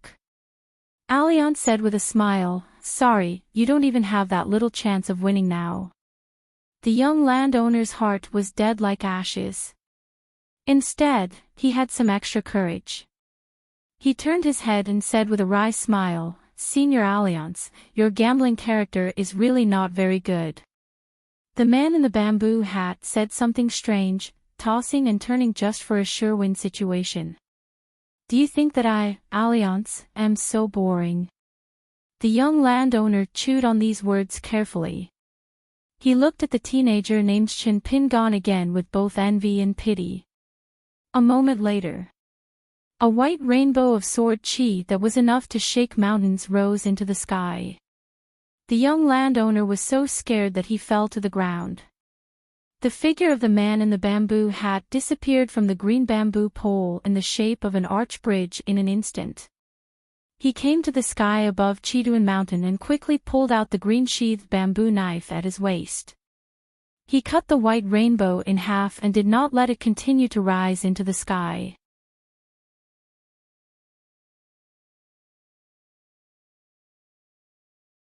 103. The green bamboo suddenly straightened.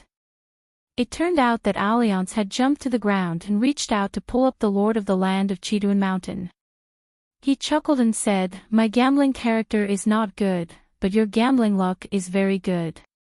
The young lord of the land's face was snow-white and frowned. Although he had survived the disaster and managed to save the remaining half of the bamboo forest, when he saw the white python whose head had been blown off in the distance, the young lord of the land could not help but have mixed feelings. For hundreds of years, they had lived next to each other. Although they were evil neighbors and had constant friction, they had generally lived in peace. At least, they had never fought to the death. Today, the snake python should have been about to embark on the bright road of cultivation, but at this time, its head was blown off by someone's fierce sword chi. It could be imagined how great the shock it brought to him was. The young lord of the land sighed and bowed dejectedly. He said softly, "As senior thinks, I'm a lowly Philistine who will not be beaten for 3 days.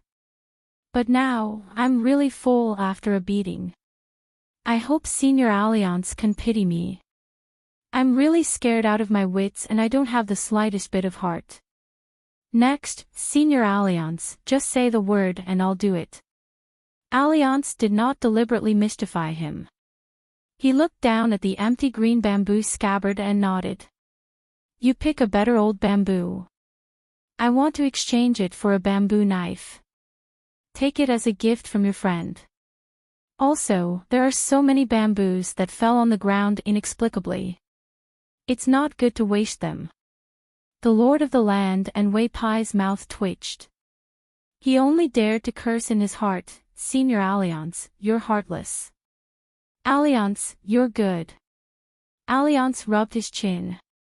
"My friend made a losing deal and indirectly helped you win half of the bamboo forest. One should be kind and repay kindness. What do you think?" Wei Pai smiled bitterly. "It's only right and proper." Chen Pingon took half of the hatchet and ran to the white python's corpse.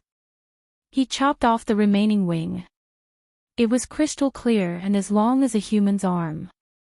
Touching it in his hand, it was as cold as snow.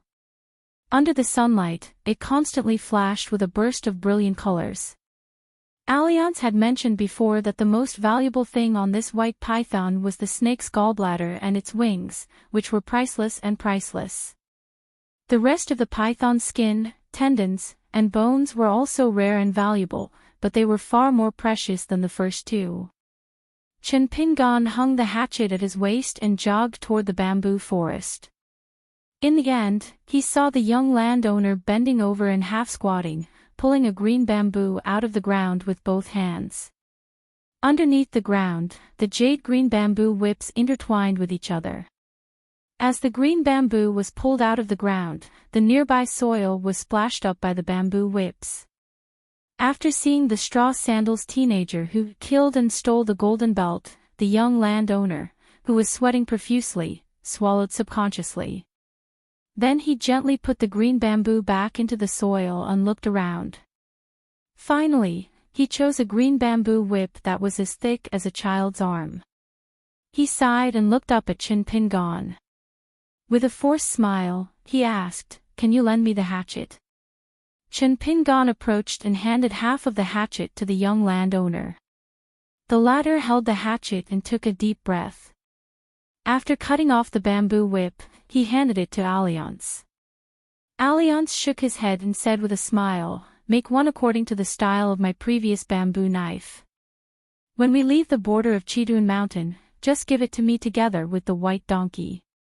Wei Pai naturally did not dare to refuse.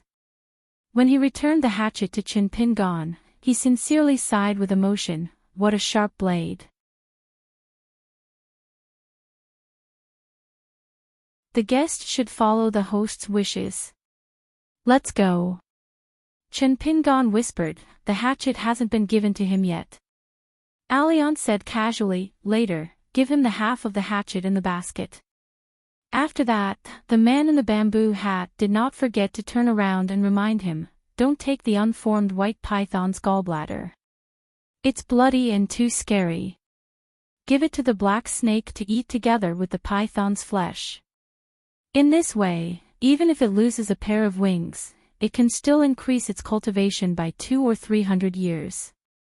Take it as our sincerity. Remember to make it cultivate honestly after it settles down in Lualpa Mountain.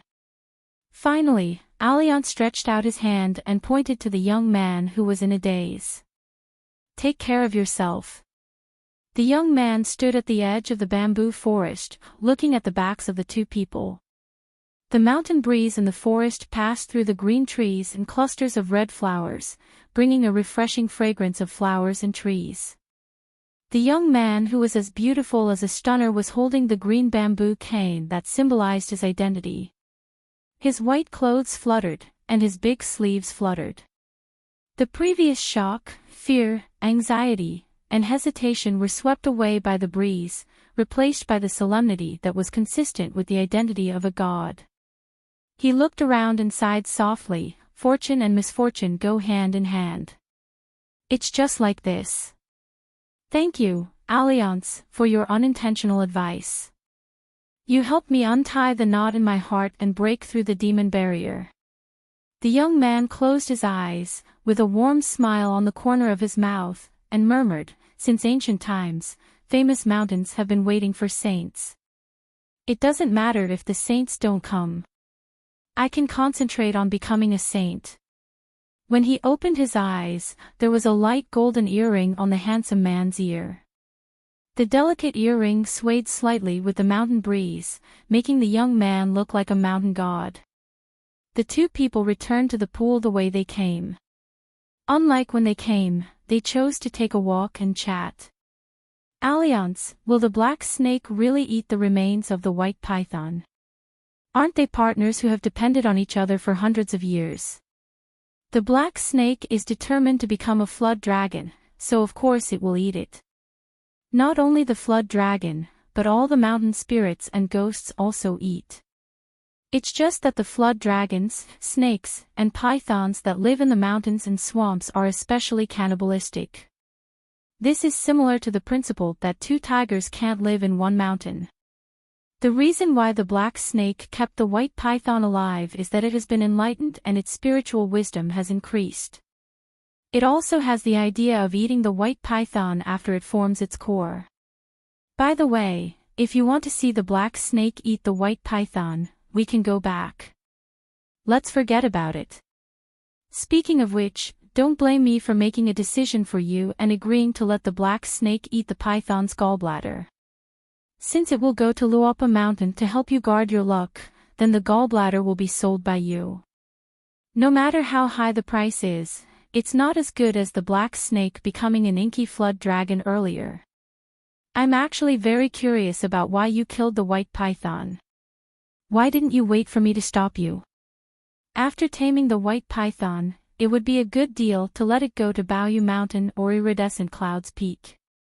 Are you afraid that I, Alliance, will not help it? How is that possible, Alliance? I trust you.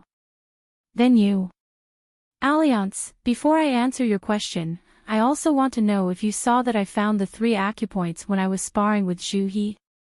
And the truth within the acupoints. To tell the truth, I knew from the beginning that there was something strange within those 3 acupoints. There was a great mystery, but it was rather embarrassing to say it out loud. Even I couldn't see it clearly, and could only guess that it was strands of sword chi that contained 3 types of Tao insights.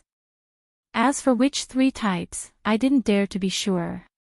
Of course, if I wanted to forcefully see the scene within your chi palace, I wouldn't hesitate to harm your body's chi. It's just that it would be very despicable. As a peerless expert, I, Alliance, naturally have the demeanor and bearing of an expert. I understand. Alliance, do you know that our town has a memorial arch with 4 plaques on it? I know that there is such a thing. Qi Jingchun mentioned it to me in the past, but I didn't remember the contents and had long since forgotten. One of the plaques has 4 words written on it: don't ask for anything from the outside. I have a person of the same age next door who has read a lot. He said that this is a Buddhist doctrine, which means to warn everyone to focus on cultivating the Buddhist Dharma, and not to ask for anything from those outside the Buddhist Dharma. At first, I felt that it was very reasonable, but later on, when I was burning charcoal on the mountain and had nothing to do, I was bored and blindly pondering. I felt that for me, whether it was burning incense, praying to Buddha, or paying respect to Bodhisattva, I had to first do what was within my ability. If I still couldn't achieve my wish, then there was really no other way, and I had to go ask for it. Only then would Bodhisattva nod in agreement. Otherwise, why would Bodhisattva help you? Right, Alliance? To seek Buddha, one must seek oneself first. Right. That's what I meant. Yes, if you explain it this way, it's barely reasonable. But I have to make one thing clear to you. I, Alliance, can dig out a little bit from my fingernails, and it's still better than your family's. So you feel that it's very troublesome for me, so you'd rather lose a strand of sword chi. In fact, to me, Alliance, it's just a small matter of casually unsheathing a blade. This account, you have to calculate it this way. You can't calculate it this way.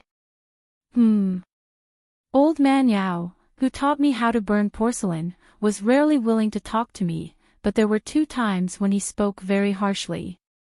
I remember it very clearly. The first time was when I was a kiln worker's apprentice.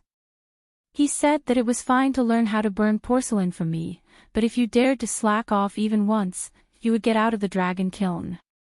The second time was when I went into the mountain with him for the first time. He said that it was fine to go into the mountain with me to find soil, but no matter what happened, if you dared to cry in front of me once, you would never go into the mountain again. What are you talking about? Chen Pin gone, what do you mean? Then let me put it another way. Alliance, do you like to sleep in?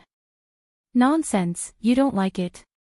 I like it too, but you might not believe it.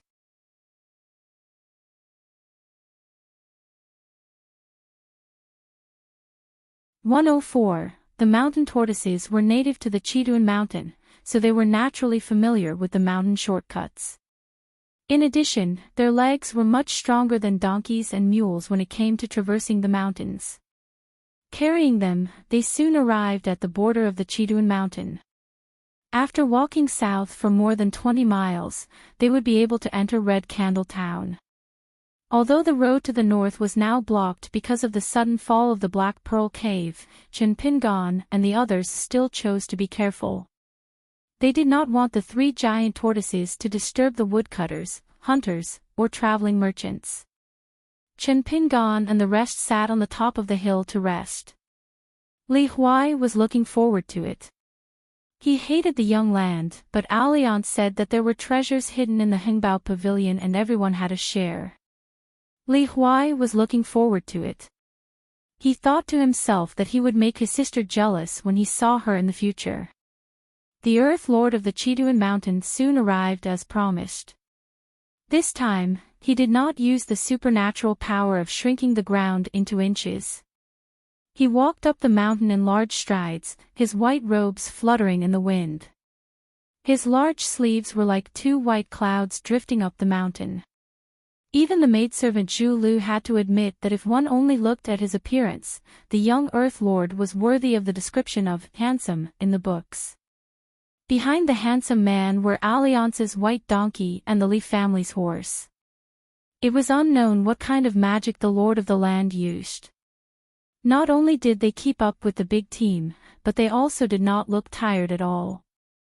Wei Pai, who had lived for hundreds of years, held the long wooden box horizontally and bowed to the man in the bamboo hat. The latter nodded in return. The shrewd god and the cynical strange swordsman gave off the same feeling at this moment. They walked together on the Great Way. Wei Bai handed over a bright red wooden box made of an unknown material to All Yang. Li Huai hurriedly went over to touch it. His palm was full of warmth. When he touched it, it felt like the fine silk and satin that was the treasure of a cloth shop in Riding Dragon Alley. At the end of last year, he had followed his mother and sister to buy cloth and tailor new clothes. He had only secretly touched the beautiful brocade embroidered with flowers and birds before he was driven out by the flustered and exasperated shop owner. Li Huai looked up and asked, "Alliance, I want to discuss something with you. After we divide the treasures in the box, can you give me the box in the end?" Alliance asked back, "Who do you think you are?" Li Huai said seriously, "You married my sister, so I'm your brother-in-law." Alliance slapped him, "Then call me brother-in-law." The child suddenly said, "I don't want to be a brother-in-law. I like to be a brother-in-law. The worst person in the world is a brother-in-law." Alliance looked at Wei Pai and asked, "Is the box valuable?" Wei Pai smiled embarrassedly, "It's okay. It's made of yellow and gloomy wood. It's been buried in the soil for many years. It's fragrant instead of rotting. The color also changed from yellow to red. It's not valuable, but it's not common." Alliance looked down at the hopeful child, "Since it's not valuable, I'll give it to you." Li Huai wanted to take the wooden box in a hurry, but he was slapped by Alliance. "You want to keep it for yourself?" Alliance looked around, waved his hand, and then squatted on the ground. He opened the long wooden box called Delicate Yellow and shouted, "Chen Pin Gon, Little Treasure Bottle, Lin Shui, Zhu He, Zhu Lu, all come here. It's time to divide the loot. First come, first served. There are no other rules except for one. Everyone can only take one item from Bai Bao Pavilion. You can take whatever you take. No regrets." Chen Pin Gon looked at the young man, who noticed his gaze.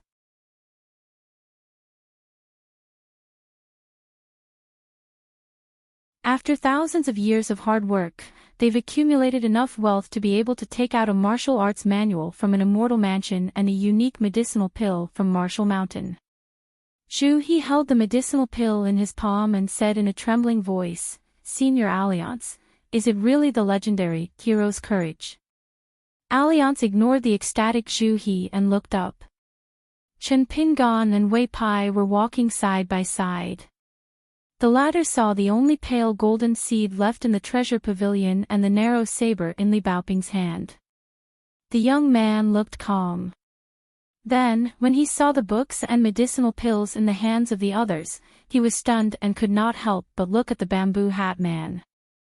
The latter ignored him and smiled at Chen Pin Gon. "This is the only thing left. But I guess it's the same whether you arrive early or late. You'll only get this lotus seed." Seeing the lonely pale golden lotus seed, Chen Pin Gon squatted down, picked it up with a smile, and put it in his sleeve pocket. Li Baoping said softly, "Junior martial uncle, I'll trade with you." Alliance said that this saber is very good. Speaking of this, the little girl quickly shut her mouth with a face full of regret. Obviously, she should not have said the latter half of the sentence. Sure enough, Chen Pin Gon touched her head and said, "Okay, take it. Junior martial uncle doesn't practice using sabers. A chopper is enough to open a path in the mountain." Alliance joked, "Yes, Chen Pin Gon is a swordsman. A saber is not suitable for him." Chen Pin Gon said angrily, "Then why do you use a bamboo knife?" Alliance said shamelessly, "It's none of your business." Li Huai said softly, "Alliance, this box is mine, right?" Alliance asked, "What do you want this box for? Do you have so many treasures to put in it?" Li Huai retorted, "It's none of your business. Everyone had their own gains. Even the young local tyrant Wei Ba and the black snake were the same. Other than the white python whose head had been blown up and its body eaten, it could be said that everyone was happy." Chen Pin Gon got a slightly shriveled pale golden lotus seed the size of a thumb. Li Baoping got the narrow saber called the auspicious symbol, but she was a little unhappy. She leaned it against the small bookcase with some disdain. However, according to her junior martial uncle's suggestion, she wrapped the saber with a piece of cotton cloth from head to toe. It was tightly wrapped and did not expose the saber. Li Huai got the painted puppet and the delicate yellow wooden box. The former was temporarily borrowed in Li Baoping's bookcase. Before putting it in the box, the child was very reluctant to let it go. She patted her chest and promised the puppet that when she had her own bookcase, she would let it move and ensure that it was spacious. Lin Shui kept the cloud gem book close to his body. The name was strange, but it was full of ancient meaning. Although Zhu Lu was reluctant, she still accepted the immortal secret book, the Book of Purple Clouds. Zhu He was a very steady man who could not stop smiling. After hearing the roar, Alliance smiled and said, "It seems that it's really useful." Chen Pingon whispered, "I kept the most valuable snake gall stone. I didn't want to give it away." Alliance laughed, "You're a thief." At the back of the group, after pulling away from Li Huai and Lin Shui, Zhu He whispered to his daughter while leading the horse, "You must keep the purple chi book well. If everything goes well, this book can help you reach the 5th realm. At that time, with the help of the hero's gall, you can reach the 6th realm." The girl was stunned. "Father, if you give me the pill, what will you do?"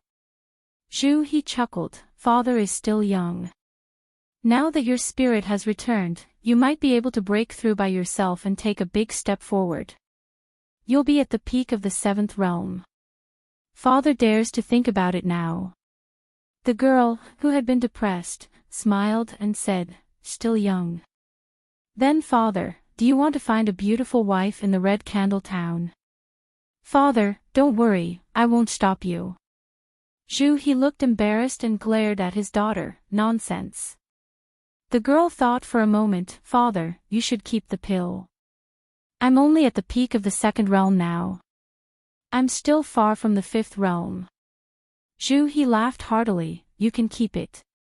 Just think of it as your dowry in the future." The delicate and pretty girl seemed to have thought of someone and her face turned red. Zhu He was in a good mood and said heroically, "In the future, when we come to the capital of our Li dynasty, let's see which noble family has the fortune to marry my daughter." The girl stamped her feet and said shyly, "Father." Zhu He quickly waved his hand and said, "Don't talk about it. Father won't talk about it." On the post road at dusk, Alliance stood on tiptoe and rubbed his hands as he looked at the gentle silhouette of the Red Candle Town. In the eyes of the bamboo hat man, it was like a beautiful woman lying drunk in a wine shop. He said hurriedly, "Chen Pingon, let's agree in advance. You have to lend me a gold ingot." Chen Pingon nodded, but he was somewhat puzzled. "Alliance, you're short of money." Alliance grinned, "You don't understand, do you?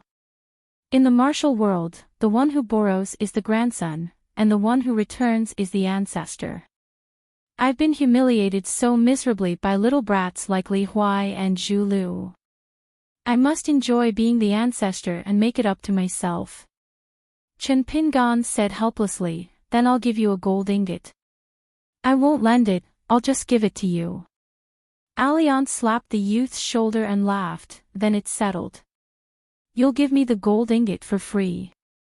Alliance looked ahead and raised his arm and clenched his fist, "To be able to get a gold ingot from a money grubber like you for free, I, Alliance, am really fierce."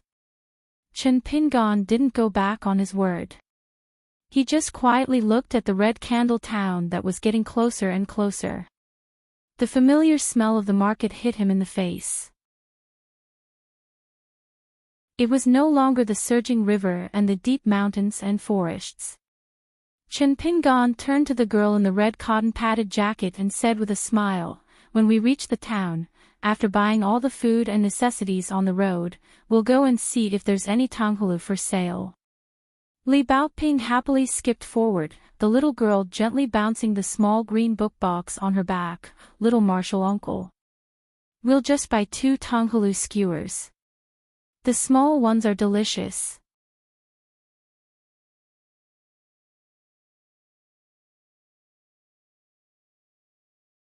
If Mr. Zhu doesn't believe me, I can immediately go to the post house and call someone here. This person comes from Longquan County's Fulu Street and says that he is an old government servant of the supervising officer's office. One of the letters came from Dolly's capital, which he personally brought on behalf of his superior. He said that he wanted to personally deliver it to a young master named Lin Shui. Lin Shui took a few steps forward, his face full of the conceit and arrogance of an aristocratic family's son. He asked, "I am Lin Shui from Longquan County. May I ask post house official Ching, what is his name?" The maidservant Zhu Lu was a little stunned. At this time, Lin Shui was not the same as the taciturn and cold young man in her impression. Li Baoping and Li Huai looked at each other and nodded slightly. Qing Xing's words were not stagnant at all. If I remember correctly, his name should be Tang Shi too. He is in his 40s and can't speak Dolly's official language very well. Well, this person especially likes to drink, but when he is drunk, Lin Shui nodded and asked casually, "Has the post house official been waiting for us at the north gate these days?" The man smiled and said, "Although I want to nod, I really don't have the face to do so. In fact, the Pillow Post House is north of Red Candle Town, not far from here. Secondly, there is a beacon on the top of the mountain near the town. I have a good relationship with Captain Sui, so I asked him to help keep an eye on the road down the mountain in the north. As long as he sees Mr. Zhu's figure, he will ask his subordinates to enter the city to inform me." Lin Shui understood and stopped talking. He turned to Qin Pingan and the latter nodded. Zhu he smiled and thanked him, "Lord Qing, thank you for your trouble." The post house official hurriedly waved his hand and said, "I don't deserve to be called Lord. I'm just a lowly person who serves the noble all day long. It's really difficult for me to be called Lord Qing. Let's not talk for now. I'll go and inform the guards. I believe they will enter our town soon." The post house official belonged to the Dolly Imperial Court, but he was not an official of the Imperial Court. This kind of official did not belong to the ranks and did not belong to the ranks. There was a huge gap between the clean and the turbid officials. Soon, the post house official led them to the gate of the city wall. Although the guards let them go, their faces were still not very good. The post house official took the lead and walked through the particularly shady gate of the city wall. He turned to Zhu He and explained in a low voice, "They are all veterans who retired from the border battlefield. They are not very capable, but they are stubborn. Sometimes, even our county magistrate can't do anything to them. Mr. Zhu, don't lower yourself to their level." Zhu He did not have any Jianghu experience, but he still understood the principle of saying more to a stranger. So, he did not answer. They passed by a shop that was full of cold air. There were young and strong men coming in and out constantly. From time to time, there was a flash of white light in the shop. Li Huai could not move his feet. Zhu He could not help but look at it a few more times. Soon, he lost interest. The post house official said, "That is a knife and sword shop. Other weapons are also sold occasionally." Lin Shui asked curiously, "The government doesn't care? Aren't they afraid that the people in the market will fight with weapons?" The post house official smiled and said, "The government doesn't care too much about these things. But as long as something happens, it will be very strict. If the county government is not enough manpower, the county magistrate can mobilize all the Jianghu sects in the territory to help solve the dispute." Dolly valued martial arts. There were many wanderers who traveled around with swords and sabers. Some of them were street scoundrels who were arrogant but incompetent, but there were also children of noble families who were chivalrous. Although the Dolly Imperial Court prohibited the sale of all weapons, most of them turned a blind eye to ordinary swords and sabers made with mediocre craftsmanship. It mainly depended on the attitude of the local officials. If they were pure scholars, most of them would be strictly prohibited. If they were warriors from the battlefield, most of them would be lenient. Of course, strong bows, strong crossbows, fine armor, and other national weapons were not allowed to be sold anywhere. Beacon towers, relay stations, markets, taverns, brothels, and so on and so forth. Red Candle Town had everything one could think of, and it was extraordinarily bustling. The streets were filled with people, and it was much more bustling than the small town in Chen Pinggan's hometown. There were all sorts of shops on both sides of the streets that dazzled the eyes, and shouts rose and fell in succession. After chatting all the way, they arrived at the Pillow Inn after an incense stick's worth of time. Soon, the handyman of the post house took the white donkey and the horse away. Ching Shing had indeed arranged post house for them. There were both A and B post house. He did not make a decision on his own. Instead, he threw 5 post house to Zhu He and let them arrange it themselves. Under Chen Pinggan's arrangement, Li Baoping and Zhu Lu lived in a first-class post house. Zhu He lived in a first-class post house. He, Li Huai, and Lin Shi each lived in a second-class post house. If Alliance came back, he could choose any one of the post houses to live in. Of course, with Alliance's temper, he would certainly ask if he could choose Zhu Lu's post house. At that time, Zhu Lu would probably roll her eyes at him. In the twilight, everyone put away their luggage and packages and gathered in Zhu He's spacious first-class post house. Ching Shing quickly sent a stack of letters home. After sending them, he said goodbye with a smile, saying that they only needed to shout if they needed anything. He also said that the night market of Red Candle Town was a little famous in the south of Dali. If there was a chance, they must see it. Lin Shi had 1 letter, Li Baoping had the most with 3, and even Chen Pinggan had 1. Li Huai was empty-handed. Finally, he found Zhu Lu, who was in a similar situation, and said with a smile, "Fortunately, we are in the same boat." Zhu Lu turned a deaf ear to him and walked to the window. The small pillow post house had a deep winding path, creating a courtyard with a deep aristocratic garden. Looking from here, it looked like a small lake the size of a palm, and there were many fat red and yellow koi fish. Lin Shi's letter was only a piece of paper without many words. The youth took a deep breath and put the so-called letter back into the envelope. Then, he left the post house with a gloomy face. His 5 fingers tightly clenched the envelope.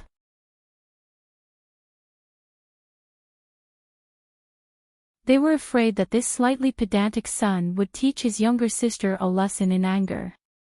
He never thought that when he saw that lass standing outside the courtyard with her hands on her hips, as if she was looking at death calmly, he couldn't bear to scold her.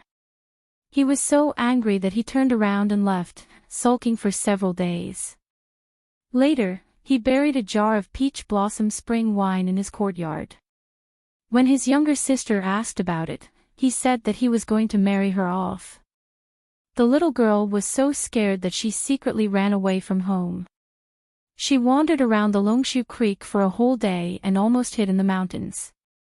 When the Li family realized that Li Baoping was missing, the ancestors were furious and sent everyone to look for this silly girl. In the end, it was the eldest young master who made up for his mistake. He found the poor girl sleeping on a bench in a small temple on the other side of the creek and carried her home.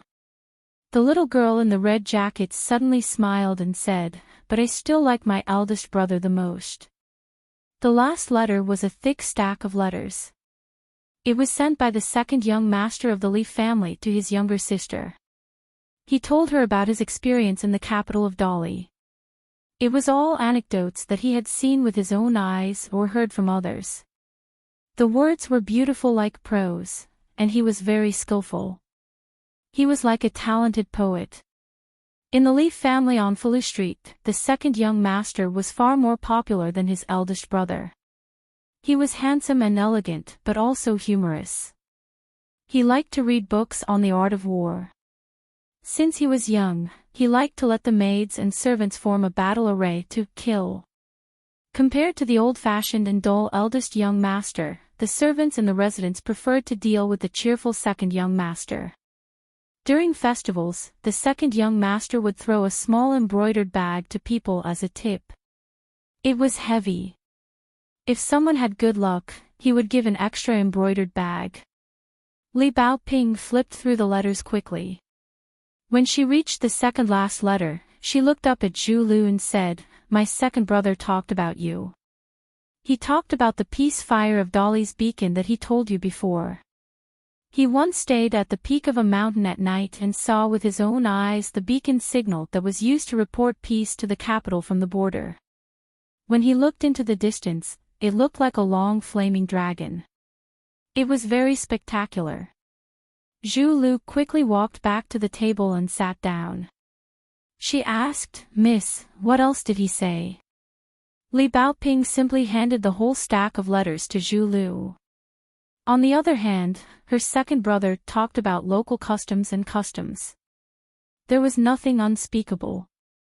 Zhu Lu took the letters and asked, "Can I take it back and read it slowly?" Li Baoping nodded and said, "As long as it doesn't get lost." Zhu Lu's face was full of joy. She smiled and left. Qing Xing knocked on the door and entered, carrying a pot of fresh fruits. Behind him was a man wearing a bamboo hat. Li Huai was furious. He ran over and wanted to push this heartless bastard out of the room. Alliance was competing with Li Huai while sitting on a stool by the table.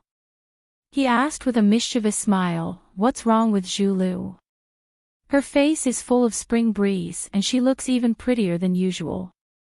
Zhu He's face was dark and he didn't say anything.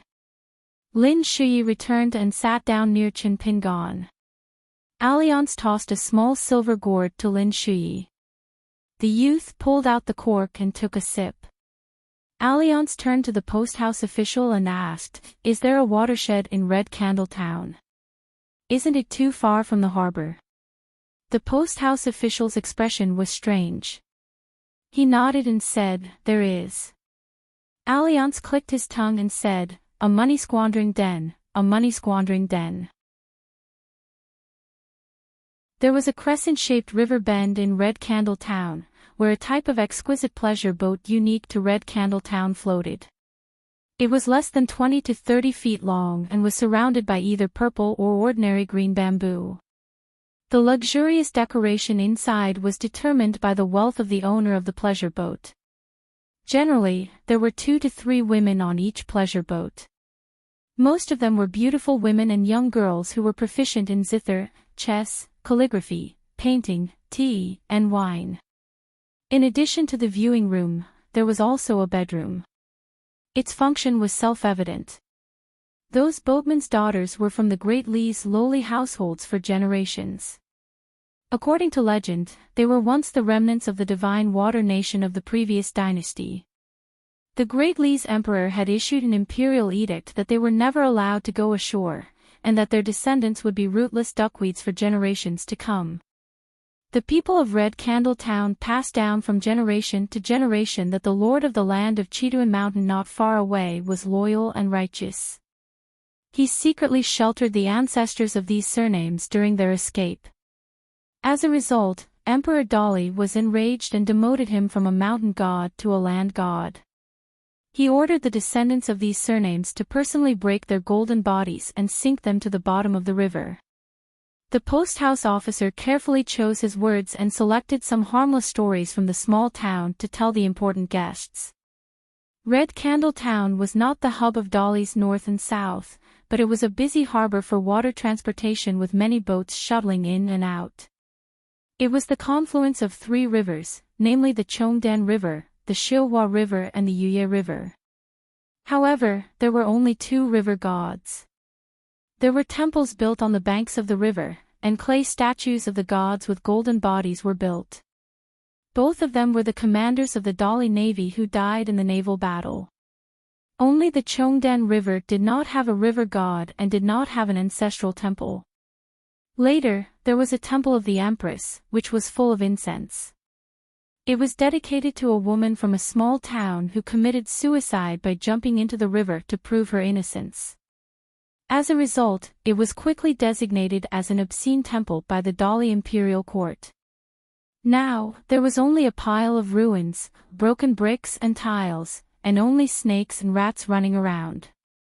When he heard about the deeds of the lord of the land of Chidun Mountain, Li Huai whispered, "I didn't expect such a big bad guy to have such a good reputation in Red Candle Town." Lin Shuyi's face was indifferent. Every family has its own difficulties. Chen Pingan put away the letter sent by Ruanxiu. The letter said that the Luopa mountain he bought was successfully conferred with the title of a new mountain god of Dali. He helped to gather spiritual energy on the mountain, which was second only to the Cloud Mountain, which was not involved in the sale, and the Lantern Mountain, which was owned by her father.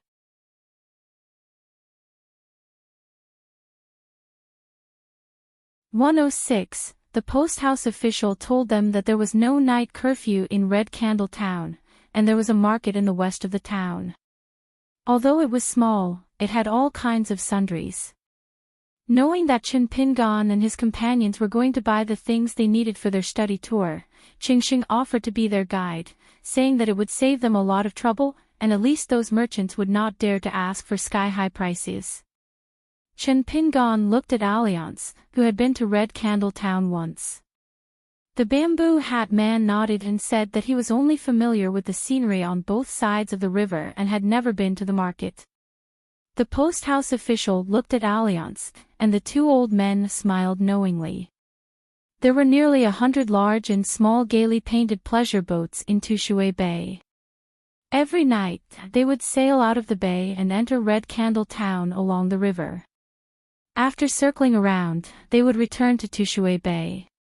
During this period, men would constantly board those gaily painted pleasure boats to get drunk and laugh. In Red Candle Town, although the girls of the boatmen in Tushui Bay and the other girls in the brothels were all of Dali, the former had always been directly managed by the musical house in the capital city. Even the county magistrate, as a local official, was not qualified to change the identity of the girls in the gaily painted pleasure boats. Therefore, there had always been a rumor in Red Candle Town that the ancestors of the 5 families in Tushui Bay were once the royal children and meritorious families of the Holy Water dynasty. Under the guidance of Qingxing, the local leader, Chen Pingan and the others went to the market on the west side of the town. The further west they went, the more crowded the streets became. After learning that Red Candle Town was more than 200 li south by boat, and there would be relay stations along the way for them to replenish their supplies, Chen Pingan gave up on some of his ideas. He did not buy too much rice, bacon, and other food, but bought a lot of medicinal ointments in a pharmacy to deal with minor illnesses such as cold, heatstroke, and injuries. When it was time to spend money, Chen Pingan realized that a whole silver ingot was almost the same as the town in his hometown. Therefore, he converted the 2 ingots of snow-patterned silver into Dali copper coins, Tianhua ingots. Because he had the best quality silver, the premium alone was as high as 200 copper coins, which made Chen Pingan very grateful to Miss Xiuxiu in the blacksmith shop. Because post house officer Qingxing was by his side, everything went smoothly. In a small town in a county, it was true that officials were not officials. Especially someone like Qingxing, who often interacted with tycoons, magnates, and traveling officials all year round. In the eyes of the people of the small town, he was a big shot who knew everything. Therefore, whenever Chen Pingan and the others walked into a shop, they would greet Lord Qing politely, wishing they could worship this post-house officer like a bodhisattva. Along the way, Li Huai was very reserved. He only dared to hide behind Alliance, sticking his head out and looking around. Alliance teased him that he was timid and only knew how to be a tyrant in his own home. Li Huai had just opened his mouth to argue with Alliance for 300 rounds, but when he received curious gazes from all around, Li Huai immediately drooped his head and followed behind Alliance sickly. This made Alliance extremely happy. From time to time, he would slap Li Huai's head. The child was angry, but did not dare to say anything. He was very sullen. Lin Shuyi was still indifferent, as if the matter had nothing to do with him. Presumably, even if this young man was walking on the Imperial Road in the capital, he would still be like this. Only Li Baoping carried her dark green bamboo box. Like a crab running amok, she raised her head and puffed out her chest. She wished she could just randomly pull someone on the side of the road and tell them that her little box was personally made by her youngest martial uncle. The market square was made up of two main streets running north-south. After strolling through Guanshan Street, Chen Pingan and the others were about to cross an alley and head to the next Guanshui Street. In the end, they passed by a deserted bookstore in the alley. Qing Xing, who was leading the way, went straight ahead.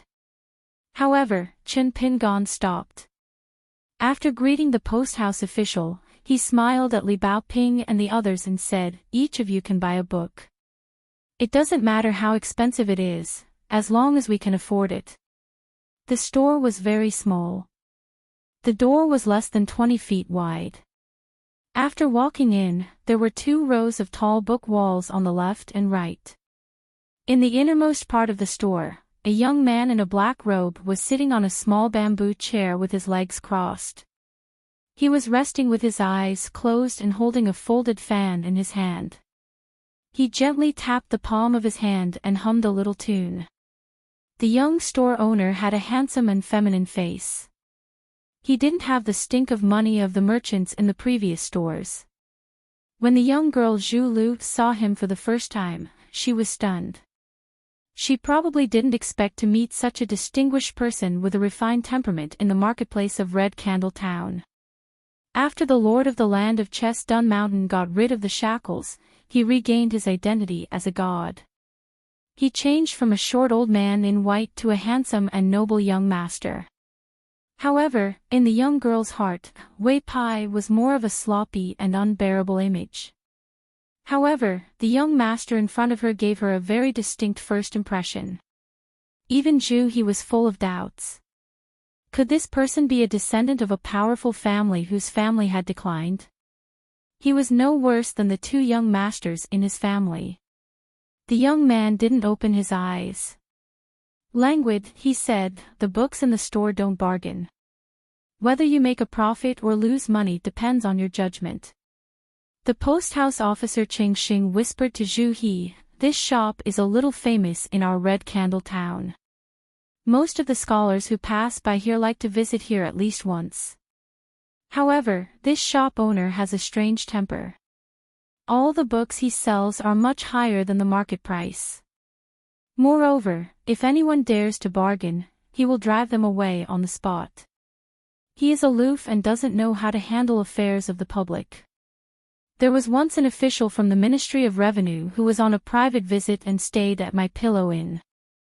That official took a fancy to a unique book that was priced at 300 taels of silver, but he only bargained for 50 taels of silver and was driven out of the shop without leaving any face for him. That official was so angry that he didn't calm down even after he returned to the post house and almost asked the county government to close this small shop.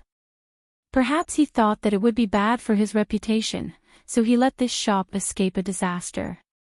Zhu He understood in his heart that the store owner was most likely a pedantic scholar who didn't know about the affairs of the world. He was the kind of person that the second young master liked to ridicule the most. The second young master called him a king who talked about his temperament with sleeves folded and died to repay the king. The second young master also laughed and said that in less than 200 years, their dolly would be the same. Therefore, Zhu He had never had a good impression of the scholars outside. The courier route through Red Candle Town was one of the 3 main courier routes from the southern border of Dali to the capital. Merchants and officials of small stature often chose this route if they wanted to go north to the important towns and cities of Dali. This was because although the other 2 routes were wider, almost every inn along the way was overcrowded. Without enough authority to check on them, not to mention staying in the inn, one couldn't even enter the main gate. Every year, many officials and tyrants who didn't know this way lost face because of this. The southern scholars who came to the capital to take the imperial examinations, because they didn't have official positions, liked to choose this route. They often traveled in groups of 2 or 3. Not only could they take care of each other, the scenery along the way was beautiful, and they could also explore the underworld and visit immortals together. As for the officials who were demoted to the south, they were depressed and unhappy. They liked to inscribe poems on the walls of the inn and they also liked to take this route to the south. Gradually, the walls of the Pillow Inn in Red Candle Town were filled with the complaining poems of scholars and poets. Li Baoping looked up and began to look for books. She glanced here and there, depending on her mood. Occasionally, she would pick out a book and casually flip through a few pages. If she wasn't interested, she would put it back. Finally, the little girl found a travel book of mountains and rivers. It was priced at 300 copper coins. She was a little distressed, but she really liked it. She turned to look at her youngest martial uncle. Chen Pingan smiled and nodded. Lin Shuyi's gaze slowly swept over the wall of books in an orderly manner. From right to left, from top to bottom. Every time he picked out a book, he would start from the title page. Finally, the youth took a fancy to a geomancy book that didn't have the author's name on it. It was priced at 400 copper coins. Lin Shuyi looked at Chen Pingan, and the latter still nodded. After Li Huai arrived at the shop, the noise on the street was finally gone. He immediately returned to his naughty nature, almost like a runaway wild horse. He was the youngest and the shortest, so he insisted on sitting on Alliance's shoulder to pick a book. Alliance agreed, but threatened that if Li Huai didn't pick a book, he would leave him alone on the street after they left the shop. In the end, Li Huai braced himself and picked a brand new book on the highest shelf. It was priced at 9 taels and 2 copper coins. When he saw the price, Li Huai was so scared that he wanted to sneakily throw the book over. However, he was flustered and the book didn't succeed in being stuffed back into the shelf. Instead, it fell to the ground. The young shop owner who tapped his folding fan opened his eyes and looked at the book that fell to the ground. He said angrily, "Buy it and leave." One copy of the latest edition of Great Water Cliff, 9 taels and 2 copper coins. Li Huai didn't dare to talk back to a stranger. He could only cry and carefully look at Chen Pingan. The latter asked, "Do you know how to read it after buying it?" Li Huai nodded vigorously. Chen Pingan smiled and nodded, "Then I'll buy it." Alliance asked, "Chen Pingan, don't you want to buy one?" Chen Pingan, who was taking out money, quickly shook his head and said, "I haven't learned all the words yet. Why would I buy a book?" Zhu He turned to ask his daughter, "Is there a book you want?" Zhu Lu still stood at the door of the shop and didn't move. She glanced at the wall of books and shook her head. The young shop owner who was about to take the money stood up.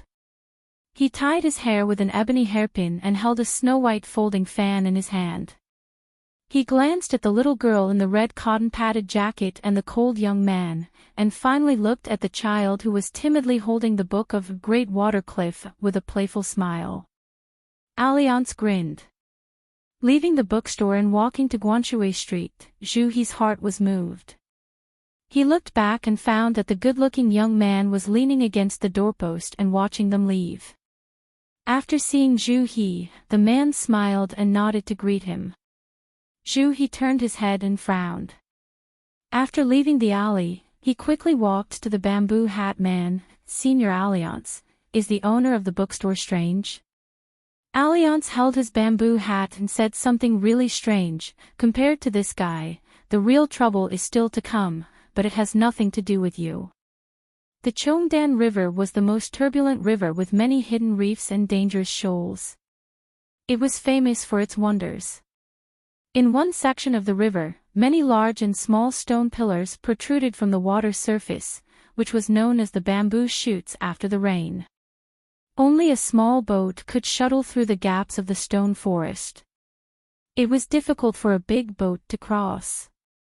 Even the boatman who grew up on the river and was familiar with the water didn't dare to take a boat into the water, unless it was a scholar who paid a lot of money to hire a boat.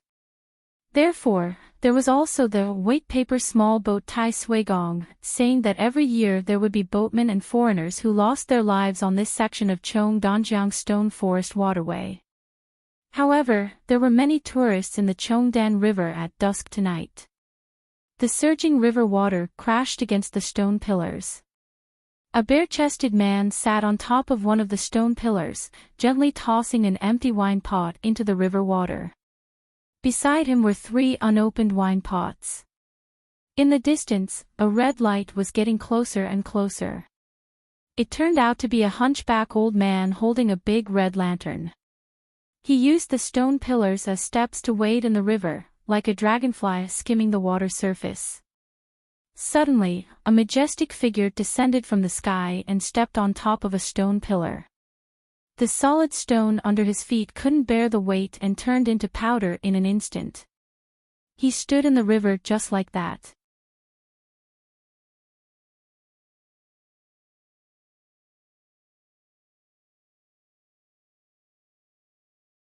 Compared to the women in the tall buildings who were unbridled and loudly soliciting business, although the women on the boats were also wearing revealing clothes, their expressions were more demure. The younger women were like the pretty girls of the neighborhood, while the older women were like the daughters of noble families. From time to time, some of the women in the tall buildings would ridicule and abuse the women on the boats who were competing for business, throwing fruits and vegetables. The latter were used to it and did not care much. Unless they were hit on the spot, they rarely got up and scolded them. Once the women on the boats and the women in the brothels had a conflict, it would inevitably cause a group of men to cheer in unison, as if they wanted to see the world in chaos. Lin Shui felt his scalp go numb. "Senior Alliance, aren't we going to the Cheongdan River to enjoy the scenery?" Alliance shamelessly said, "Since it's the confluence of the 3 rivers, then this is naturally the Cheongdan River." Lin Shui was speechless. Liang squatted by the river and looked at the pleasure boats that slowly sailed past. Every time a boatwoman secretly gave him a flirtatious look or greeted him with soft words, Liang would silently take a sip of wine and murmur to himself. Lin Shui squatted down and pricked up his ears to eavesdrop. Intermittently, he heard something about keeping one's chastity, being a gentleman, lust is a knife above a knife, and so on. Lin Shui couldn't help but laugh. "Well, it turns out that Liang is no better than me." Alliance turned his head slightly and looked at a small pleasure boat not far away. An average-looking woman sat at the bow of the boat and looked around confidently. She did not look like a woman who was in the flesh business, but more like a rich and powerful woman who was on a night tour. On the other hand, the 28-year-old girl rowing the boat behind the woman looked delicate and beautiful. Alliance stood up and waited for the boat to come closer. This chapter is not finished. Please turn the page.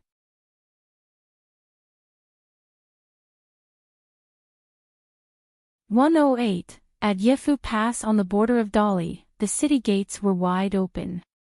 The few light cavalry stationed in the city chose to march at night, which was a rare sight.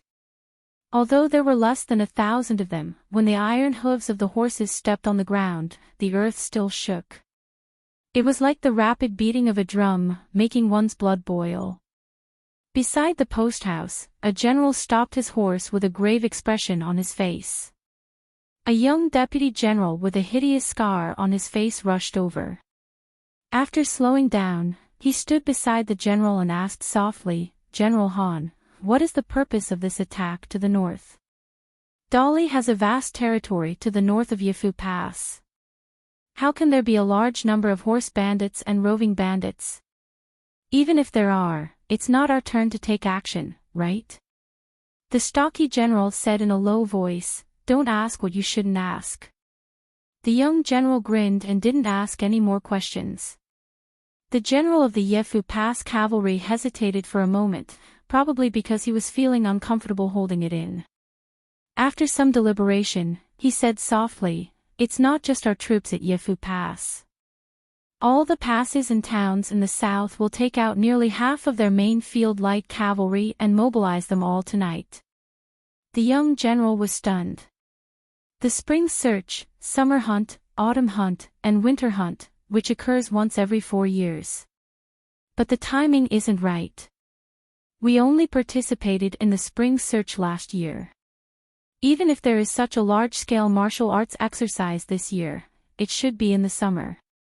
The general subconsciously touched the soft mane of his mount and said, "After we reach the temporary camp, the Imperial Court's Ministry of War will give the next order. We don't need to think too much." More than 200 miles west of Red Candle Town, in the upper reaches of the vast Showa River, there was a small lonely mountain in the middle of the water. It was crudely called Steamed Bun Mountain by the local people. There was a lonely local temple on the mountain, where incense burned endlessly. It was said to be very efficacious. If one prayed for children, one would get children. If one prayed for wealth, one would get wealth. It was famous far and wide. It was a place where scholars and poets had to visit on boats. However, the local people almost never came here to burn incense. The night of the late spring was cold and murderous. The river water was rolling and splashing in all directions. Vaguely, a 3-foot-long green carp could be seen in the river water, swimming quickly from the shore to the small lonely mountain. The boy in red was sitting on the carp's back. He was only as tall as a palm. His hands were tightly gripping the carp's 2 tentacles like a knight holding the reins. The little boy was moving up and down with the carp and the river water. His whole body was wet, his face was pale, and he was cursing and swearing. When the green carp swam to the shore, it suddenly stopped and directly threw the red-clothed boy onto the shore. The little guy rolled on the ground for a while, his face covered in dust. Facing the big green carp that was swaying back to the other side of the river, he cursed loudly, "If the upper beam is not straight, the lower beam will be crooked. Your master is a slut." The carp suddenly turned around and stared at the boy in red who was on the shore. The latter was so scared that he pissed his pants. He said that a good man does not fight with a woman and quickly ran to the earth temple. The door of the small temple was not closed. The little guy climbed over the threshold with great difficulty and landed on the ground. He raised his head and looked at the funny clay statue that was seriously peeling. He put his hands on his waist and shouted angrily, "I almost drowned in the river water."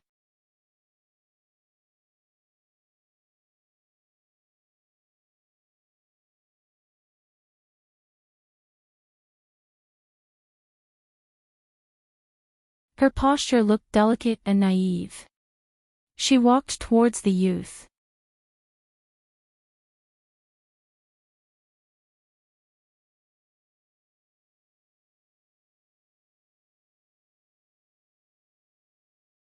Zhu Lu stretched out her thumb and wiped the blood from the corner of her mouth. She lowered her head slightly, but her eyes were fixed on the youth with straw sandals. She turned her head slowly. For the first time, the girl was calm. She said to the familiar figure, "With the temper of our miss, if she knows all this, even if I don't die, I will lose a layer of skin. There will be no hope for me in this life. Father, I beg you. Don't be soft-hearted. Take advantage of the fact that Alliance from the Wind Snow Temple hasn't come back yet. Hurry up and attack." Young Master said that indecisiveness will lead to chaos. Chen Pingon suddenly turned around and bent down. He picked up a candied haw and put it in his mouth to chew.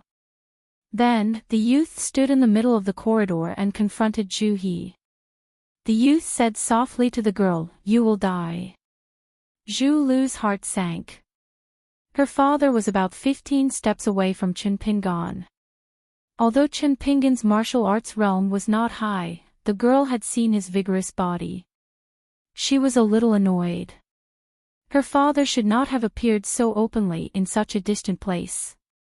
In a battle of life and death, there was no need to talk about the demeanor of a master.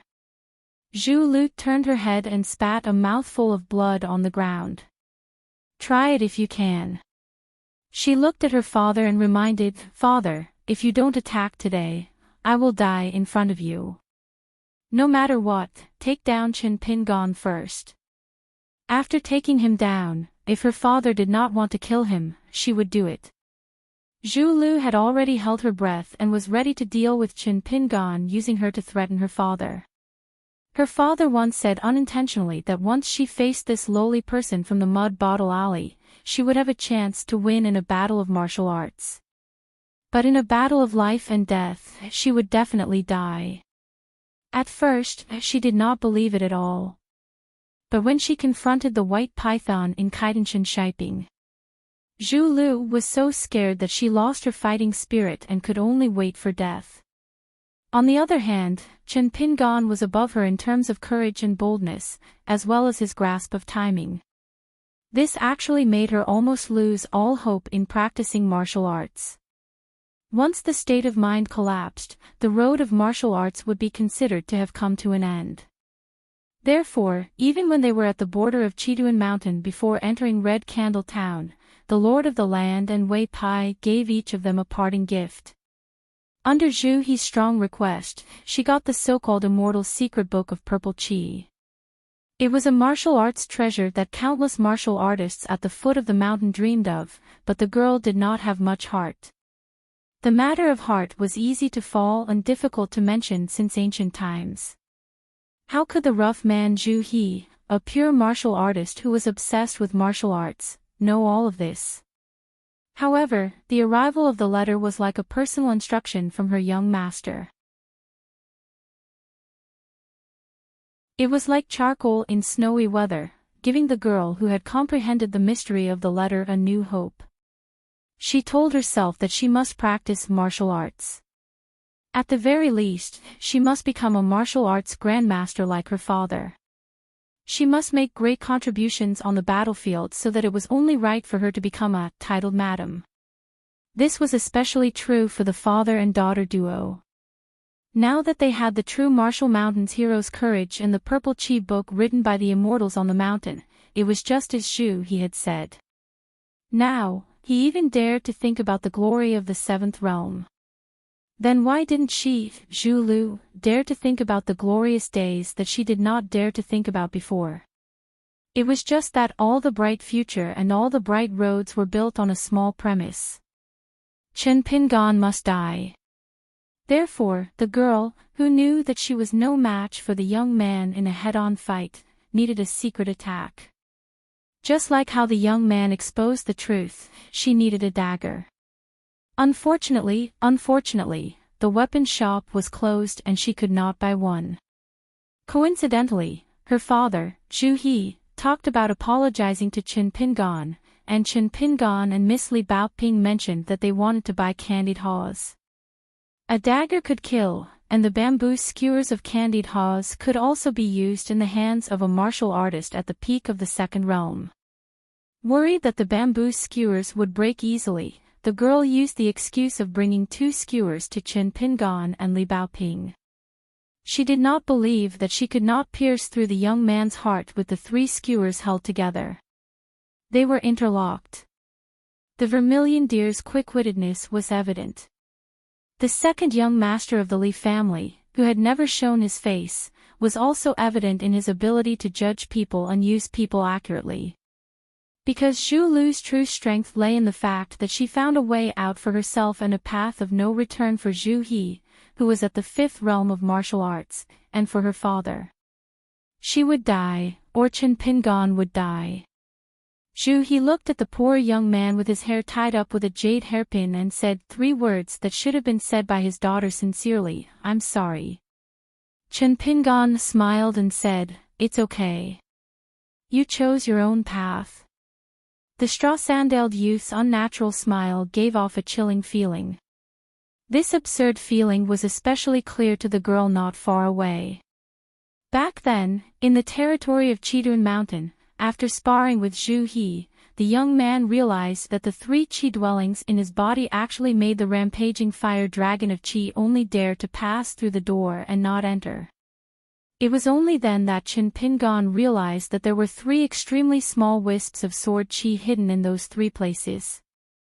They were connected to his mind and there was no barrier to using them. After that, the young man used a wisp of sword Qi to blow up the white python's head. In order to survive, Chen Pingan felt that it was not a loss to use another wisp of sword Qi. However, the young man felt that the next time he used sword Qi, he had to make a profit. It was not a good idea to always not make a loss. This was a vicious trap. Zhu Lu had said a lot. Chen Pingan had only opened his mouth a few times and added together, there were only a few words. This was why the young man felt that he had to say something for himself and for the fairy sister who needed him to live. Otherwise, he would feel a little unhappy. The young man stepped forward with one straw sandal and moved back with the other. The young man bent his knees and his body fell down. He put his fingers together and pointed at the man in the distance. His lips moved slightly. Who knows if they were connected or if her ancestors were protecting her, but Zhu Lu was filled with terror and shouted, "No!" Zhu He's scalp felt numb. He was a martial path master, but his mind was in a mess and his limbs couldn't move at all. The young man chanted, "Sword, come."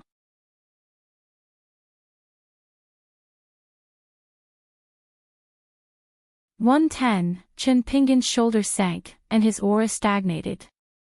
The strand of sword energy that was about to leave his Qi residence was like an arrow on a bowstring, and it had to be released. However, after being abruptly patted on his shoulder, it was like a python coming out of the mountain, only to encounter a flood dragon blocking its path. The previously unstoppable momentum naturally stopped, and it temporarily chose to bide its time. "Hold it, hold it." A man wearing a bamboo hat stood beside Chen Pingan. He put his arm around the teenager's shoulder and said with a laugh, "We're a big family that loves each other. Fighting and killing each other, what a scandal." Chen Pingan raised his head. The man wearing the bamboo hat, who appeared and disappeared like a ghost, smiled at him. "Believe me, I'm Alliance." Chen Pingan sighed. "I'll listen to you for now." Alliance only glanced at Zhu He. He didn't even bother to glance at the young girl, Zhu Lu. "Languid," he said, "using such a precious sword energy to kill Zhu He is too wasteful. You're distressed, and I'm distressed for you. Besides, forget it, forget it. Let's not talk about these unpleasant things. In short, Alliance, won't be able to live with my conscience. You can consider this 18 Halt's Qi circulation method as compensation." Chen Pingan was about to withdraw his clasped fingers, but at this moment, Alliance released his hand from the teenager's shoulder. He took a step back, shook his head, and said with a smile, "This posture is too undignified. Let me teach you a powerful one. Stand firm." After the man in the bamboo hat lightly shouted, he bent his fingers and first knocked on Chen Pingan's shoulder. Then, his hand flew, and he tapped the teenager's chest 7 or 8 times. At the same time, he used an immortal supernatural power that was even better than condensing sound into a thread. It directly stirred up ripples in the teenager's heart, and a series of thoughts rang out. Remember the origin of this Qi in your body. Remember the names of all the Qi residences and their circulation routes. The Qi is like a dragon's vein, and it starts at the ancestor of all mountains, Lin Chong. This is the world's top Qi residence for nurturing swords. Here is the first stop. Quickly pass through 3 mountains and 6 passes. Here is the second stop. These Qi residences and Qi residences are completely different from today's saying. They are the precious painstaking efforts of countless ancient sword cultivators. Remember it well. Alliance asked, do you remember it? Sweat seeped out of Chin Pingan's forehead. I remember most of it. Alliance smiled. That's about enough. If you hit your head and bleed, don't be afraid. This is the path that every sword cultivator must walk. Wait until you are familiar with the route. You can try to slow down the flow of qi. This is the most interesting part of the 18 stops. Yes, this is the knowledge that I, Alliance, came up with. Some people are full of admiration and praise me. They say that this point alone has raised the height of the path of the sword by a lot. It's a bit embarrassing. Chen Pingan suddenly felt that this so-called 18 stops was most likely not much better than the Mountain Quaking Fist manual. Alliance seemed to see through the teenager's thoughts. He said with a deadpan expression, do I look like a swindler who speaks without thinking? I, Alliance, don't know what it means to brag in my life. Zhu He's mind had already pulled itself out of the mud, but his limbs were even stiffer than before. If he moved, he would die. This was the only thought in Zhu He's mind. This was the invisible intimidation brought about by that bamboo hat man. When that guy with a green saber and a gourd at his waist was your friend, you would think that he didn't look like an expert at all. But when this guy became your enemy, Zhu He was so scared that his back was drenched in sweat. He was really scared out of his wits. In the distance, Zhu He had already lost his mind. Nearby, Zhu Lu could only hear Chen Pingan talking to himself. Liang then told Chen Pingan telepathically, it's good that the light boat can travel hundreds, thousands of miles in an instant, but it's even better if it can travel slowly, just like how the mountains don't grow taller for 100 years, or how the rivers accumulate water for 1,000 years, but the water level doesn't rise at all. In the future, with qi, you can focus on practicing this path. You can do it even when you're asleep. Chen Pingan was puzzled. How do I know if I'll be able to do it after I'm asleep? Alliance crossed his arms and said with a smile, when you reach the end of the water, you can sit and watch the clouds rise. When the time comes, you'll naturally know the answer. Alliance sat down on the bench. But as soon as he sat down, his expression changed. Chen Pingan covered his forehead. Alliance calmly raised his butt and patted the candied hawthorns off his butt. He shifted his seat and placed his hands on the railing. He took a deep breath and finally looked at Zhu Lu for the first time. You and your father need to return the hero's gallbladder and the purple qi book to me at Marshall Mountain. You also need to take out the stack of talisman passed down by the Li family. However, these talisman can only save one of you. Zhu Lu, I'll let you choose now. Do you want to leave Pillow Relay alive, or do you want your father?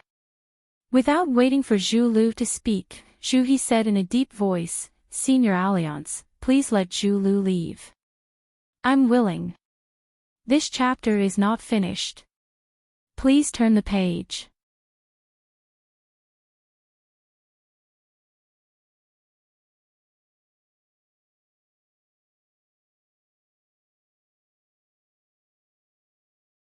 As for this father and daughters leaving without saying goodbye, you can just find an excuse to deal with it later. Alliance waved his hand and said, don't eavesdrop. Come, let's split the loot. Li Baoping, Li Huai, and Lin Shui came to the corridor one after another. Li Baoping sat on the right side of Chen Pingan, and Li Huai sat on the left side of Chen Pingan. In the end, he had the same experience as Alliance. He cursed and took off the candied haws on his buttocks. He immediately beamed with joy and threw it into his mouth without saying anything. Lin Shui sat silently beside Alliance. Alliance turned around and handed a pile of yellow paper talisman to Lin Shui. Study it carefully. Don't waste it easily. Chi Jingchun said that the Foolish Street and the Peach Leaf Alley in your town are very mysterious. There is still a great opportunity hidden there. Alliance patted the cold youth's shoulder. No matter what, you, Lin Shui, are now the first true cultivator among all of us. You have to cherish your future even more. Lin Shui nodded. He solemnly put away the stack of talisman and hid it together with the Cloud Gem book. Alliance turned his head to look at the thief-looking Li Huai. He unhappily said, "Where's that crappy book of yours? Take it out." Li Huai angrily scolded, "What are you thinking about it for? Unless you give me 10 taels of silver first." Alliance snapped his fingers. The originally hidden nether fish appeared in front of the 4 people. Other than Chen Pingon, the other 3 children all stared with their eyes wide open. Alliance said with a face full of disgust, "Take out that crappy book. Casually open a page and clamp the fish in it. As for how to raise it, figure it out yourself. I'm not going to wait on you." Li Huai jumped up and took out the book, Great Water Cliff. After opening it, his footsteps were quick as he abruptly closed the book towards the green nether fish. A faint wailing sound could be faintly heard from the pages of the book. Alliance rubbed his forehead. "The remaining donkey, who wants it?" Li Huai immediately raised his hand. Me. Can I sell it for money? Or if I'm starving, can I kill it for stew?" Alliance didn't want to speak. Li Huai suddenly lowered his voice. He timidly asked, "Alliance, you're not going to die and you're telling us your last words, are you?" Alliance rolled his eyes.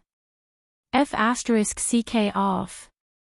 Get as far away as you can. Li Huai sighed and sat back down beside Chen Pingon. "My mother, father, and sister are far away from here." But the child's last sentence was a little sad. "So Alliance, don't go, okay? I won't scold you in the future." Alliance wanted to say something but stopped. He took off the silver-white wine gourd and threw it to Li Baoping. "Catch it. This small gourd is one of the best blade-strengthening gourds in the world. Ordinary blade-strengthening gourds can't compare at all." Ah Liang stood up and stretched. "Nothing has happened, so I'm relieved." He looked down at the green bamboo blade. He raised his head and asked with a smile, "Little treasure bottle, can I borrow that narrow saber auspicious symbol from you?" Li Huai had a flash of inspiration. "Alliance? Are you going to fight?" "I'll help you." Alliance cast a suspicious and inquiring look. The child laughed dryly. "I'll help you wave the flag and shout." Li Baoping ran like the wheels of a car. Soon, he came back and handed the narrow saber to Alliance with both hands. Alliance hung the famous saber named Auspicious Symbol. At some point, Chen Pingon, Li Baoping, Li Huai, and Lin Shui stood side by side opposite the bamboo hat man. The bamboo hat man stretched out 2 fingers and pinched the edge of the bamboo hat. He laughed and said, "I used to tell you how strong I, Alliance, was and how high my swordsmanship was. You always didn't believe me. You even liked to think that I was bragging. You are really too young and ignorant. I was afraid of scaring you, so I deliberately picked some trivial things.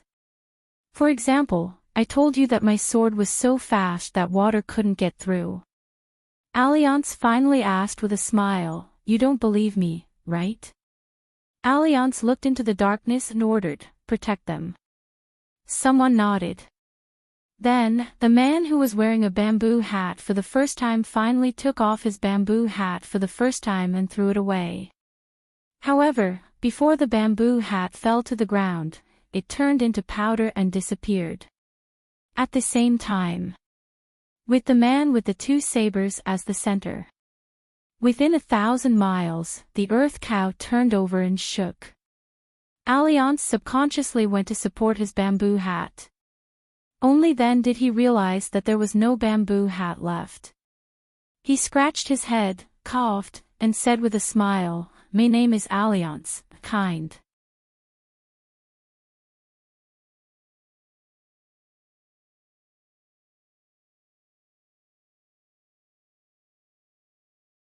Even if he doesn't enter the Eternal Spring Palace, he can still go very far. So you have to work hard. Only then will you have the opportunity to not feel ashamed of your inferiority the next time you meet him. The girl grunted and lowered her head to drink the liquor. It had to be said that this woman, who seemed to be eternally young, had a rather good temperament. AP Pap.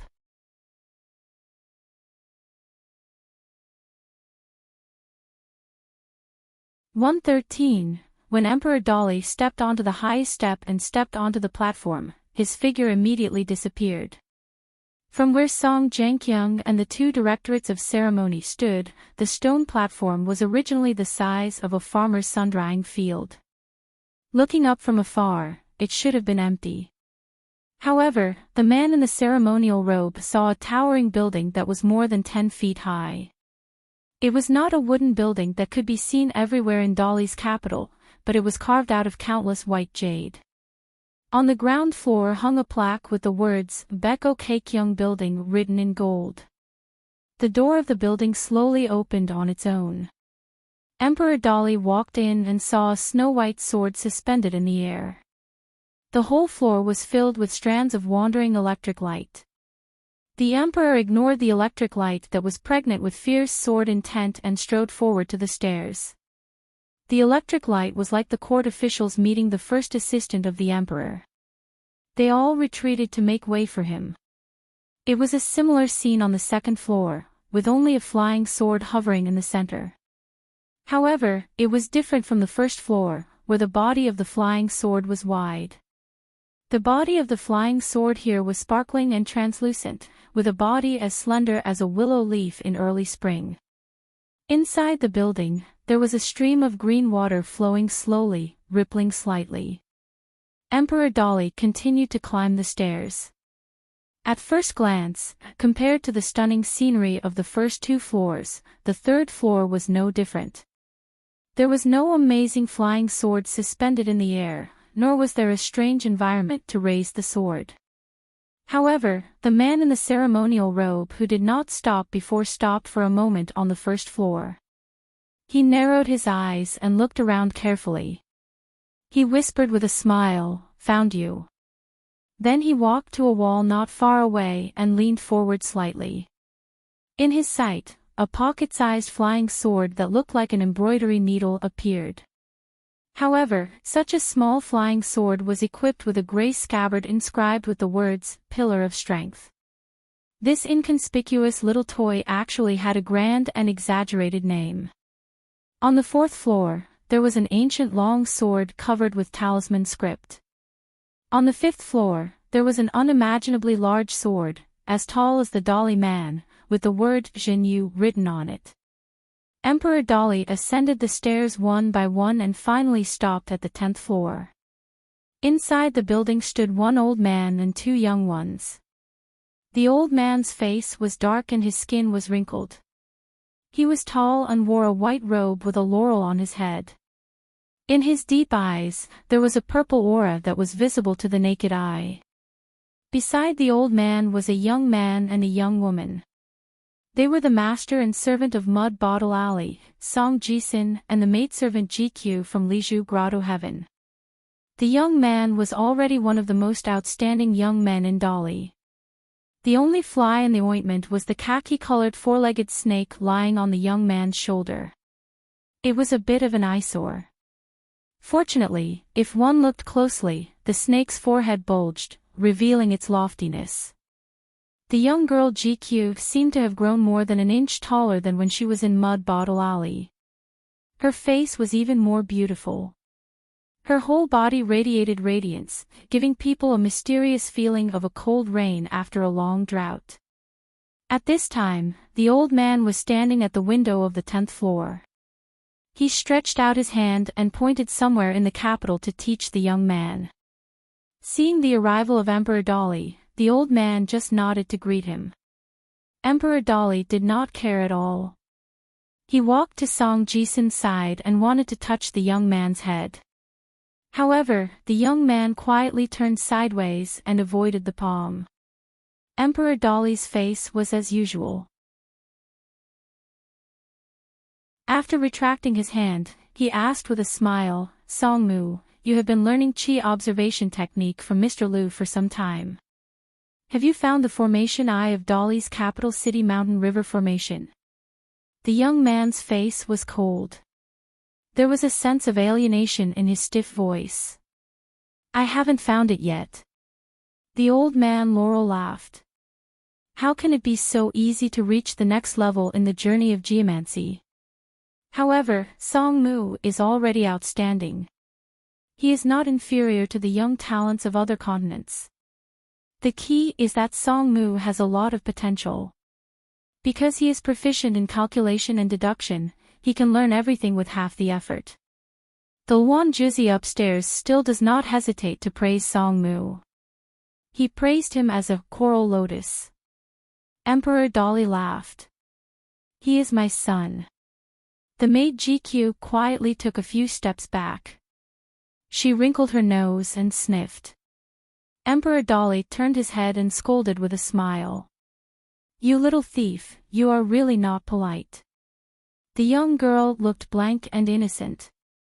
The man pointed at her and joked. "It's not difficult to borrow again. Don't just take in and not take out.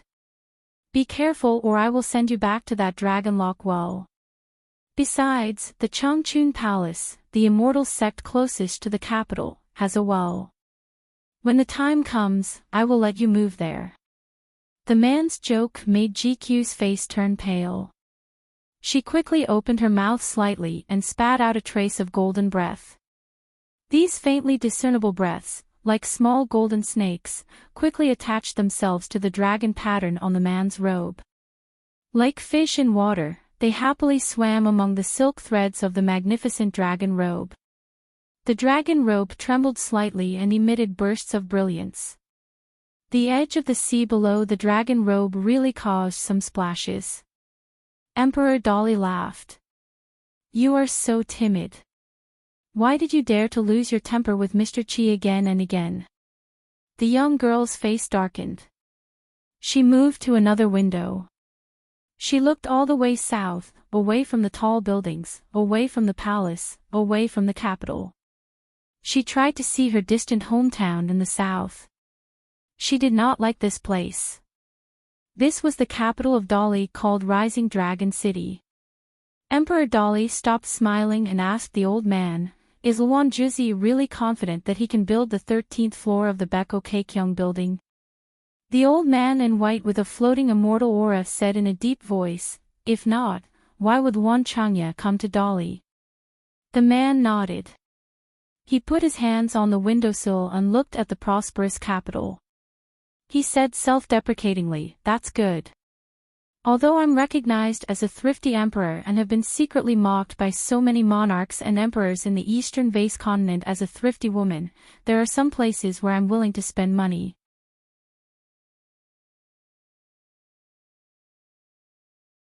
Therefore, the 13th realm was the biggest and highest legend in the world. It could not be seen in any of the ancient books and secret files of the secular dynasties. Even the immortals on the mountain with the word clan in the title of a clan also kept it a secret. The old man surnamed Liu was born in the world's top 1,000-year-old aristocratic family. He was the son of a noble family in the continent. He was once a talented cultivator with high hopes. Therefore, through the fragmentary words of the elders, he could gather together and barely piece together some inside story. It should not be too far from the truth. The ascending realm of the upper 5 realms was already the peak of the world. It was like the 10th realm of pure martial arts. It was the real end. There was no path to follow in front of it. Moreover, once one entered this realm, he would be detected by the illusory heavenly way. He would be judged as a great thief who stole the foundation of heaven and earth. He must be eliminated as soon as possible. Heaven and earth did not tolerate him, and there was no place left for cultivators of this realm. Therefore, compared to the immortals and saints in the eyes of the world, the chi cultivators of this realm were more reclusive than those cultivators of the 10th realm. Otherwise, they would be forced to ascend. As for where they would ascend to, and how their body and soul would be placed, the old man surnamed Lu did not know. He only guessed that it might have something to do with the collapsed path of Shinto. Emperor Dali slightly lowered his head and looked at the young face that was still childish. He asked, "What if?" The young man nodded, "Yes." Emperor Dali retracted his gaze and smiled, "What if your crow's beak is right, then it doesn't matter." The young man did not hide his sneer. The young man did not take the words of the man in ceremonial robes seriously at all. Even if this man was the emperor of the vast Dali, the monarch of the largest dynasty in the north of the eastern Bottle continent, and was regarded by many as an ambitious man who had the ambition to go south, the young man was now embarking on the path of cultivation. The two seniors beside him were the best chi cultivators in the world. He had also smoothly obtained the great opportunity of the Beko Kekyung building. Therefore, the young man was more aware of the huge deterrence a 13th realm chi cultivator had on a country or a sect. Emperor Dali's gaze was gentle as he still stared at the young man. He said softly, "The past emperors of the Dali dynasty relied on this what if to rise from a small vassal state of the Lu dynasty to where we are today. Not only did we annex the Lu dynasty, we will soon use the power of the entire country to attack the Great Sui Kingdom. The odds of success are very high. After that, without any worries, we will truly go south. Therefore, I have never been averse to the idea of what if. I even keep telling myself that the emperor who is truly qualified to be praised as a hero in the history books of future generations is able to crush those what-ifs beneficial to the enemy. At the very least, one must be able to withstand this what-if." The man looked calm. "Songmu, this is the bearing of a hero, the monarch of a country." The man finally smiled. "Song Yuzhang should have taught you this earlier, but he didn't dare to." The young man's face was gloomy.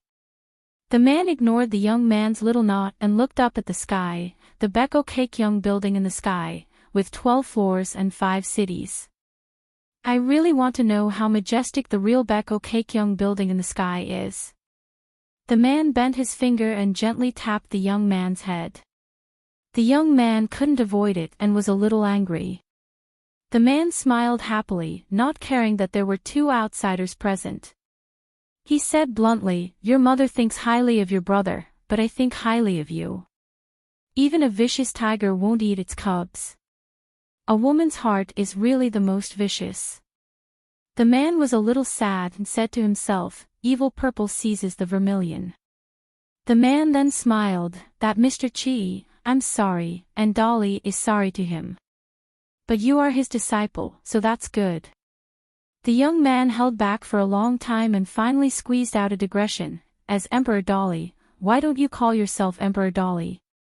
The man gently put his hand on the young man's shoulder. "Dali has been regarded as a barbarian land for nearly 1,000 years. I hope to reflect on myself and not forget this great shame." The young man was stunned. The man retracted his hand and couldn't help but laugh. "I'm lying. I just think that saying Emperor Dali is inauspicious." The old man Laurel suddenly said, "It's here." The man asked, facing the encirclement, "You're not running away, but coming here to kill us?" The old man's heart trembled, and his eyes widened. He looked out of the window to the south and said in a trembling voice, "10th realm, 11th realm, 12th realm. It's already the peak of 12th realm." The man's expression was calm, and he said to the young man, "Songmu, it's your turn." Song Jisun took a deep breath, turned around and stood still facing the south. He clenched his teeth and said, "I'm Songmu. By Emperor Dali's edict, the 12 righteous gods who guard the mountains and rivers are ordered to receive the sword. Dolly's capital was surging, and the sword energy in this tall building instantly soared into the sky. The first sword on the ground floor was the first to break through the air, and lightning suddenly appeared. In Dolly's capital, countless people looked up in horror at the lightning hanging above their heads. A moment later, it was the flying sword on the second floor. The third sword on the third floor. All the way until the 12th sword. Half of the flying swords did not go straight south to fight the enemy, but chose to detour in the other 3 directions. Moreover, when the flying swords left the tall building, they had already become incomparably huge, and after leaving the capital, they became even bigger. Even the small flying sword in the building, which was as small as a willow leaf, became a huge flying sword more than 100 feet long after it left Dolly's capital 100 miles away. With this 12-story tall building, which was a replica of the Beko Kakyung building in the sky, as the starting point, there were gods in all directions listening to the edict, revealing their majestic dharmakayas.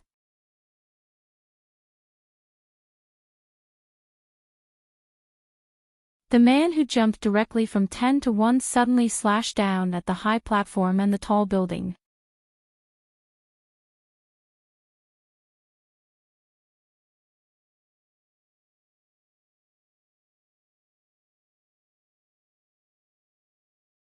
(115) Today's first chapter. There are 2 more chapters today. On the peak of Chiduan Mountain, the burly man with wine pots hanging around his waist was dying and lying in a pool of blood. When the rainbow light headed north from Red Candle Town, among the secret masters who participated in the hunt, the Dolly Chi cultivator who was closest to it was the woman who was drinking in the tavern near the pillow rest. She was the Grand Elder of Chongchun Palace. Unfortunately, she did not have the time to take action. Or rather, the thought disappeared as soon as it came to her mind. She did not have the time to take action, nor could she stop it. She did not dare to stop it. It was that simple. The woman's Taoist heart, which was as clear as glass, was covered with a layer of dust. She really became a drunk. The first person who stopped Alliance was the man who threatened the Lord of the Land and Wei Pai on Chiduan Mountain. He resolutely collided with the rainbow light, and then he was casually slapped back to the original place.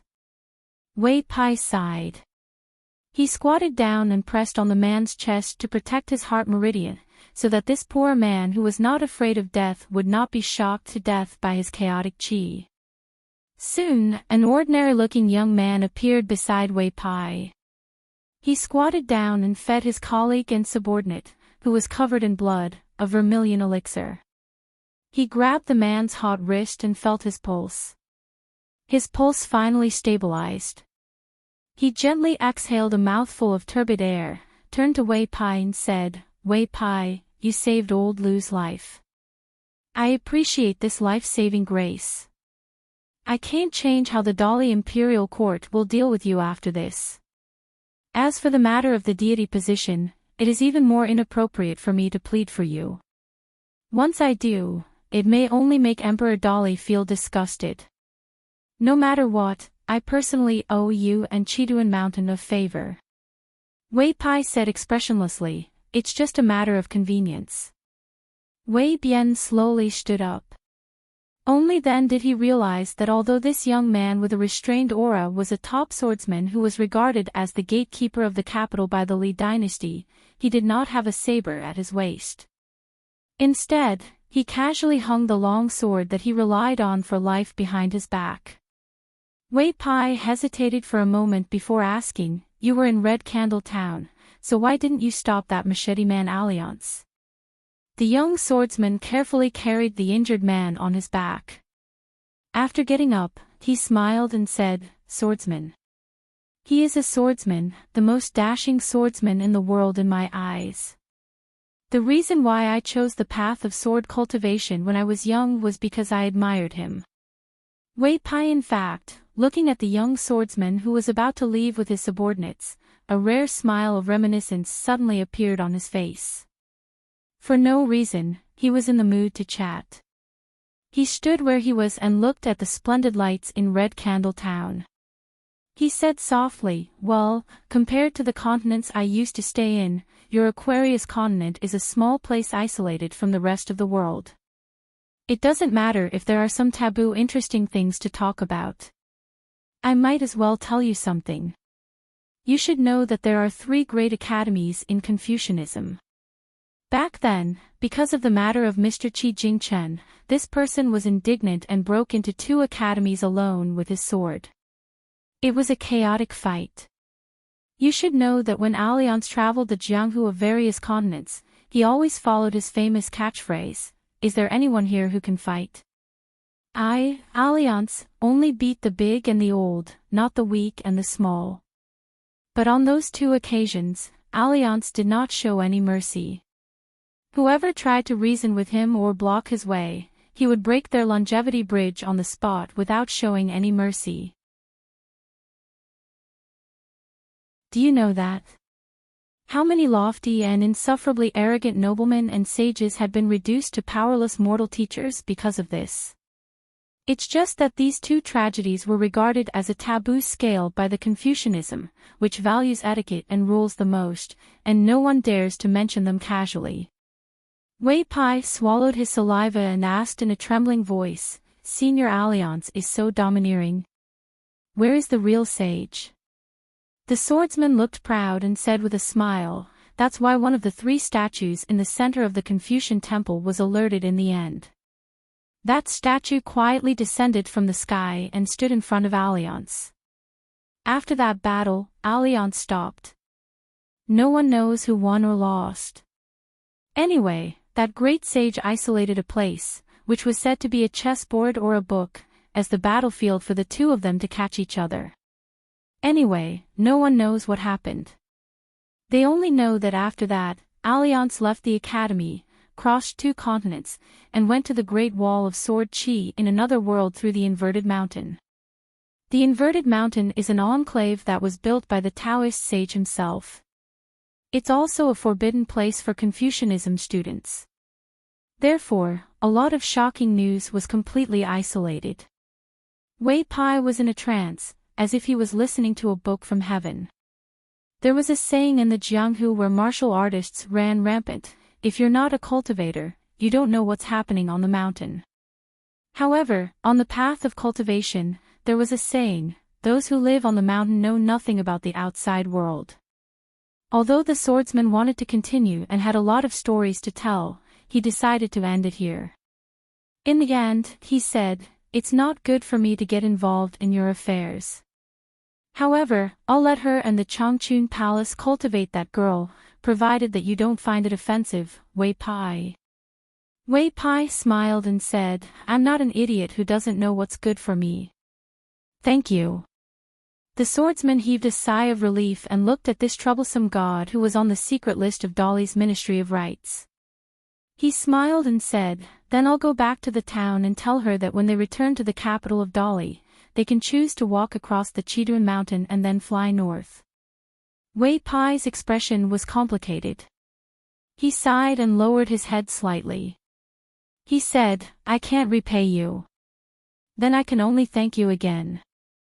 The swordsman from another continent asked in a low voice, "I didn't believe the contents recorded in the Ministry of Rites files before. Now that I've seen it with my own eyes, I have to believe it. Wei Pai, because of her, you've delayed your immortal golden body for so many years. Now you're still not willing to let it go." Wei Pai shook his head and said, "Since I can afford it, there's no reason for me to let it go." The swordsman shook his head and said, "I don't understand." Wei Pai remembered something and was a little embarrassed. He asked, "It's an agreement with Senior Alliance. I plan to go to Luopa Mountain in Longquan County soon." This chapter is not finished, please turn the page. You're tuning into the Journey of the Soul YouTube channel. Don't forget to subscribe and join us on this journey to catch the most captivating stories.